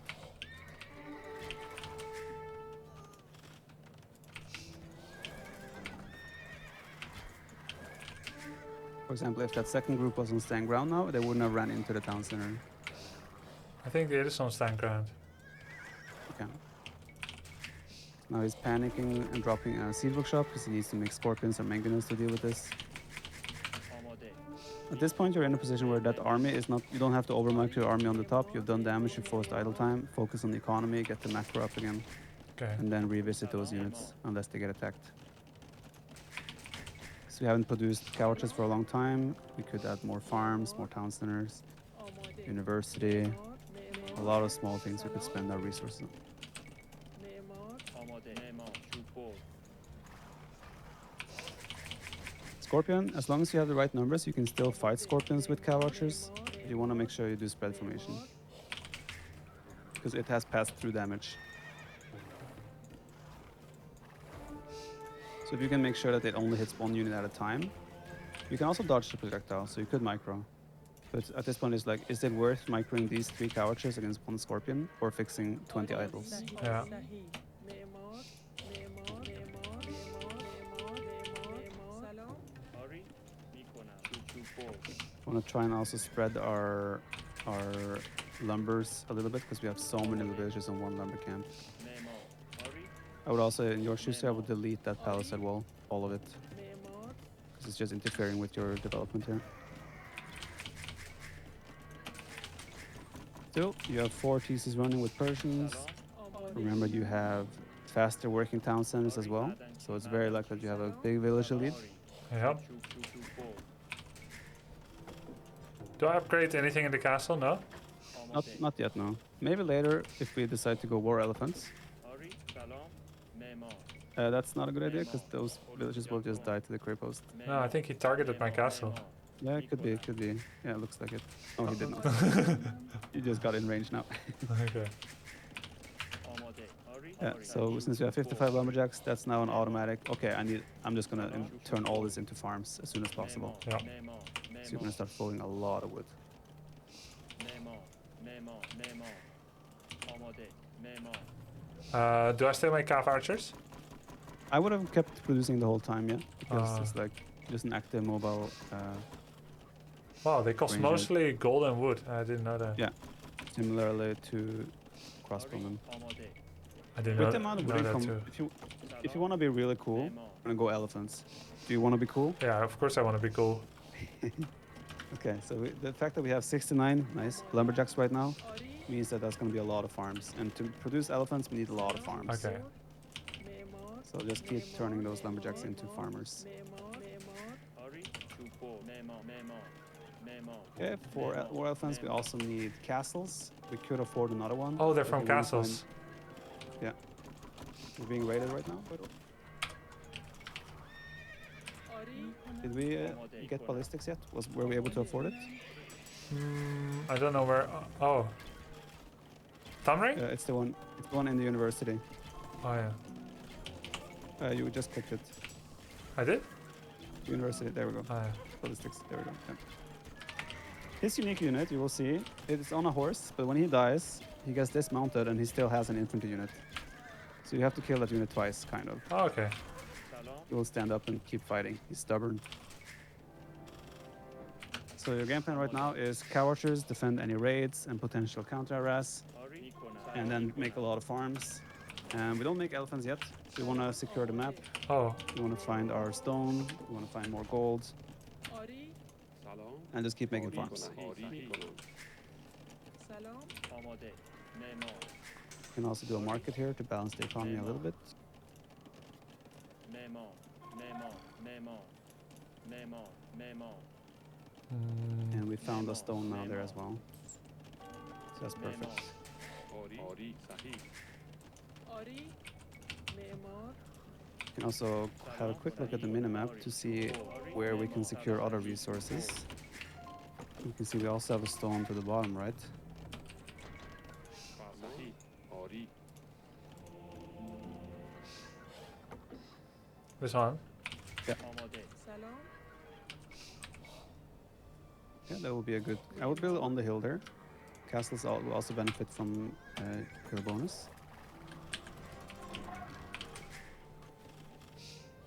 سلام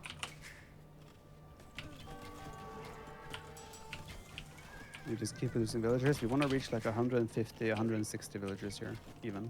معمار We don't need more ranges. معمار آری I'll just let them finish. Yeah, that's fine. آماده We're gonna be cool, right? صحیح Yep. معمار آماده سلام آری آری معمار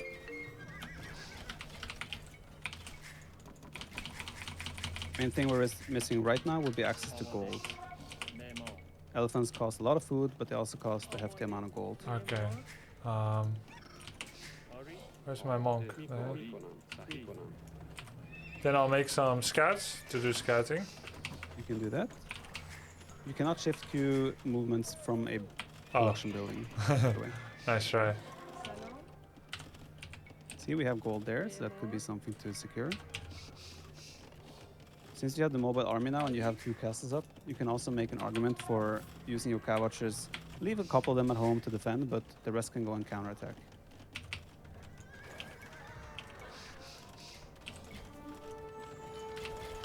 آماده صحیح آری سلام معمار آماده Here we want to cheekily just try and take that gold right to your right. معمار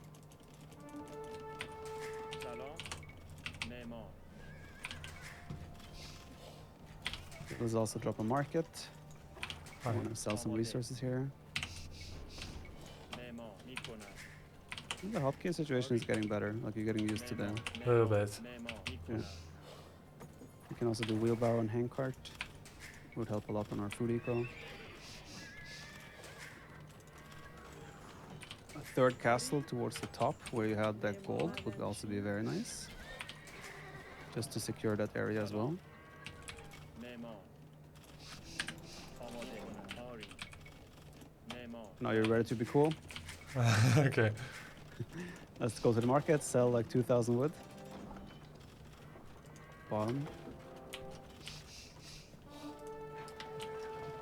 Sell like 2,000 wood. Oops. You can click Imperial Age. And now we start being cool. You can produce a cool unit. Okay. We're gonna want blacksmith upgrades. Blacksmith? Which one? Same as for cavalry.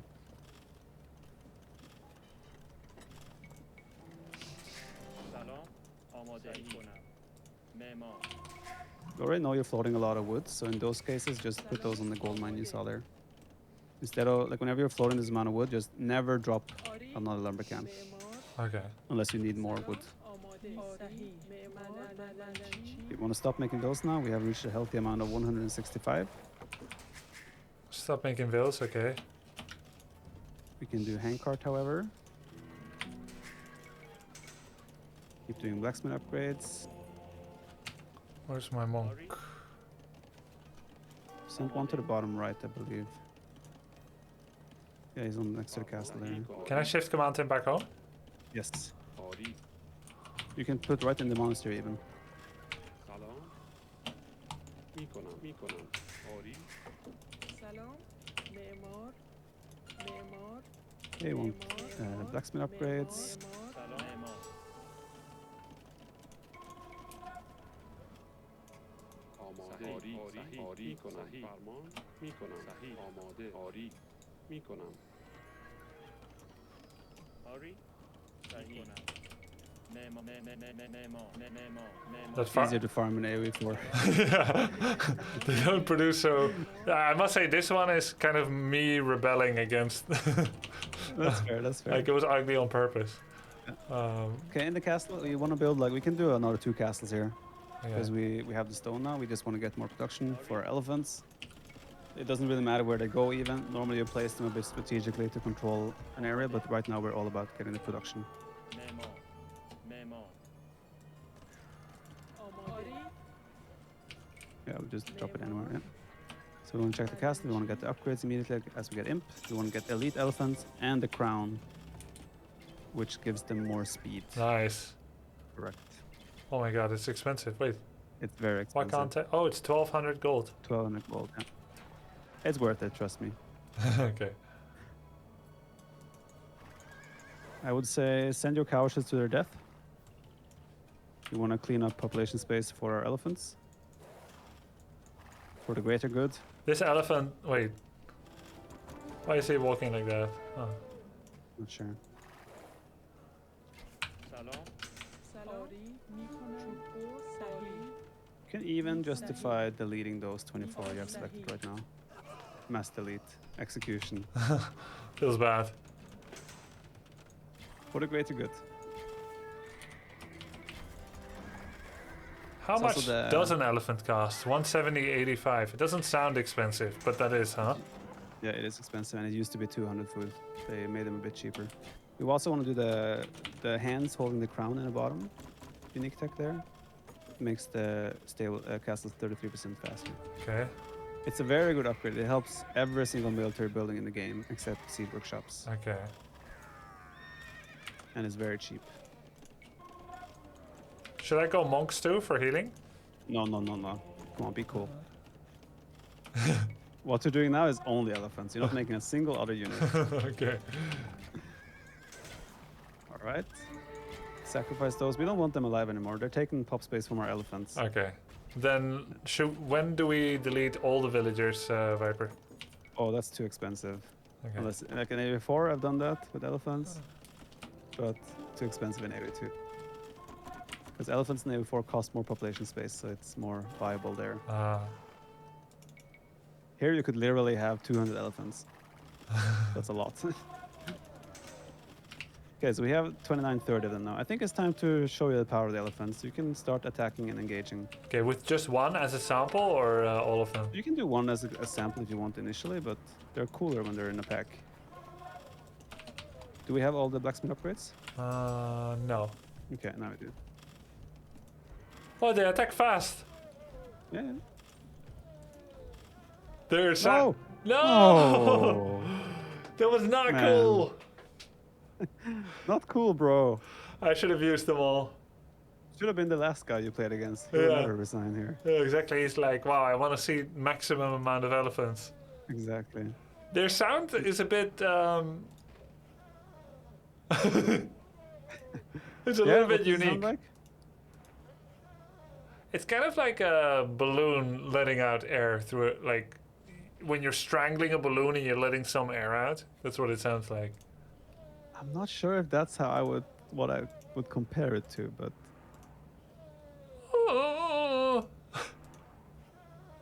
Yeah, pretty good. Wow. Let's click an elephant. You can see his stats, right? Hey, let's see. Just compare him to any other unit in the game. Insane amount of health. What the heck? 620 620. health, 22 damage, even more than a hand cannon. Thank It will be you for your 24 with excellent full streams. upgrades. Less than 3. Keep up the good It doesn't work. have splash damage, I suppose. No splash damage. And how fast is it? It was pretty It's slow. fairly slow, but when you do the 30% speed bonus, it helps a lot. No, that's true. And his counter is halberdiers? That's probably his only option. Halberdier. I mean, even halberdiers don't trade that effectively because it's population efficiency, right? Yeah. If you have 40 elephants and he has 40 halberdiers, sure, maybe the amount of units he kills from you, maybe he kills 10 elephants if he's lucky. He killed more resources, but he still has 0 units left and you have 30 elephants. So you're playing against the Viper. He's got 60 elephants. How do you counter? Alt 4.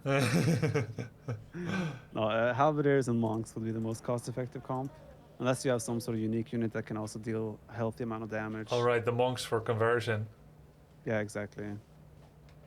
Persian, there is one, if you click the tech tree in the top. By the way, Yeah. chat says it does have splash damage and that you are Wait, misinforming. you're right, it has splash damage, I'm wrong.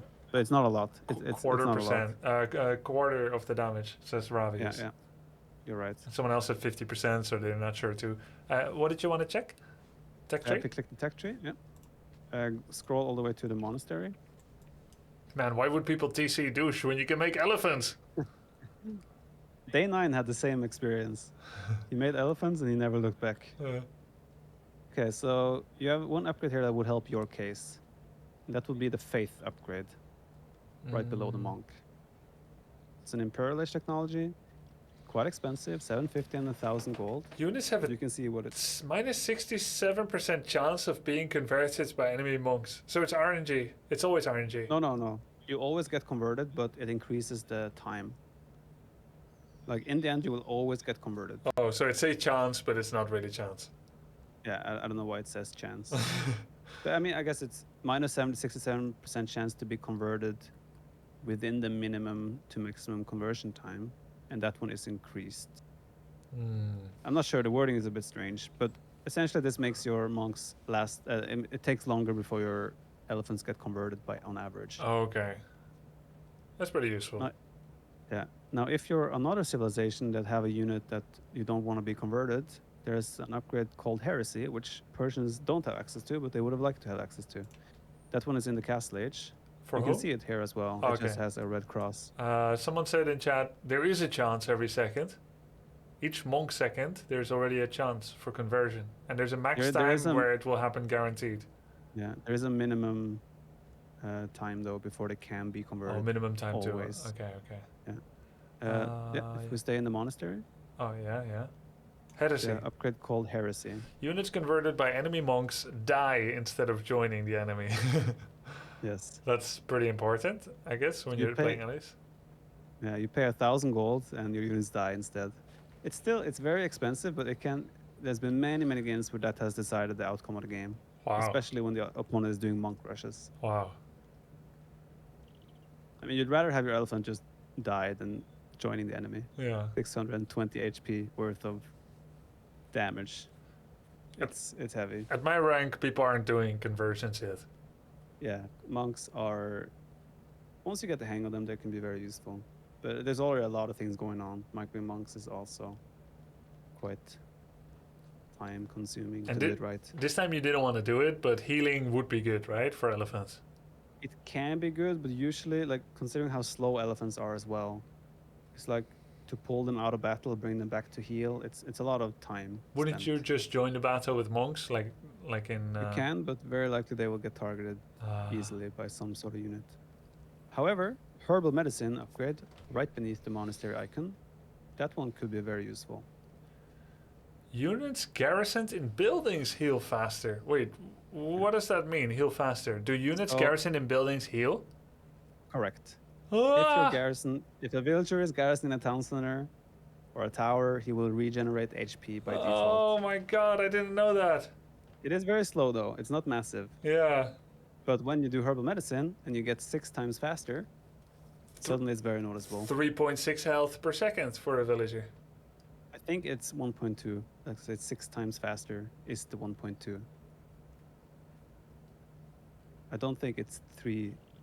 No, yeah, it's 6 it's times 6, it's the faster of 1.2. 0.6 should be 3.6.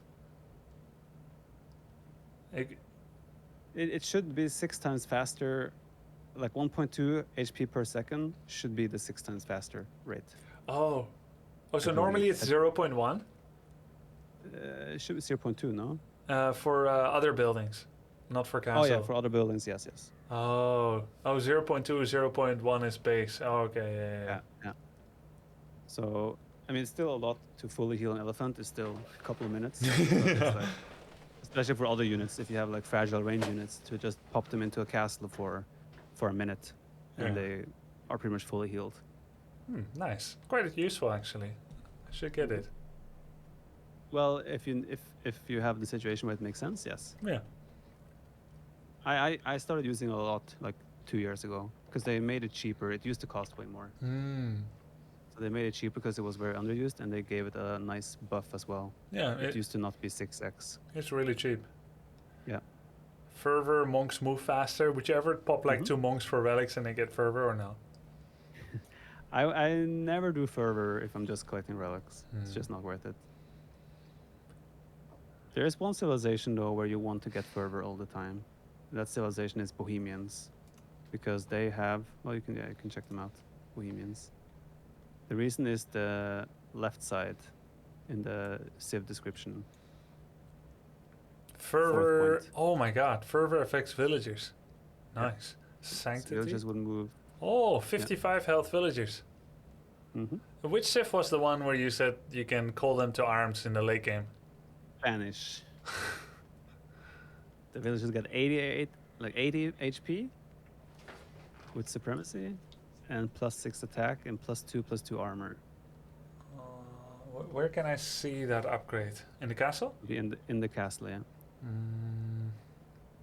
But you said they didn't have attack, move, and patrol, so Yeah, it can be it's still- tedious to micro. It's super tedious to micro. Usually they're used for building, killing kind of thing. Supremacy. Villagers get 40 health, 2 armor, and 6 attack. What's their baseline attack? 3. But villagers have bonus damage against buildings. Oh yeah. Attack bonus +3 against buildings, 3 base damage. Damn. Plus also 6 attack against stone buildings, so towers, castles, etc. If you combine that with another upgrade in the castle called sappers, if you go back to the castle. That's the +3 damage, right, for infantry? No, Oh. a little right. bit. Stop. Sappers, straight down, Oh my god, villagers +15 attack against buildings. and 15 against stone defenses. Is that 30 against stone? I'm not sure actually. But combine that with all the other villager upgrades, and suddenly you're taking buildings quite fast. So someone keep rushes you. You go to Imperial, you get sappers, supremacy, you go kill all their castles with all your villagers. It's an option. No but economy. You might lose most of your economy in the process. Yeah. But yeah, it could work, I suppose. Cool.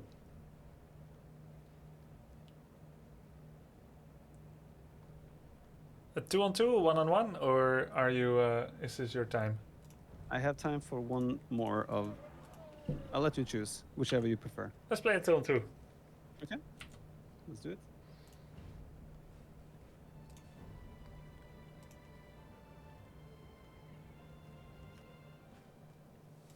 I'll take a quick bathroom break. Okay, see you in a minute. Yep. Hey yo guys, yeah, I'll just I'll douche in 2-on-2 and I won't tell Viper. What do you think? I'm just gonna go douche people. I don't have a build order, by the way. He'll just see that suddenly I don't have a TC, and I'll expect him to win 2v1. No, I'm not gonna do it.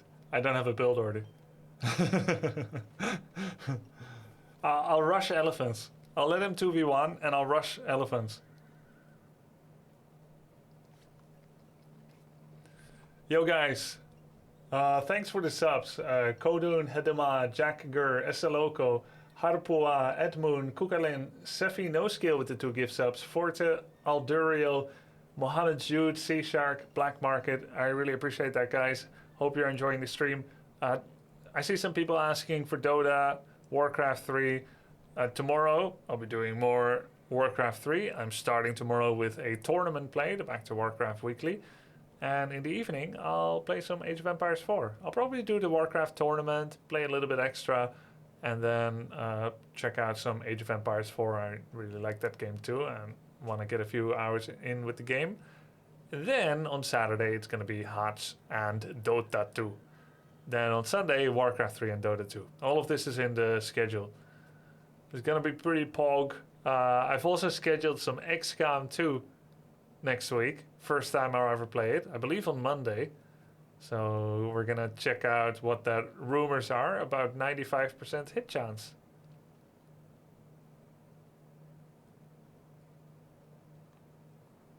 You playing Dota's Pog? Dude, I've been having a lot of fun with it as well. Can you check which mod it is for the tech tree? Oh, let me check what mods I have. I have the following.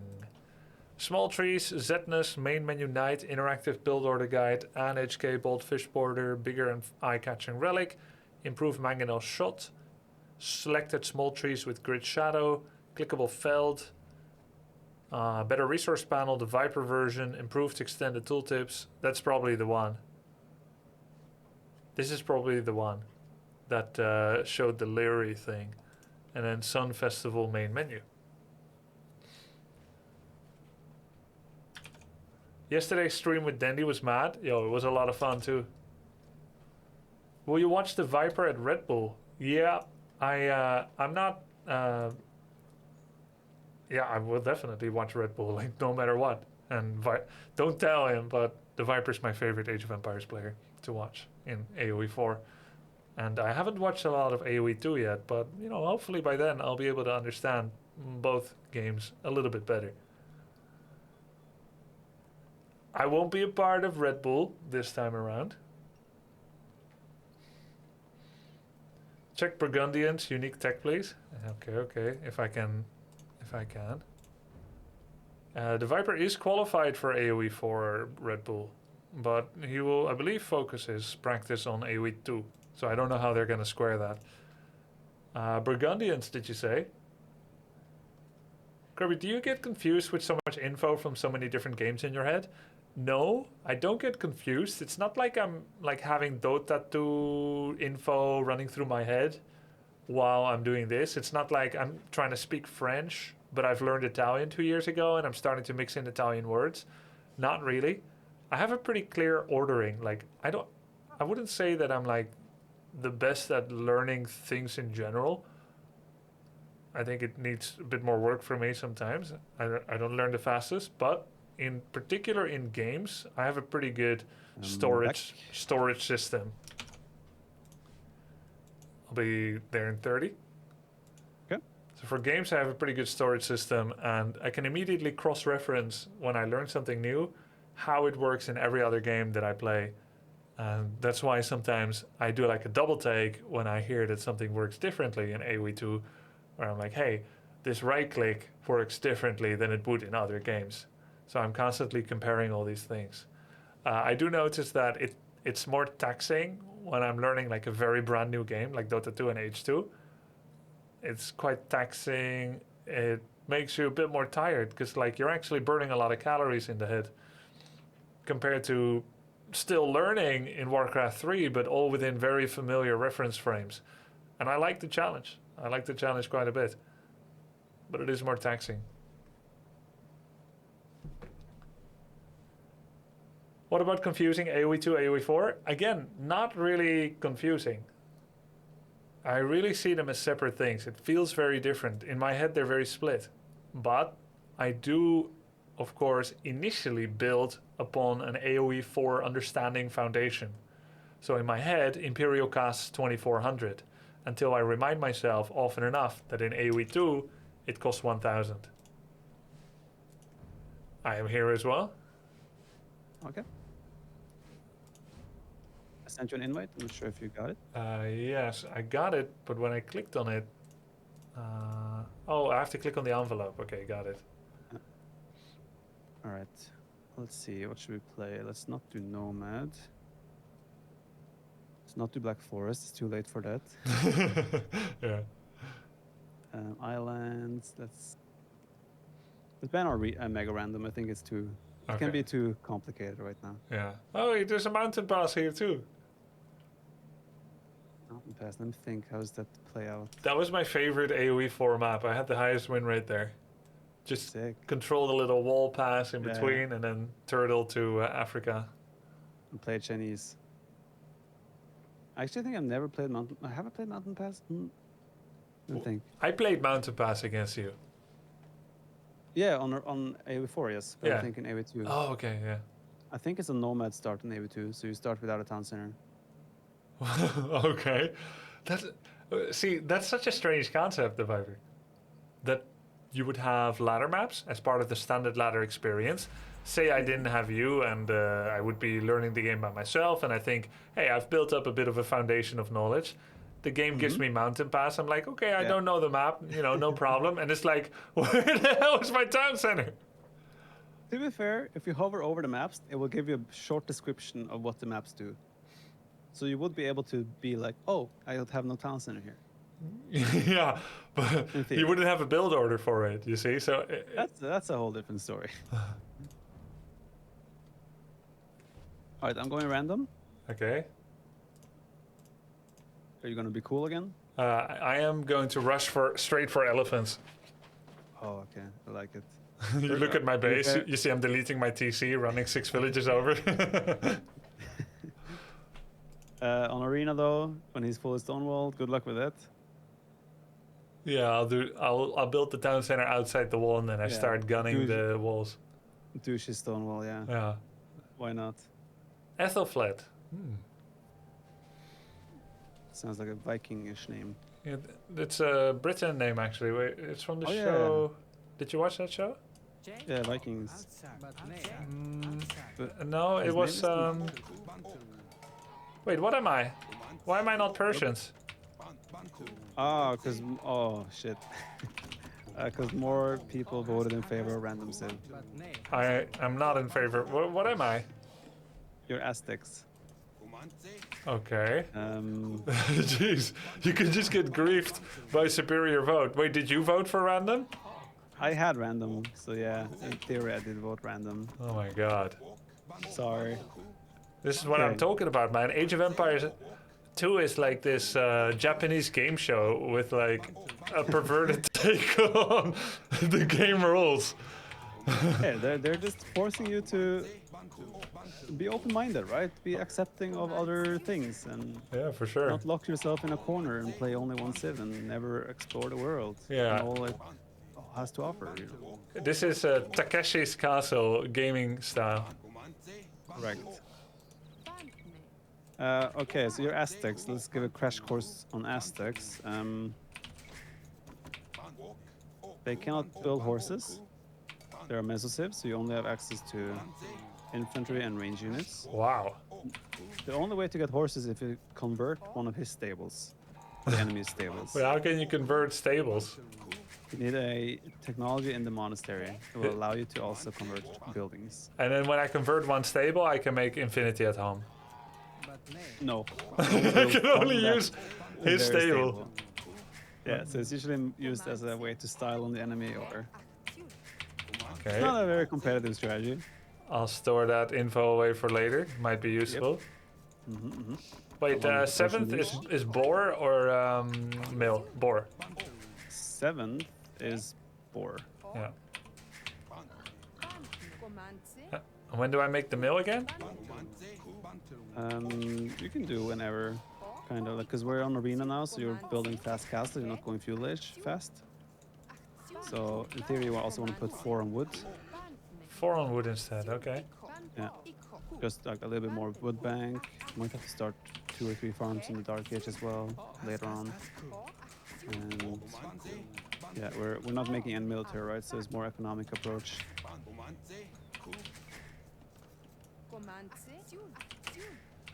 Not making military. Got it. Let me check the civs. See what you're gonna make. Is Eagle Scout stronger? Yeah, I'm stronger. I have 1 more damage than his Scout. Yeah, And you're stronger in the Dark Age. In the Feudal Age, he will be stronger. Ah. And then you're stronger in the Castle Age. Alrighty. Okay, so they have Spanish and Teutons. Your civ is kind of shit there. Oh. Wait, where's the second boar?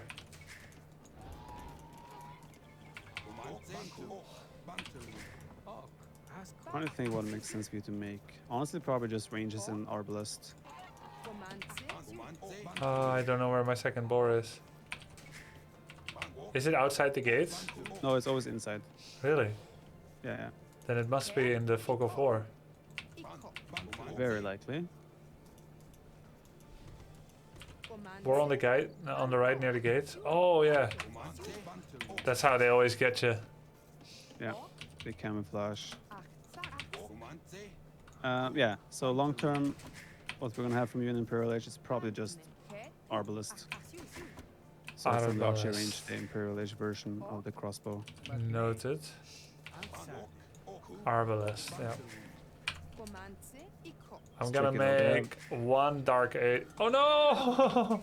I forgot Lost the about villager? the boar villager.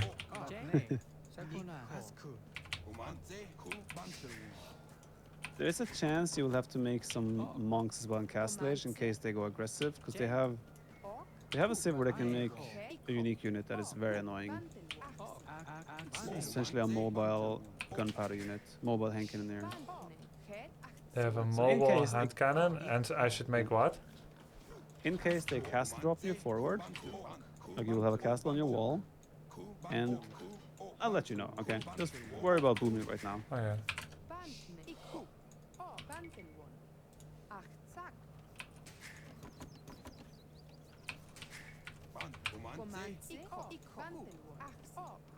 You could also make siege onagers. You remember you made them with humans in the last arena 2v2 we did? Siege onagers, yeah. Fully upgrade the version. Oh, of when I the made like menu now. 50 of them? Yes, kind of. Sounds good to me. Yeah, your civ in theory doesn't have too much to offer in Imperial Age Just nothing special. in this matchup. Okay. Yeah, but we'll still make it work. Hopefully. Yes, I'm against the other guys. You're against the guy that potentially will castle drop, and What civ is my opponent? Spanish. Spanish. Green is Spanish. Okay. Yes. He might do the castle drop on you and the unit that is hard to deal with. But I will do a castle drop myself, so I will try to help you. You just worry about the economy. Wait, Hopefully. are geese sheep? Which ones? Are geese sheep? Yes. Oh.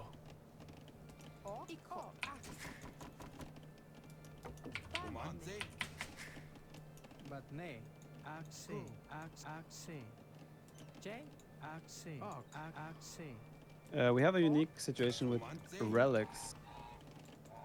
And that is that your team bonus. Yeah. Wait, I'm hearing noises from your stream. I was still watching it on Discord. I'll stop sharing. Yeah, relics give 33% more gold For me, So- okay. of your civilization. Alright. So we should try and fight for the relics. AK, I'll fight for them. You just boom. And you give them to me? Oh, it's a team bonus? Let's think about it. I mean, it's a team bonus, but they have to be in your own monastery for it to actually give you the gold. Okay. We can talk about that later. Yeah.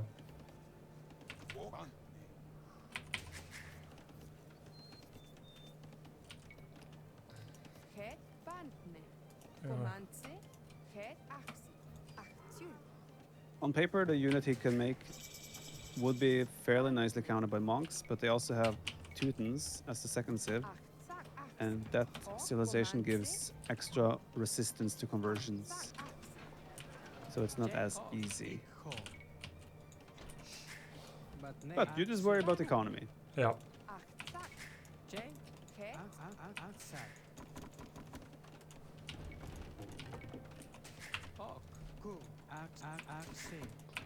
My villager just said Pog.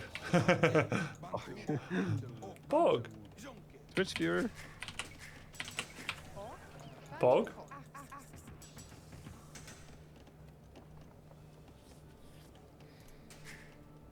On arena as well. Instead of you made a lumber camp outside. That's ballsy. Yeah. Hey, they give you a fully walled, stone walled map. Yeah. Well, Let's build a lumber camp outside. I had the bug where I accidentally sent villagers far. So I decided Okay. like, hey, I'll just make a camp there. It's not like they're gonna find me, but they did. Yeah, you want to fight back with your villagers. Just fight back. And the second he goes away, now try to wall them in.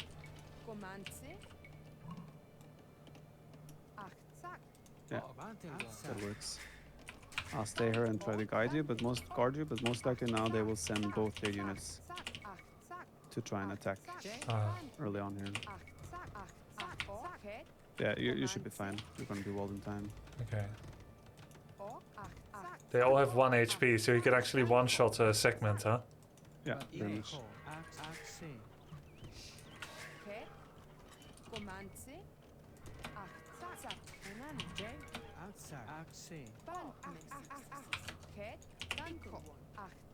Okay, he's castless. Let me check. There's a castle drop coming. Doesn't look like it right now. Man, my castle's so slow.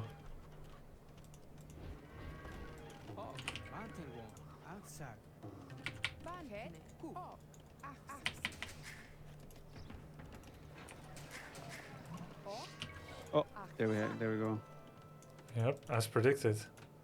Okay, how to help this?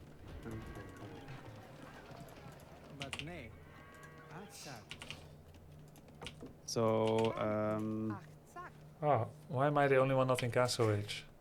really not sure how to guide you here. It's a very tough thing. I think you want to drop. Okay, try the wall from this forest to that house. Does that make sense? Yeah. Use your stone. Make stone walls. Take like all those villagers and wall from where my scout. Yeah, exactly. And you also want to make sure that it's fully walled on the top side where your wood is, up here. I think that is fine for now.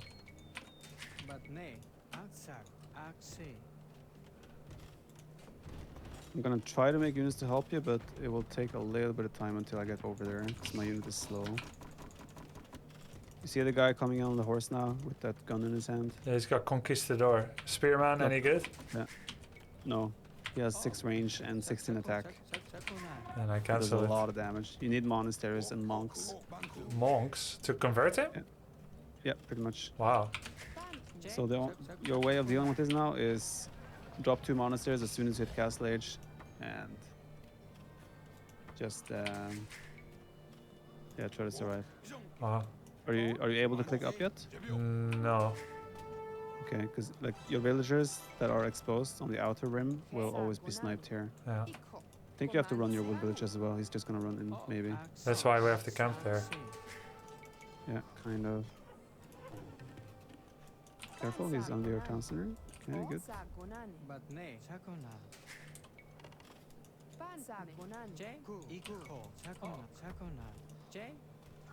Ouch. They kill units really fast, but your base is fairly nicely laid out now. If he gets ballsy and runs in, it could be tricky, but it doesn't look like he is going to at the moment. But this is only palisade walls, so that can be hard to hold. Oh yeah. You might want to run them inside to your base already.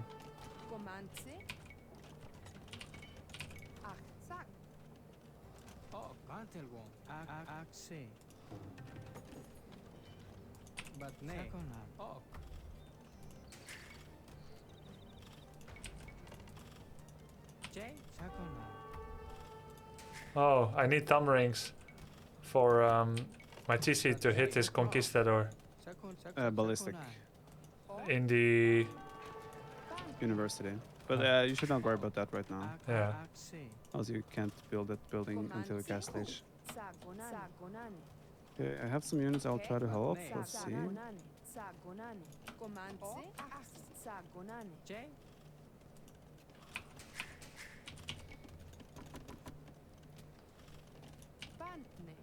Not archers, huh? No. Actually, I might be able to defend you.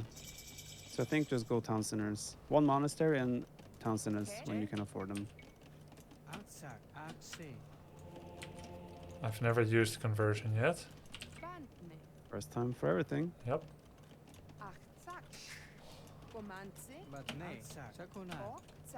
Oh, he came through with Janissaries on my left side. Yeah, just jump in your town center. I'll come there and clean it.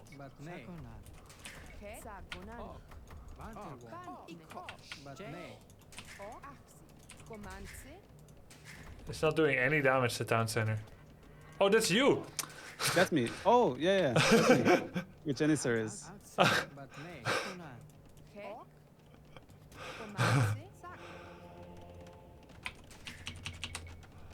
Yeah, that should help keep you safe for now. Dude, I was running from you. I was wondering why my TC did no damage. Right. I did That say explains it. Janissaries, but... Yeah. Oh yeah, true. I didn't process that. My bad. No. It's all my bad. What you can do is Alt G, so enemies will be red and you will be blue and I will be yellow. So you'll always Oh have my yellow as god. ally. That's so good. And in full colors, essentially. Oh, he's gonna try and blow through there with petards. That doesn't matter. You're not really in danger there. So he'll open up your wall, but it's fine. Ow. You can see how deadly that unit is. Yeah. Mobile, massive damage output.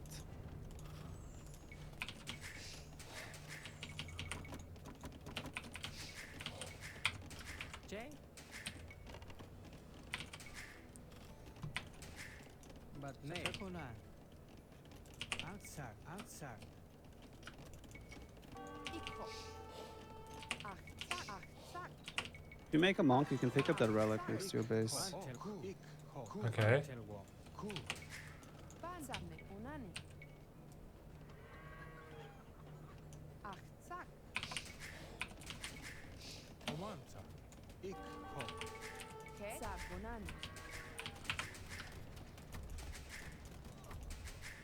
Nice.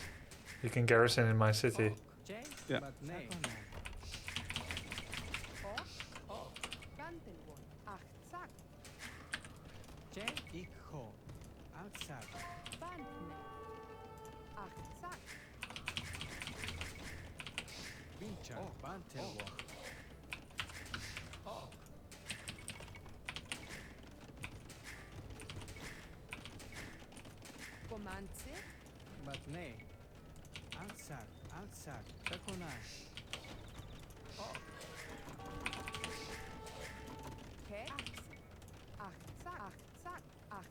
So go on my side is just pull a booming.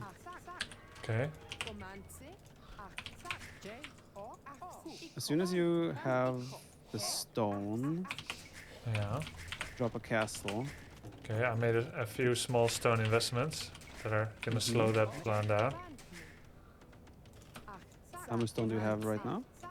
260. Careful here.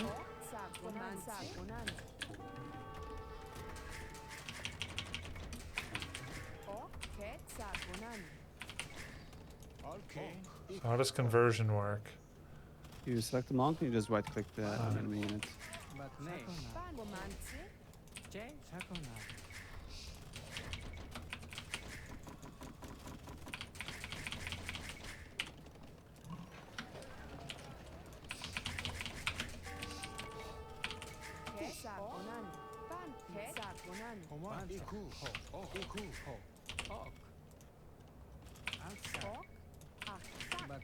I have some lags. Yeah, I'm the same. It's the blue player. You can see it next to his name on the bottom of the score. He has a yellow Oh yeah. thing. So he's having performance issues.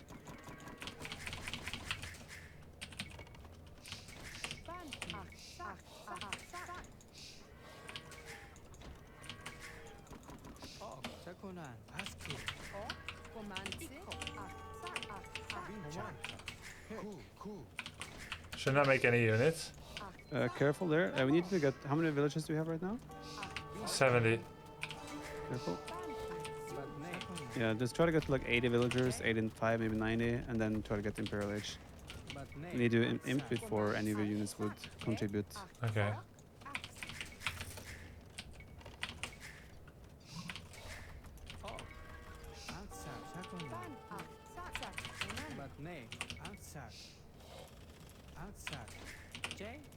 How far are you away from being able to afford a castle? I could buy it. I could buy the stones, a bit inefficient, but I think it makes sense if you buy the stone and put a castle just in front of your own town center. yeah. So I'm making a bomber cannon now, and I can use that to kind of push his castle.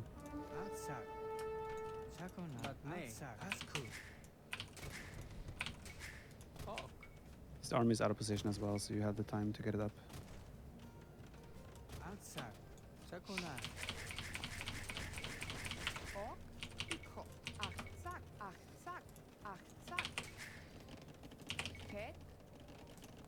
Let's put a gate there as well, where you're walling right now.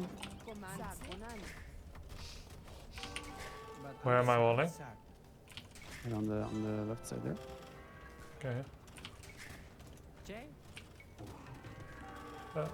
A stone gate? I don't know how. In the W or in the second menu. I don't see it. Should be there right next to the palisade gate. Do you want to garrison your town centers? You're being raided right now.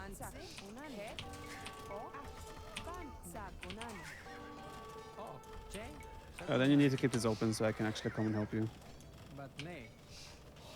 So just delete the wall then. Oh shit! I think Right it's now I'm still locked out. okay. It's Okay, open. that's better.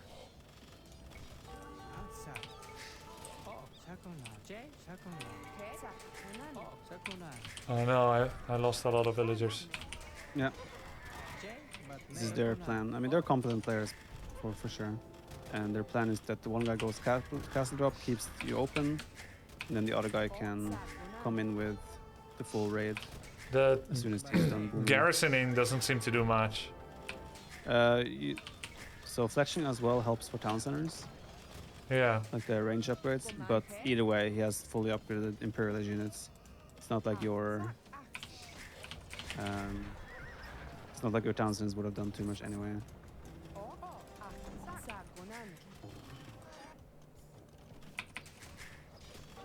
Wow. Not sure if I'll be able to carry anything from here. I'll try for a couple more minutes.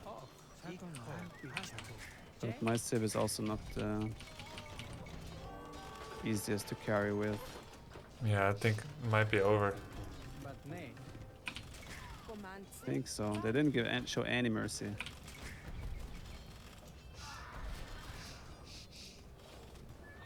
Yeah, we I can was- just call it. I was to castle so late, man. It's irrelevant. Their strategy would have it's really hard to deal with what they're doing here. So to explain what they're doing exactly, obviously they are familiar arena players by the looks of it. Their combination here is very strong because the blue player can just go full boom. He has great economy with cheaper farms, etc., and he has paladins in the late game. But what he provides for his team is the resistance to conversions.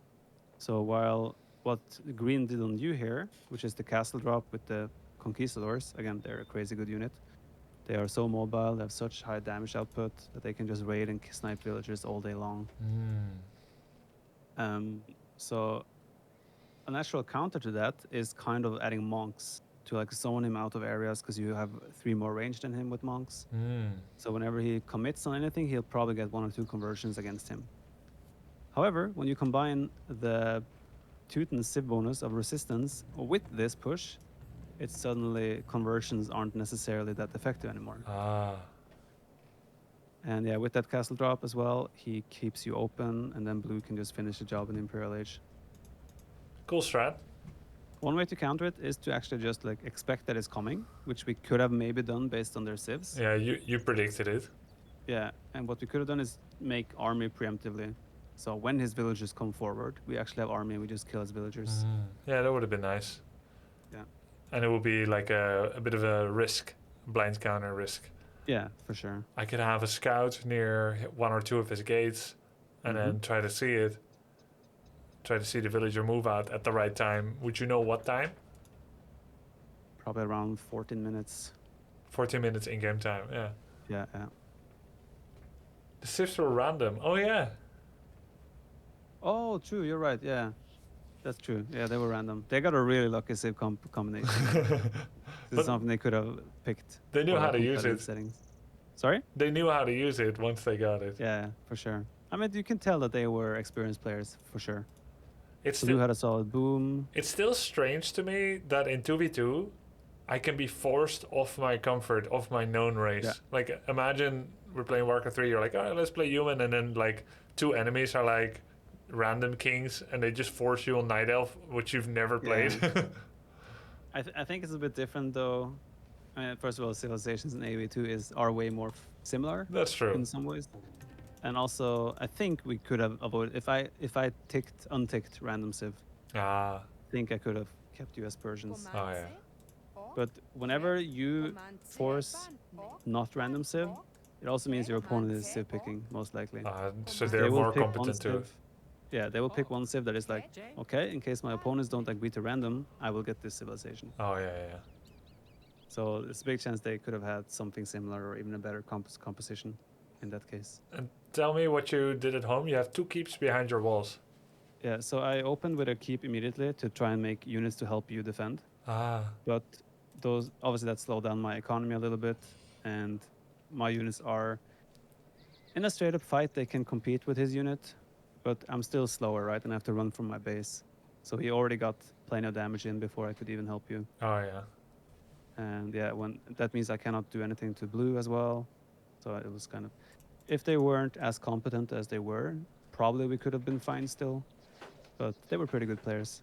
Okay. So it's a bit tough arena because arena is so strategy and civ dependent for 2v2 that it's not a map where I can kind of like carry as I could maybe on like an open map like Arabia, for example. There was still something pretty dysfunctional with my castle timing. I think I had, Yes. I had 5 on gold. I probably had like 15 on wood. Yeah. So if I'm looking at the castless time here. It was 21 minutes and 15 seconds. It's like 6 minutes Ish. late. Yeah, and green hit castle age at 15 minutes and 1 second. Pretty So clean. he started building his castle age. He started building his castle outside your wall probably Do you like think? 5 minutes before you hit castle age. Do you think he pushed deer into the TC? Yeah, for sure. Next time we're gonna show you fast castle. Make sure you Yeah. get that one right. You've shown me once There you go. before, but I need a refresher. Now that we're intensifying a little bit my AoE2 coaching again, and I'll probably play more away as well. But like, yeah, either way, try to intensify it and yeah, shave up those castle timings a bit. Like, even if you were castle age at a normal time here, the strategy he's going for is really hard to stop at any level. Oh yeah. It's somewhat easy to execute once you get the castle up, but it's really hard to defend. All good. Was It's fun like- anyway. Yeah, for sure. And I think also I should, or when we continue this, if you look at the village count, by the way, you had 40 more villagers than your opponent. Yeah, I went But 5 he was- TC. Yeah, but he was going for this low eco kind of aggressive YOLO approach, Yeah. and he worked out for them with their strategy. But yeah, I think I need to also try a little bit more instead of just kind of telling you how to do things. I need to also make you understand why we're doing certain things, and that's where the open-ended questions come a lot, because there's so many different paths and reasons for this and that. But I think it will help for your general understanding to try and understand more than rather do. Yep. So we'll do a bit more focus on that. Sounds good for next time. All right. Yep. Right. I assume you're gonna carry on streaming, so like the madman you are. Yep, I'll play a little bit more. All right. Was fun. We'll stay in touch. We'll continue next time. Yeah, looking forward to it. Good night, Viper. Yeah, GG's. Likewise. GG's. Good night.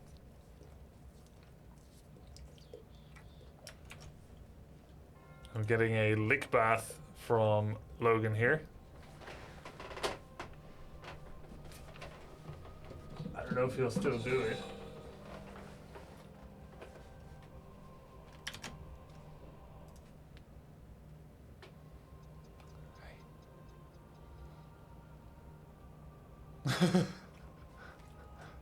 Not while they're watching, eh?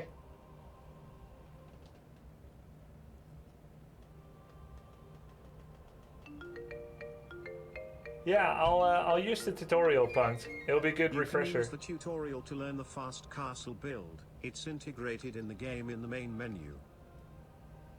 You want sausage? Oh, you want a sausage? Alright then.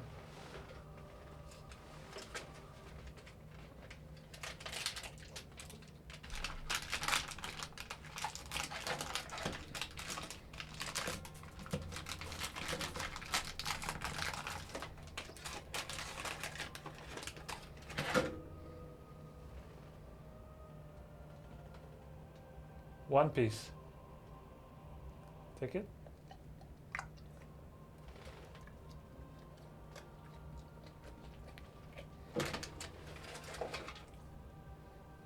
The rest we'll keep it for tomorrow, Logan.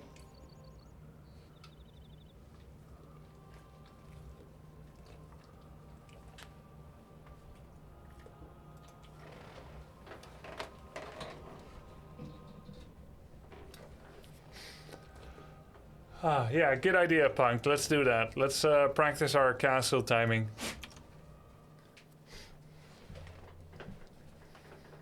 Hey, Grubby, how's the wife? Any kids yet? I have no idea what's going on with her or whether she has any kids yet. I should check in with her again soon. Thanks for asking, Andy Cartin.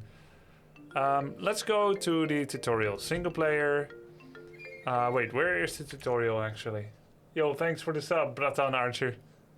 Learn to play. There we go. Advanced techniques. We change our title and we do a little bit of AoE2 to get a little bit stronger. Alright.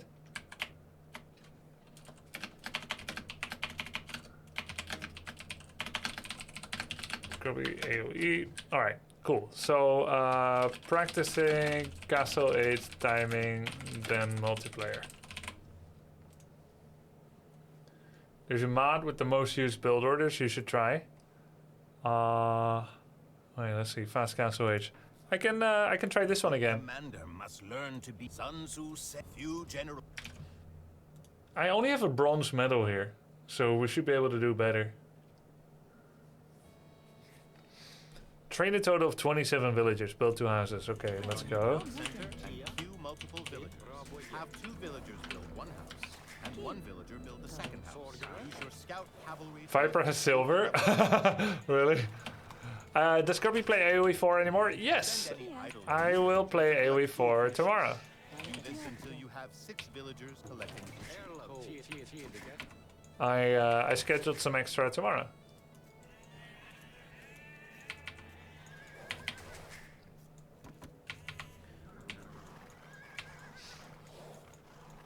When are you having kids? When am I? Why is it a when? Why not if? Do you need me to have kids? Can't wait for Dota stream with Dandy. That was yesterday, mate. The next villager that you create must build a lumberjack. Do not forget to queue up more villagers as well. When they are created. Yes? Well, if you need me to, then I'll have a serious discussion with the wifey because that's new info.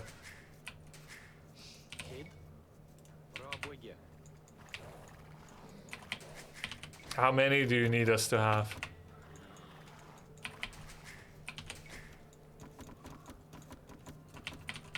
Need kids for 4v3 or so? 12? Yeah, that sounds reasonable. Okay, we have 3 on wood soon.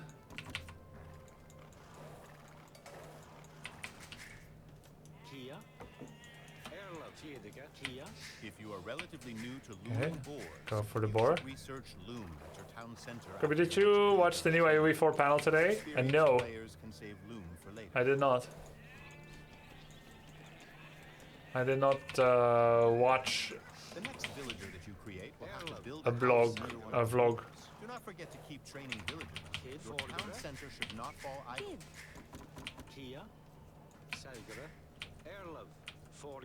Unless you're playing Arena, how good is Forest Castle? I don't think you usually do that. Point of your town center on your forest bushes. I don't think you usually do that That you create to build a mill next to them. outside of Arena. I mean, you could when you scout that you can, right? It's all about knowing that you can.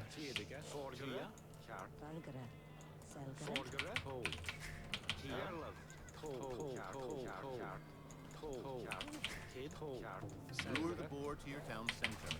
You should know how to lure a boar by now. If you do not, play the early economy challenge. You also do it in team games? Right. You can do fast castle at low MMR.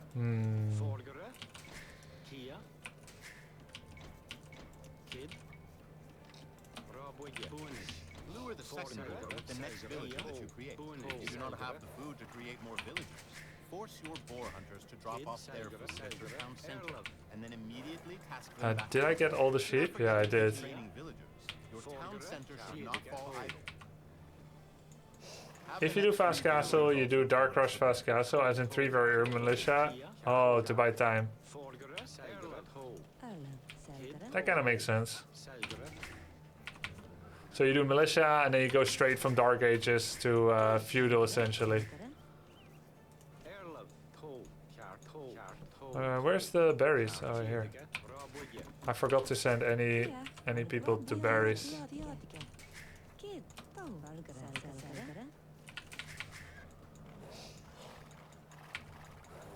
Viper's off for now? Yeah, he's off for now.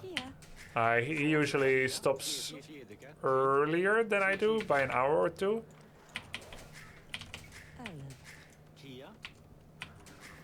Send the next 6 villagers that you create to collect wood. Okay. That's not how Viper teaches it, but okay.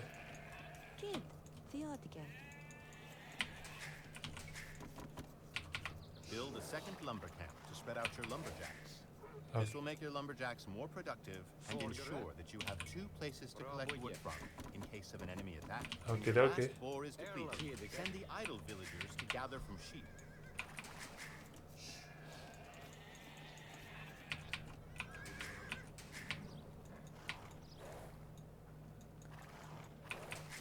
If you can wall up as fast as you can make the build, it can be very strong since your opponent will have a feudal army. Yeah.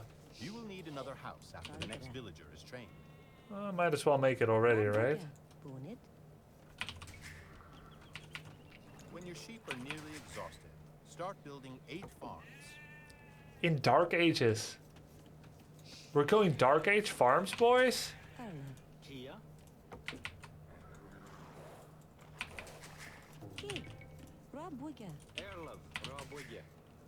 Okay. 8 farms, he said, huh?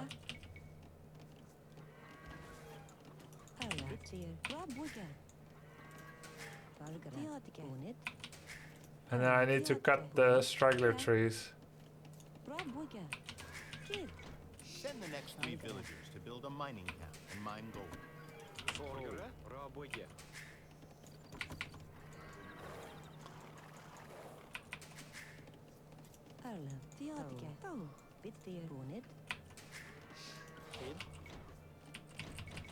Well, mining camp is 100 wood. Damn. You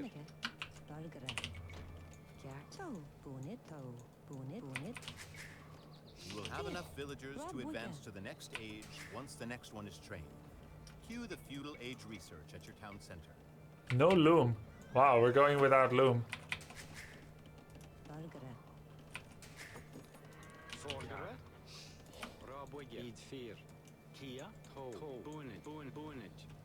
Three gold miners.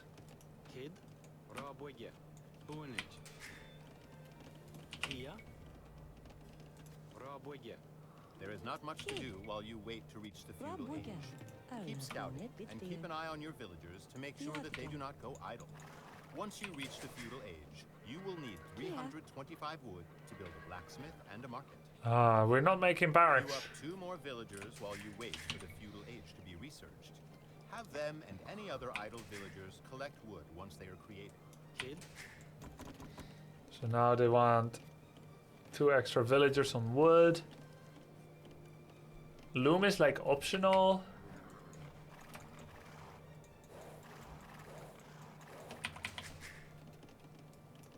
I think we have enough houses. We should have enough houses. 7? Yeah, we're not. We definitely have enough. 525 wood, I think they said I need. Oh, no, it was 325. Kid.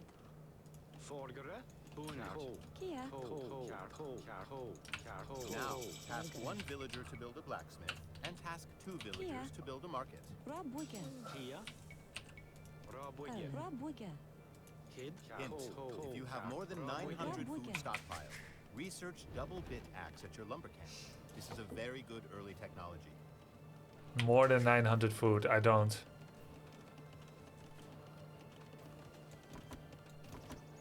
So we can almost start castle already.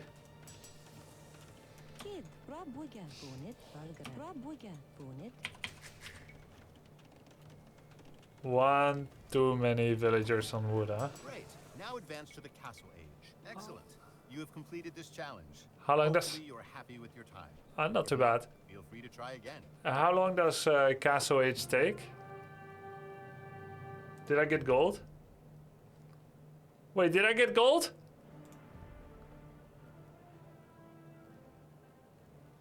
Bronze again?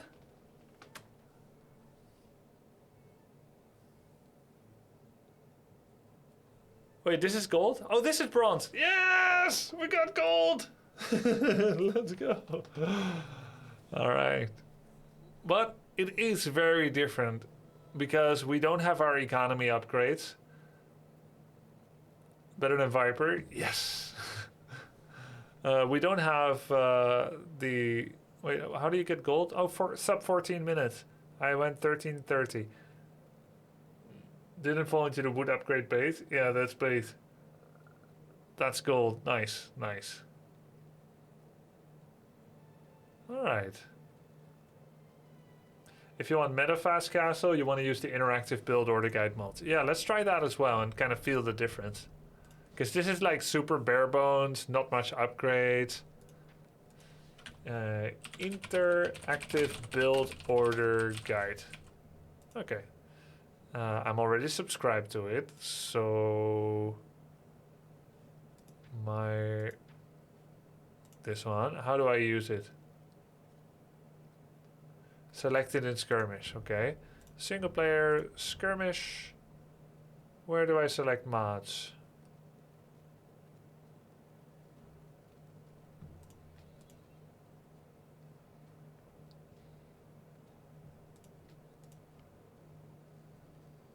Data mod.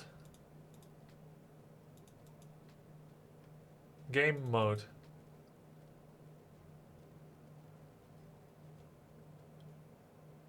Game mode to scenario. Okay. I don't see it yet. Game mode custom scenario. Oh yeah.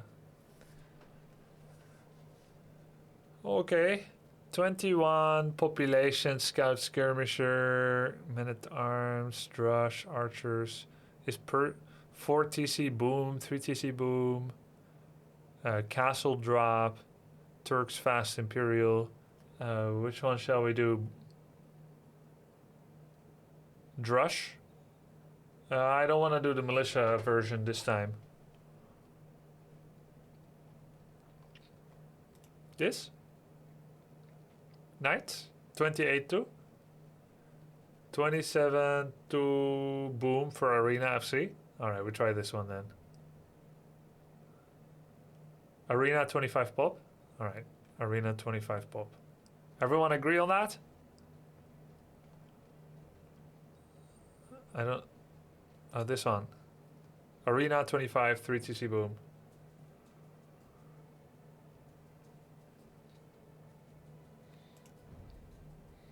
Start game. Yes, yes, no.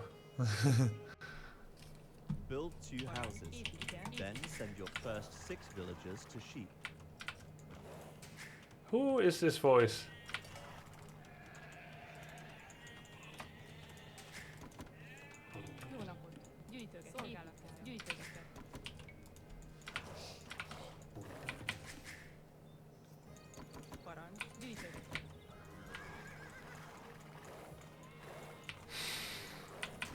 Thanks, chat. Helpful as always. Morgan Freeman, okay, cool.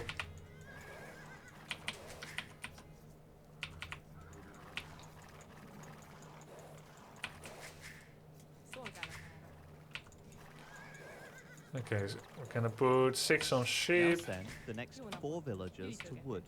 4 villagers to wood. Okay, so that's still how this build order guide does it as well, same as the tutorial.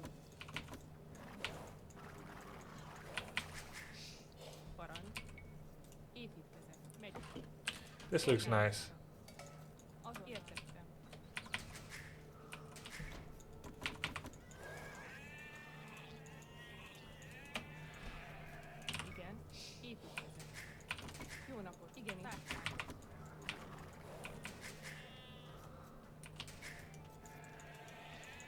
Meh.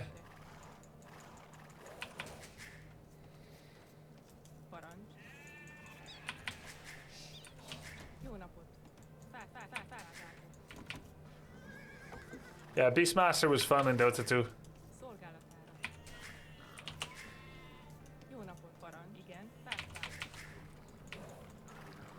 Send your next villager to lure the boar. Alright. With deer push, you shave a minute off the cast rage timing. Yeah, honestly, I could just do that. But The next 4 villagers should go to berries. Build 2 houses with the next villager. I could do that, but I think we just keep it uncomplicated and follow the build order.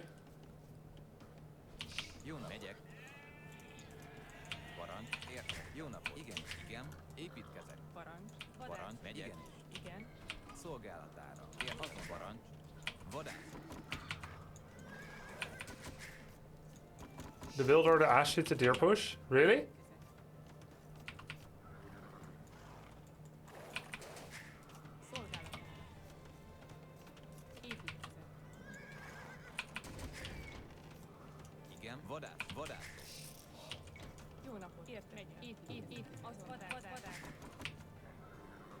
Eight out of 7 on board. Oh, more on berries. I always Now use one of your villagers underneath the town center to lure the second boar. Okay.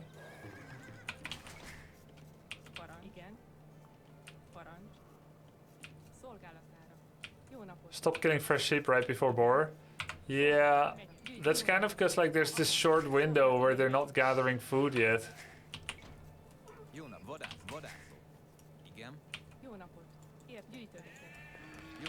But you're right, it's not really efficient.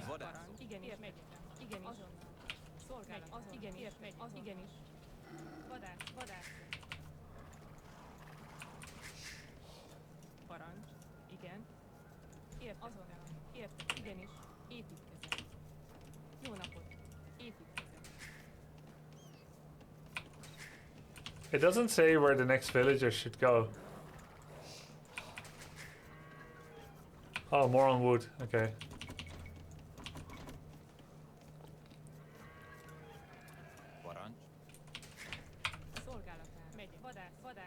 Vadatsu.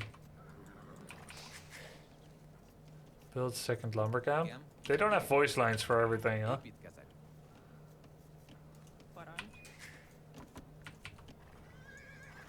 Overall, quite a good build order.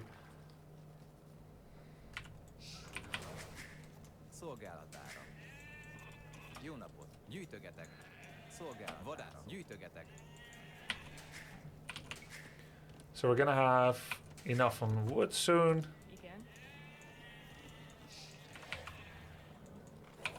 Let's see, how many do we actually have on wood? 7.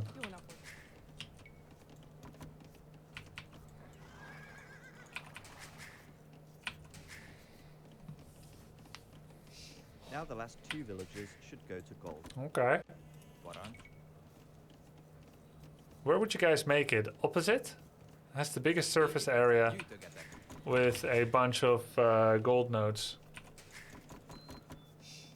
You can turn off HP bars for full HP units to make your screen less cluttered. I like it like this.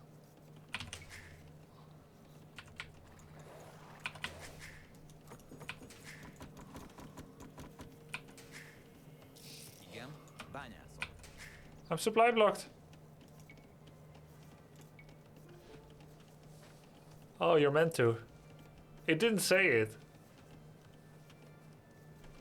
They didn't, let's say anything. Closer to TC is more defended, yeah. Yeah, now they do get sniped. So maybe I should have made it these 4 or these 4. Maybe this one. This one is actually pretty solid. If I made it right here.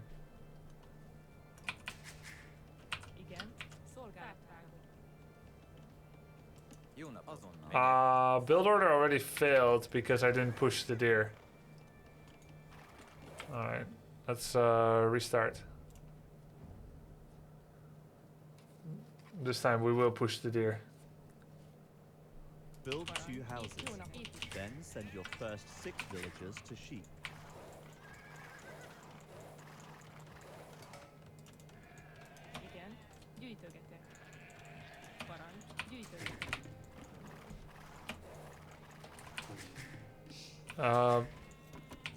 Yeah, it's okay, Voodoo.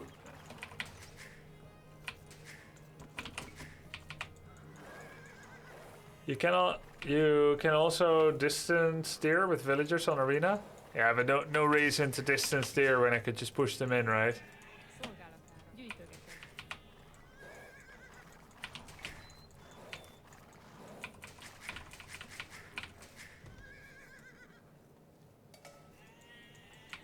Now send the next 4 villagers to wood. Okay. Yeah, pushing is more efficient. Like, I have no problem doing that. Especially when you're in arena and you've got walls anyway. You can just focus on a efficient build order without as much chance to get attacked.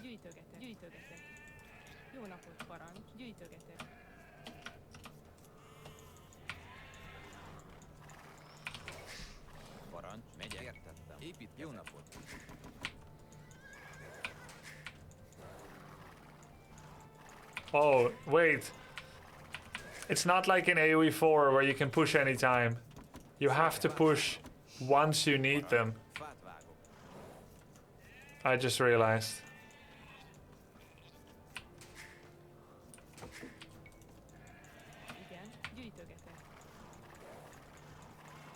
Yeah, if I push them now, they're gonna be dead and decaying.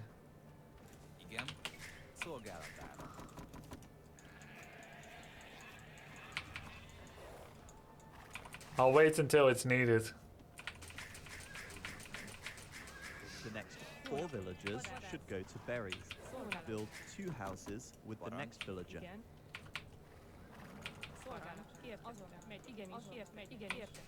It's kind of conflicting info.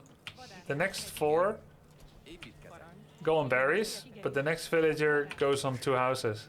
Do you know what I mean?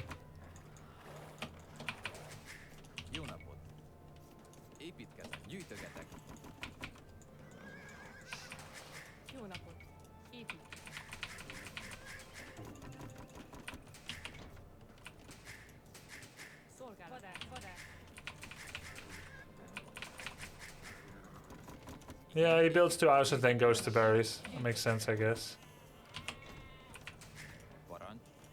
Now use one of your villagers underneath the town center to lure the second born. Okie dokie.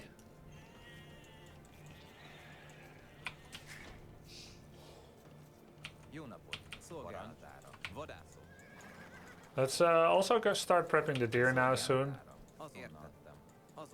We could have done deer before sheep, but we had very short period of time to actually go for sheep.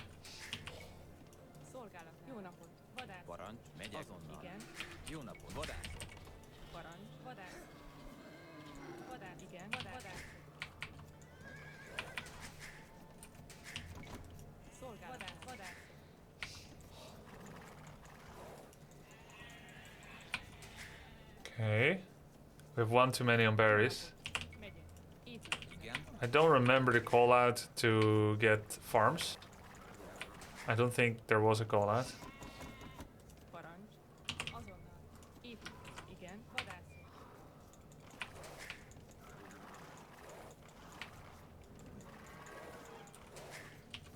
Wait, where does the next fill go?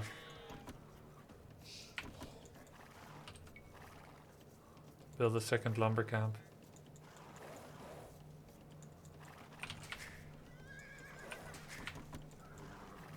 Parancs. Vadászok. Szolgálatára. Parancs. Építkezek. Jó nap, megyek. Azonnal. Fát vágok, fát vágok. Vaatwagen.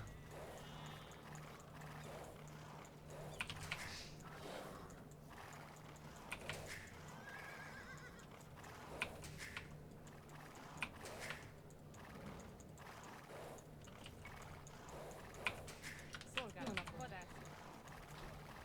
Oops. Now the last 2 villagers should go to gold. Szolgálatára. Építkezek. Gyűjtögetek. Don't know how long I had idols actually. No, no. Why? No.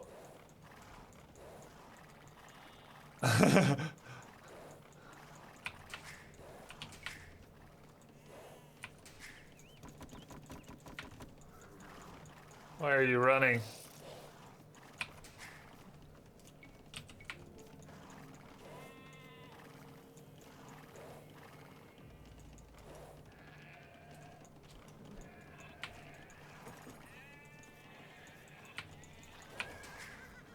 Okay, that was nice. 8 on 6. 8 to 6 on sheep deer. 8 out of 6. So I have too many. But it doesn't say where else they should go.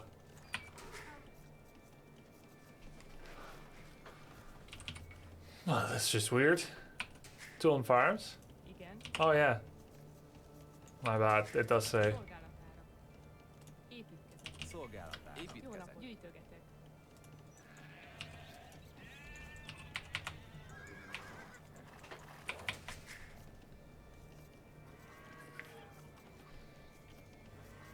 Yeah, 14, 13, 14 on food. Gonna need to make a house while we're going up. Yeah. Jó napot. Igen. Építkezek. Értettem. Építkezek. Fát vágok. Don't forget to build another house. Parancs. 7 out of 8 on wood. But that's because he's building. I don't know where the next villager should go.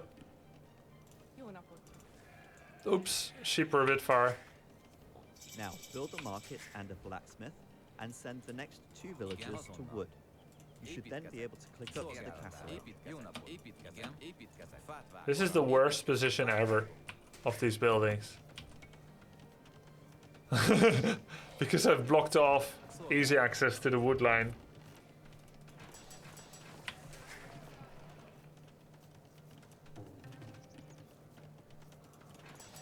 Igen. And no eco upgrades, huh? So you're prioritizing the fast castle. Wait a minute. This is a lot faster than we just got it. Wait, is that because we used deer? Oh my god. That's a minute faster. Like you guys said, it's a minute. Bányászok. Szolgálat. Igen. It's a minute faster.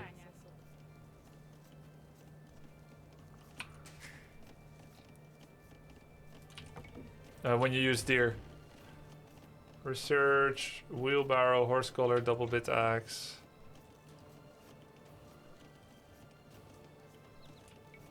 C grade castle age. It gave me a C. How do you know?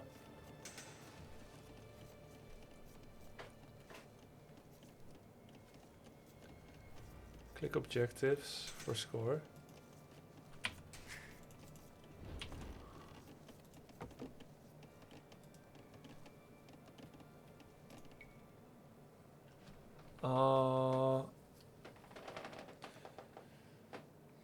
Feudal Age was grade A this time. First try was grade C feudal. Ah, feudal was better. It was a pop-up message. Okay, okay. See, because you made an extra bill. Ah. All right. 11 seconds of idle TC in Dark Age? No way. What? I had idle TC 11 seconds? Oh, that's so bad. It wouldn't lie to me, would it? Jó napot. Igen, azonnal. Értettem. Why do I send these now? It says sheep deer, but Igenis, azonnal. there is no. Építkezek. Építkezek. Építkezek. Építkezek. Parancs. Építkezek. Parancs. Építkezek.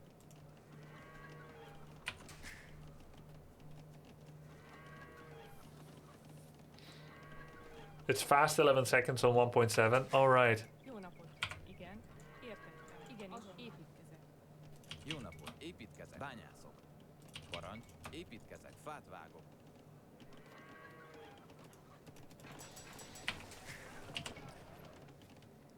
Still no loom, still no wheelbarrow. Jó napot. Igen, megyek. Azonnal. Értettem. Építkezek. Ah, not bad. The timings are a lot better. Építkezek. Fát vágok. Építkezek. Megyek. Fát vágok. Szolgálatára. Építkezek. Reseed that stuff. Do we get any eco upgrades? What is 100 wood? Igen. Igen. We'll do some straggler trees cutting. Now research wheelbarrow. Oh yeah. Wheelbarrow. Okay. Should be good.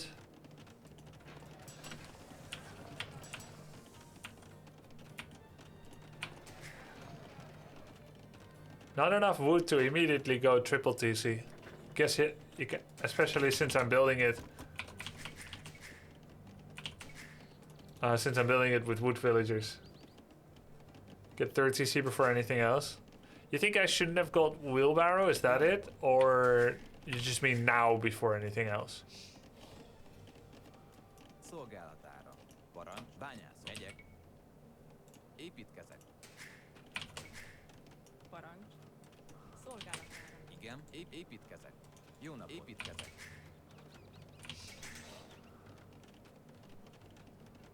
Delay farms for 3rd TC. You should have enough wood right away when you're castle to make double TC. Okay. Probably because I made like another 4 or 5 farms. That's why we couldn't.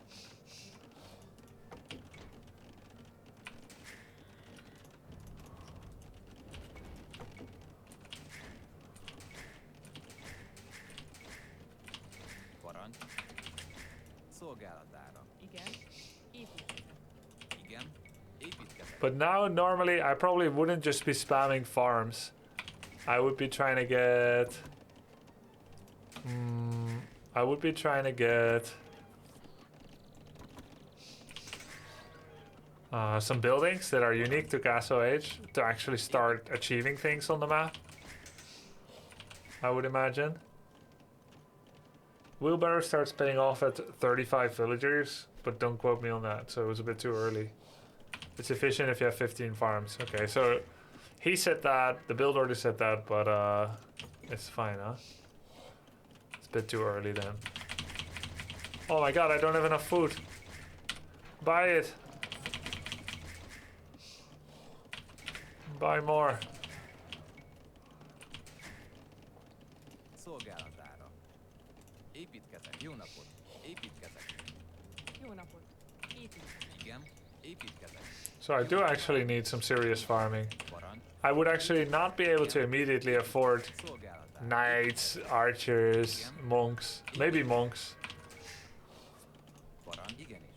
Építkezek. Jó napot. Építkezek. Parancs. Építkezek. No. Okay. All right, that's we don't need to go on. Like it's not like we got housed.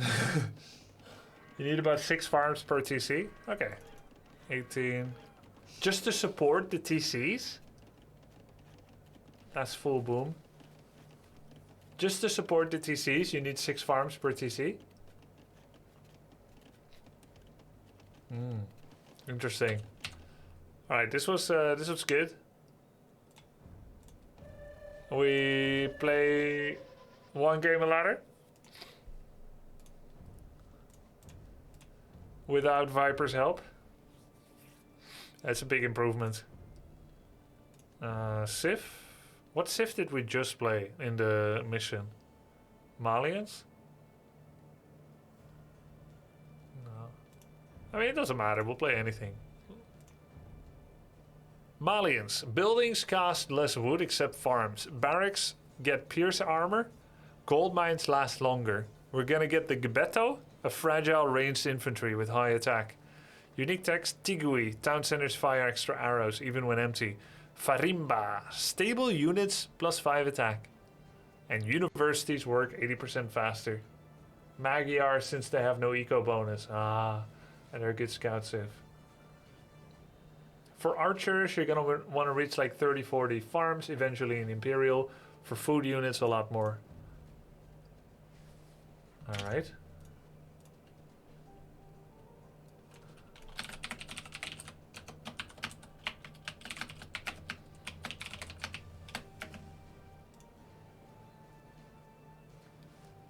Malians.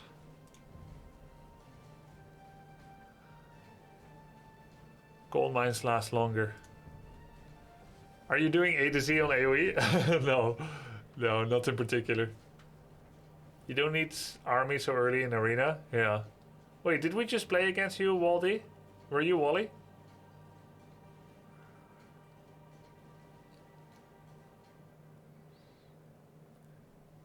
Yeah, Malians is the new AoE 4 civ. I saw that. Wait, I wasn't searching yet. Oops. Play Vikings, they're beginner friendly. I'll read them. Wheelbarrow and handcart upgrades free. Warships cost less. Infantry have bonus health. In feudal. Unique units. Berserk longboat. Unique text. Chieftains. And Berserker gang. So it's, oh yeah, I remember watching this one. It's that extra wheelbarrow. It's quite strong, huh?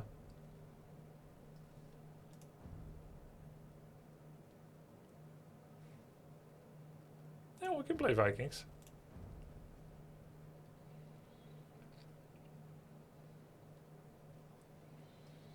Could prefer arena. Yeah. Well, we found game. Runestones. I'm ready. Let's go.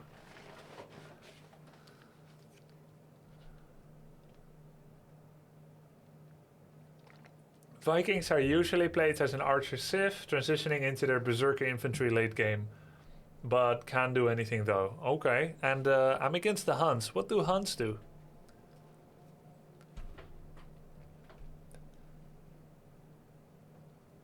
Let's get down to business.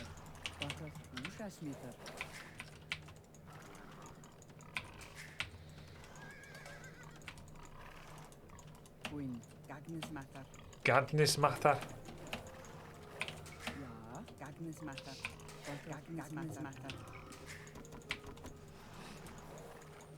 They don't do houses. Okay. Cavalry archers. How do you counter cavalry archers? Archers? Or scorpions? They're very aggressive. Okay. Skirmishers. Alright.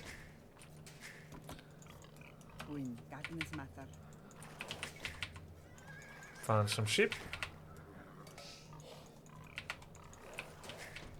Okay, we got 6 on food. Next is gonna go on wood. And we'll go to the safe wood line in the back.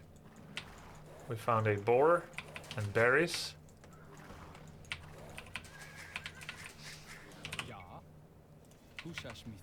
Hushasmichter.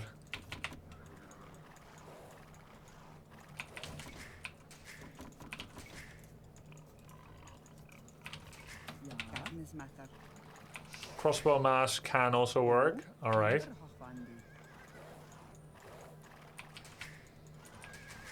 Look at the upgrade tree when you have time. Oh, I don't think I'll be able to have time for that. You would just have to tell me. Okay, next one goes to get the boar.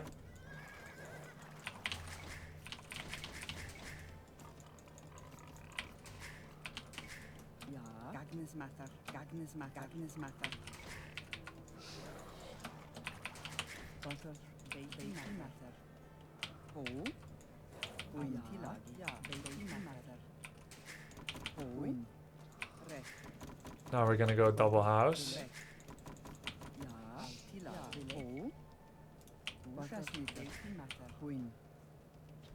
I didn't let it chase me far enough.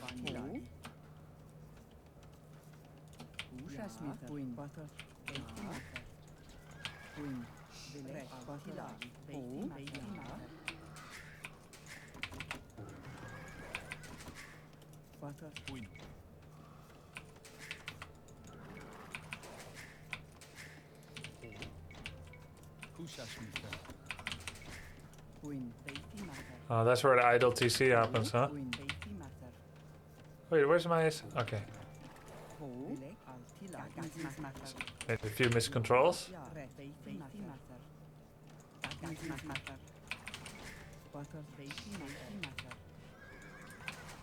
Okie dokie. 4 on mill. We should go get another boar.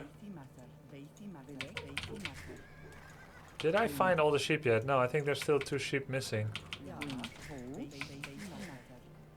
If you're opening archers, you'll need 4 on wood. Okay. I might open archers or skirmishers.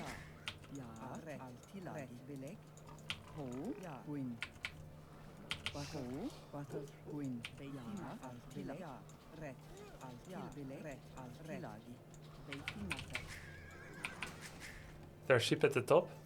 Oh, I see them now, thank you.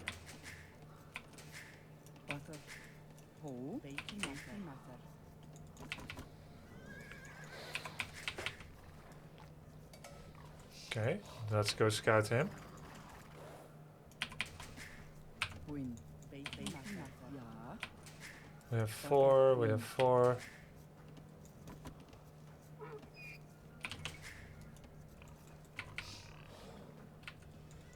Why not garrison bills in TC for easy quick damage? Yeah, I can do. I saw Viper does that. It's like a hotkey familiarity comfort level thing.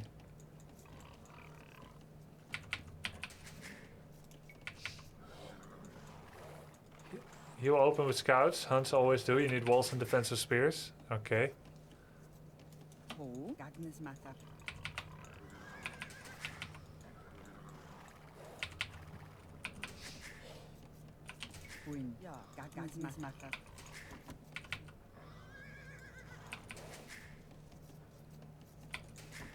Ah, why did she go kill that sheep?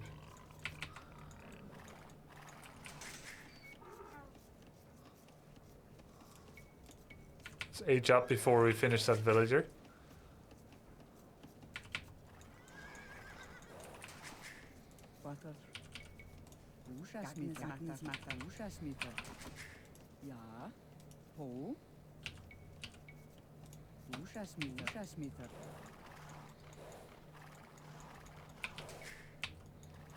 He's walling already.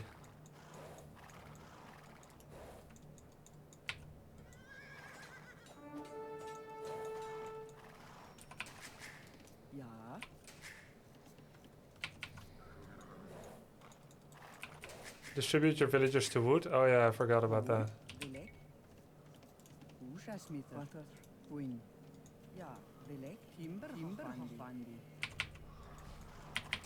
Yeah, that's a very early walling from him.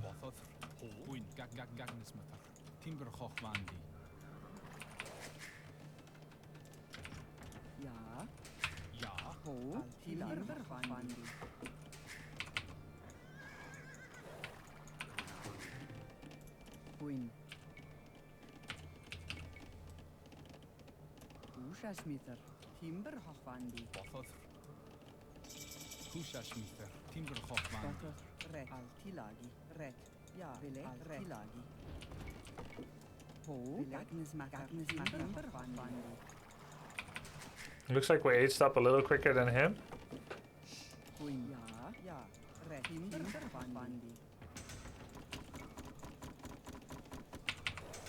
We're making spear, but we don't really know, do we? We're just going by what you guys said.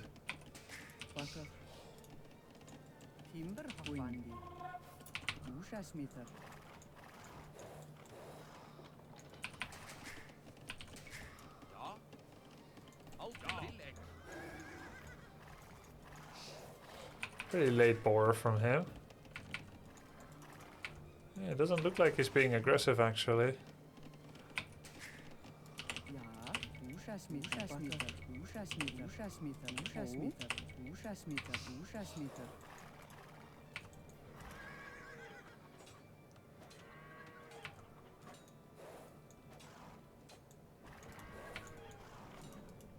Yeah, he's castling, he's making a market.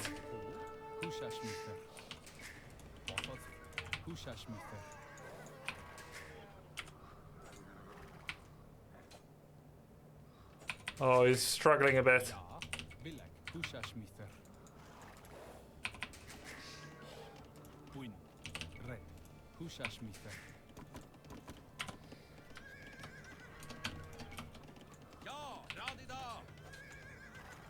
Oh, he has no loom. You guys saw that immediately.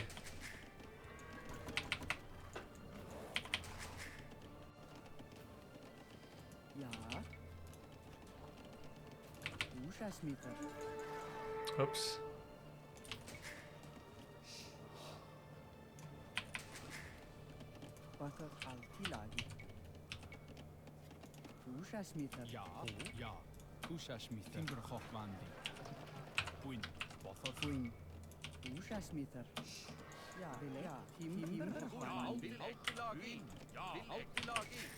No.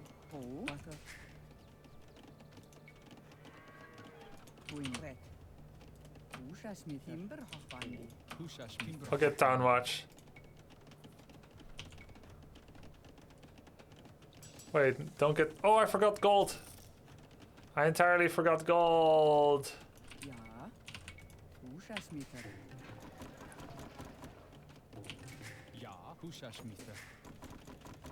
Sell food, yeah. Now we'll get there a little quicker. We're already ahead, because we killed like 2 villagers. So now we're gonna get wood, we're gonna age up to castle just like him. We could wall just in case.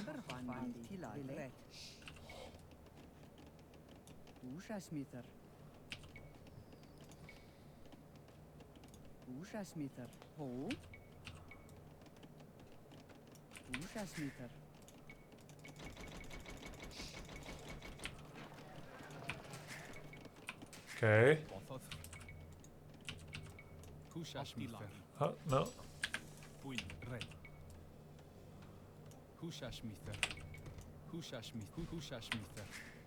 Okay, we're castling. Not the fastest, but okay, we're doing it.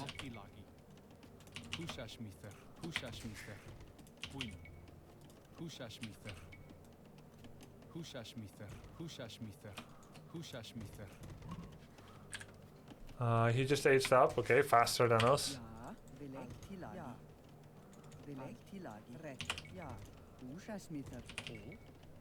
Oh. Now, let's see. You guys said cavalry archers, okay, so I could go for crossbows.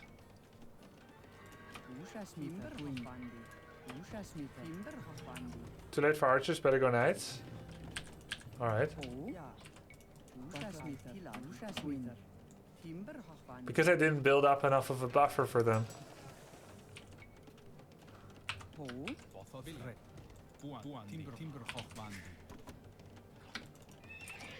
Vikings have bad stable.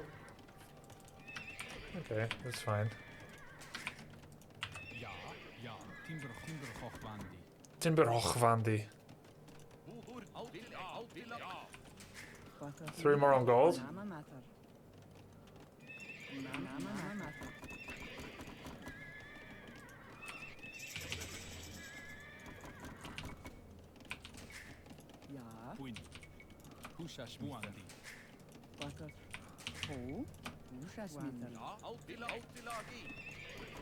Houtilagi. Get some eco upgrades.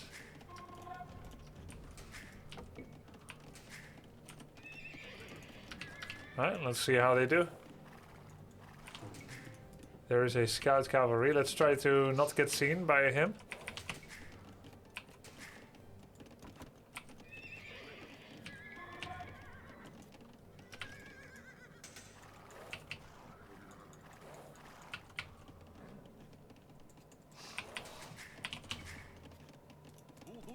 He gets a good look.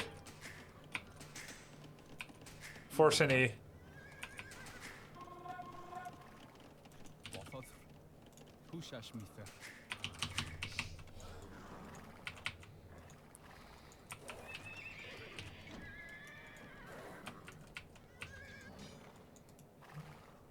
Wait, he went to... he switched to stone? Wait, can you build stone on top of wood? I wonder. Stone... I mean... Wow. What?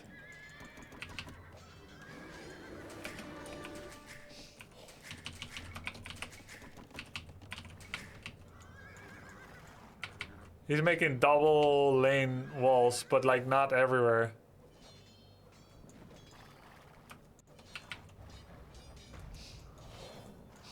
Yeah, there's a weakness.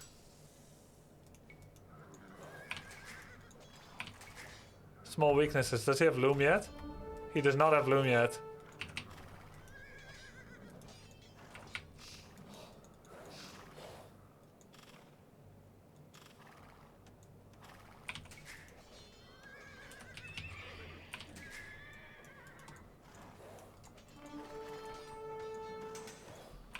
He does have like these little tricks, like he's aware of the existing tricks.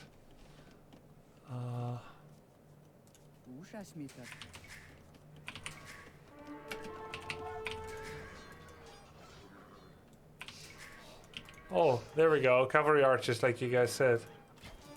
They're quite strong.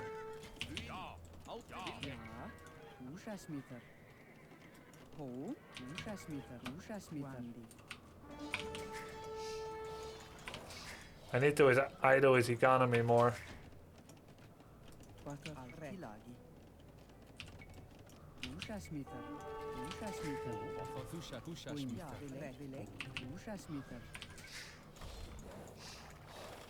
Oh, he had spears. He made a stone wall in between.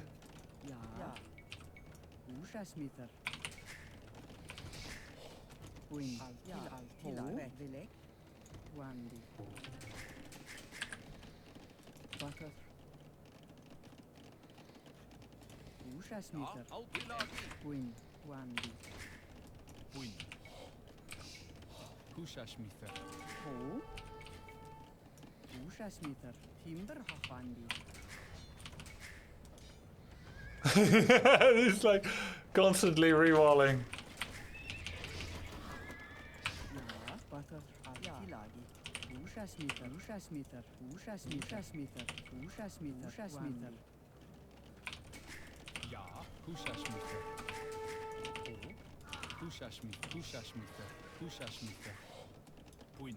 Wait, he got through? Oh, he's killed me.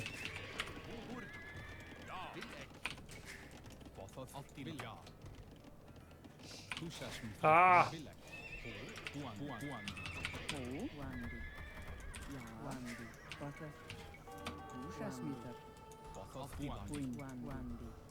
Ah!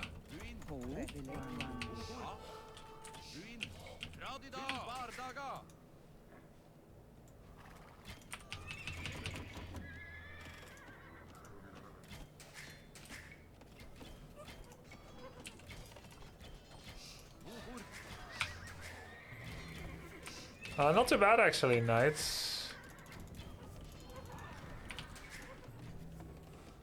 Wait, fletching is in the university.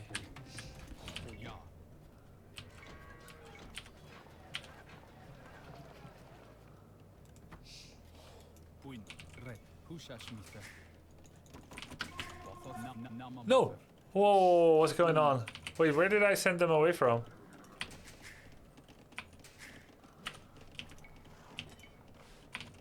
How did I get so many? From wood, perhaps?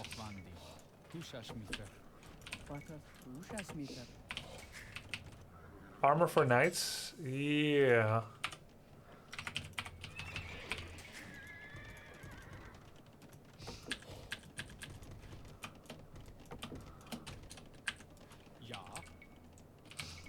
Kushashmither.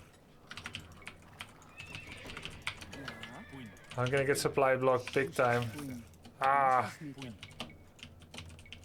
Kushashmither. it's a lot of gold. Namamather. Optilagi. Kushashmither. Red.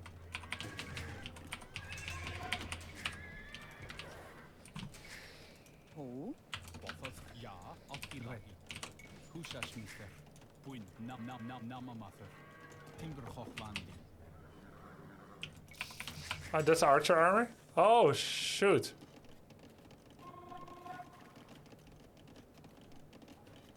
Oh, I got double archer armor. Kushashmither. Bothos. Kushashmither. Supply blocked again, why not? Bothos.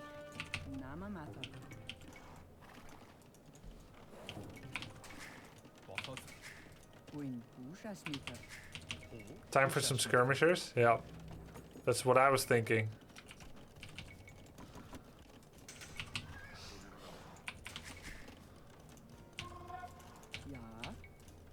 Ja. Kushashmither. Win.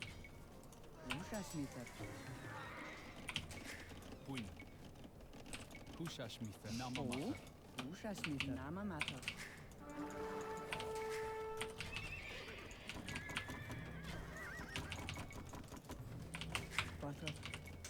Ja.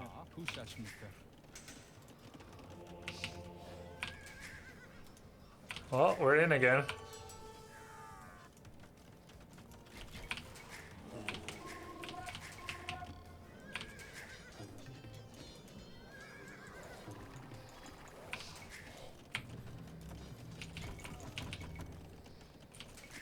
The bear.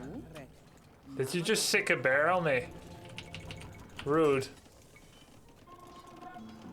Kushashmither. Kushashmither.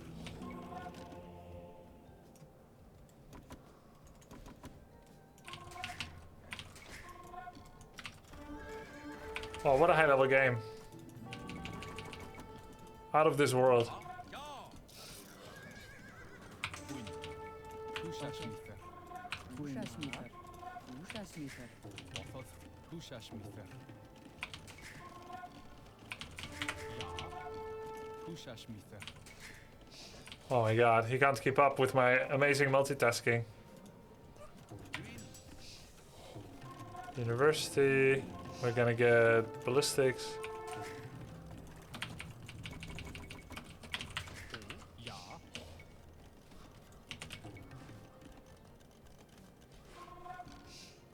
Kushashmither. Bothos. Namamather. Kushashmither. Kushashmither. Kushashmither. Win. Namamather. Kushashmither.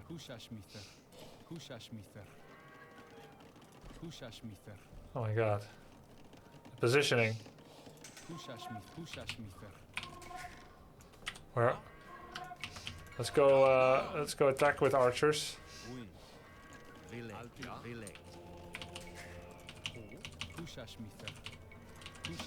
Kushashmither. Ja. Bothos. Vilek. Kushashmither.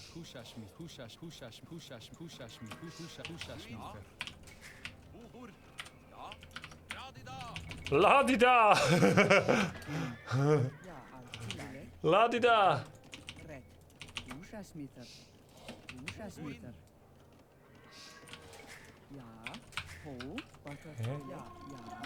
Yo, where am I rallied?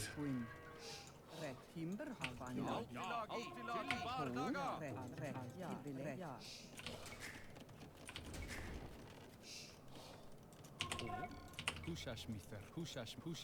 Win. Ja. Vilek. Kushashmither. Win. Kushashmither.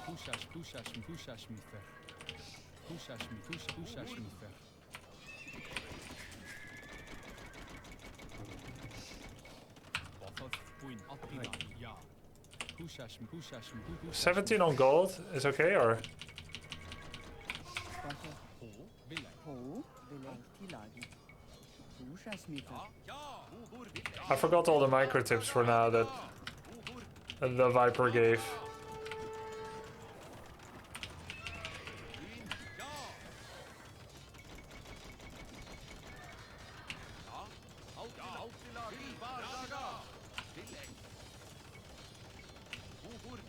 Look at that. It's building a castle behind it. La-di-da! What's this? Stone? No. Ow, ow, ow, ow, ow. What do we get? Berserk? He's in my base, by the way. I thought I heard some noise.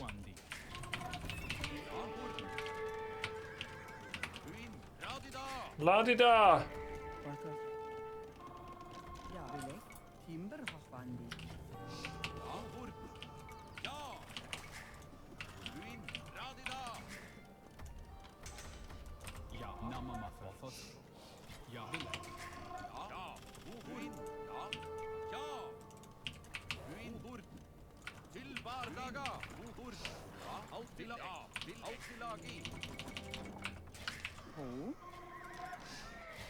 So where's my monk? Maybe he killed it.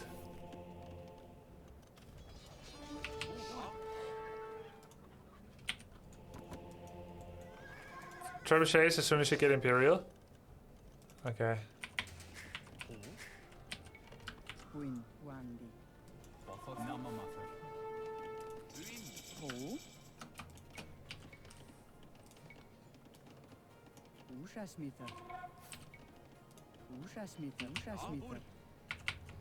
Oh, we broke through. That's kind of interesting. You right-click the wall once, and then it's gonna take care of itself already.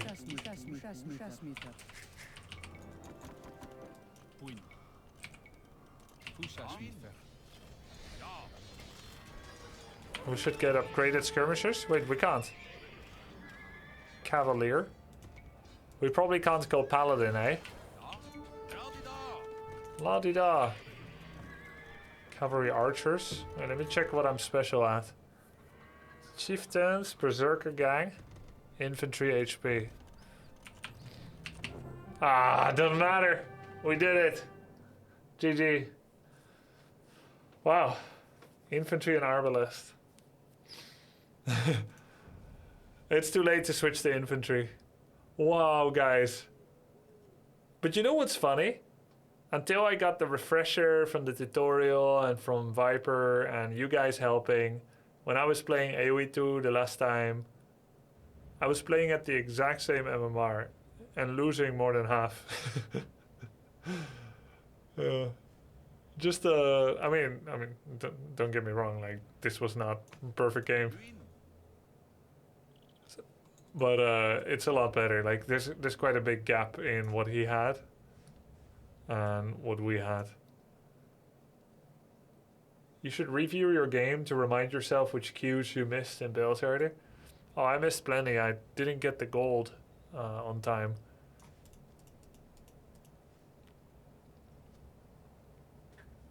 With trebuchets, you could have threatened his castles and buildings. Yeah, the wrong armor. Oh no! We rushed out double skirmisher ranged armor. Okay, oh man, yeah. So I'm thinking ranged armor, but it's ranged armor. It's not knight ranged armor. But you guys were good, coach. Like, all together, you guys could be at least 1200 MMR. That's really nice.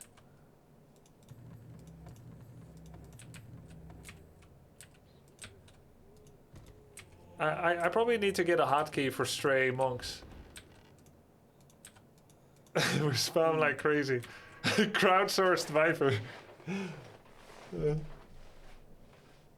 Very fun game. It's a lot more fun when you actually have a build order. I mean, I didn't really like have a plan, but you guys helped with like understanding what he's probably gonna do. You were right, so that helped with the plan. I asked, what should we get? You're like, well, this and that.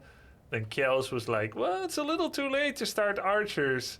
If you're halfway to castle and you still have to drop down your ranges, probably I wouldn't have enough of a critical mass of archers. He's like, okay, better go knights, because they come out fully upgraded, right? And I think they made a lot of sense. Armor split up by unit type, not by armor type as in AoE4, right. Yeah, skirmisher yeah, sure, skirmisher defense is fine. 2 ranged armor for skirmishers before actually having a single archery range is absolutely fantastic. Let's check out some stats. Villager count 126.47. Relic gold. Our castle age time a little slow, isn't it? But I wasn't rushing it, so it's different from the tutorial mission.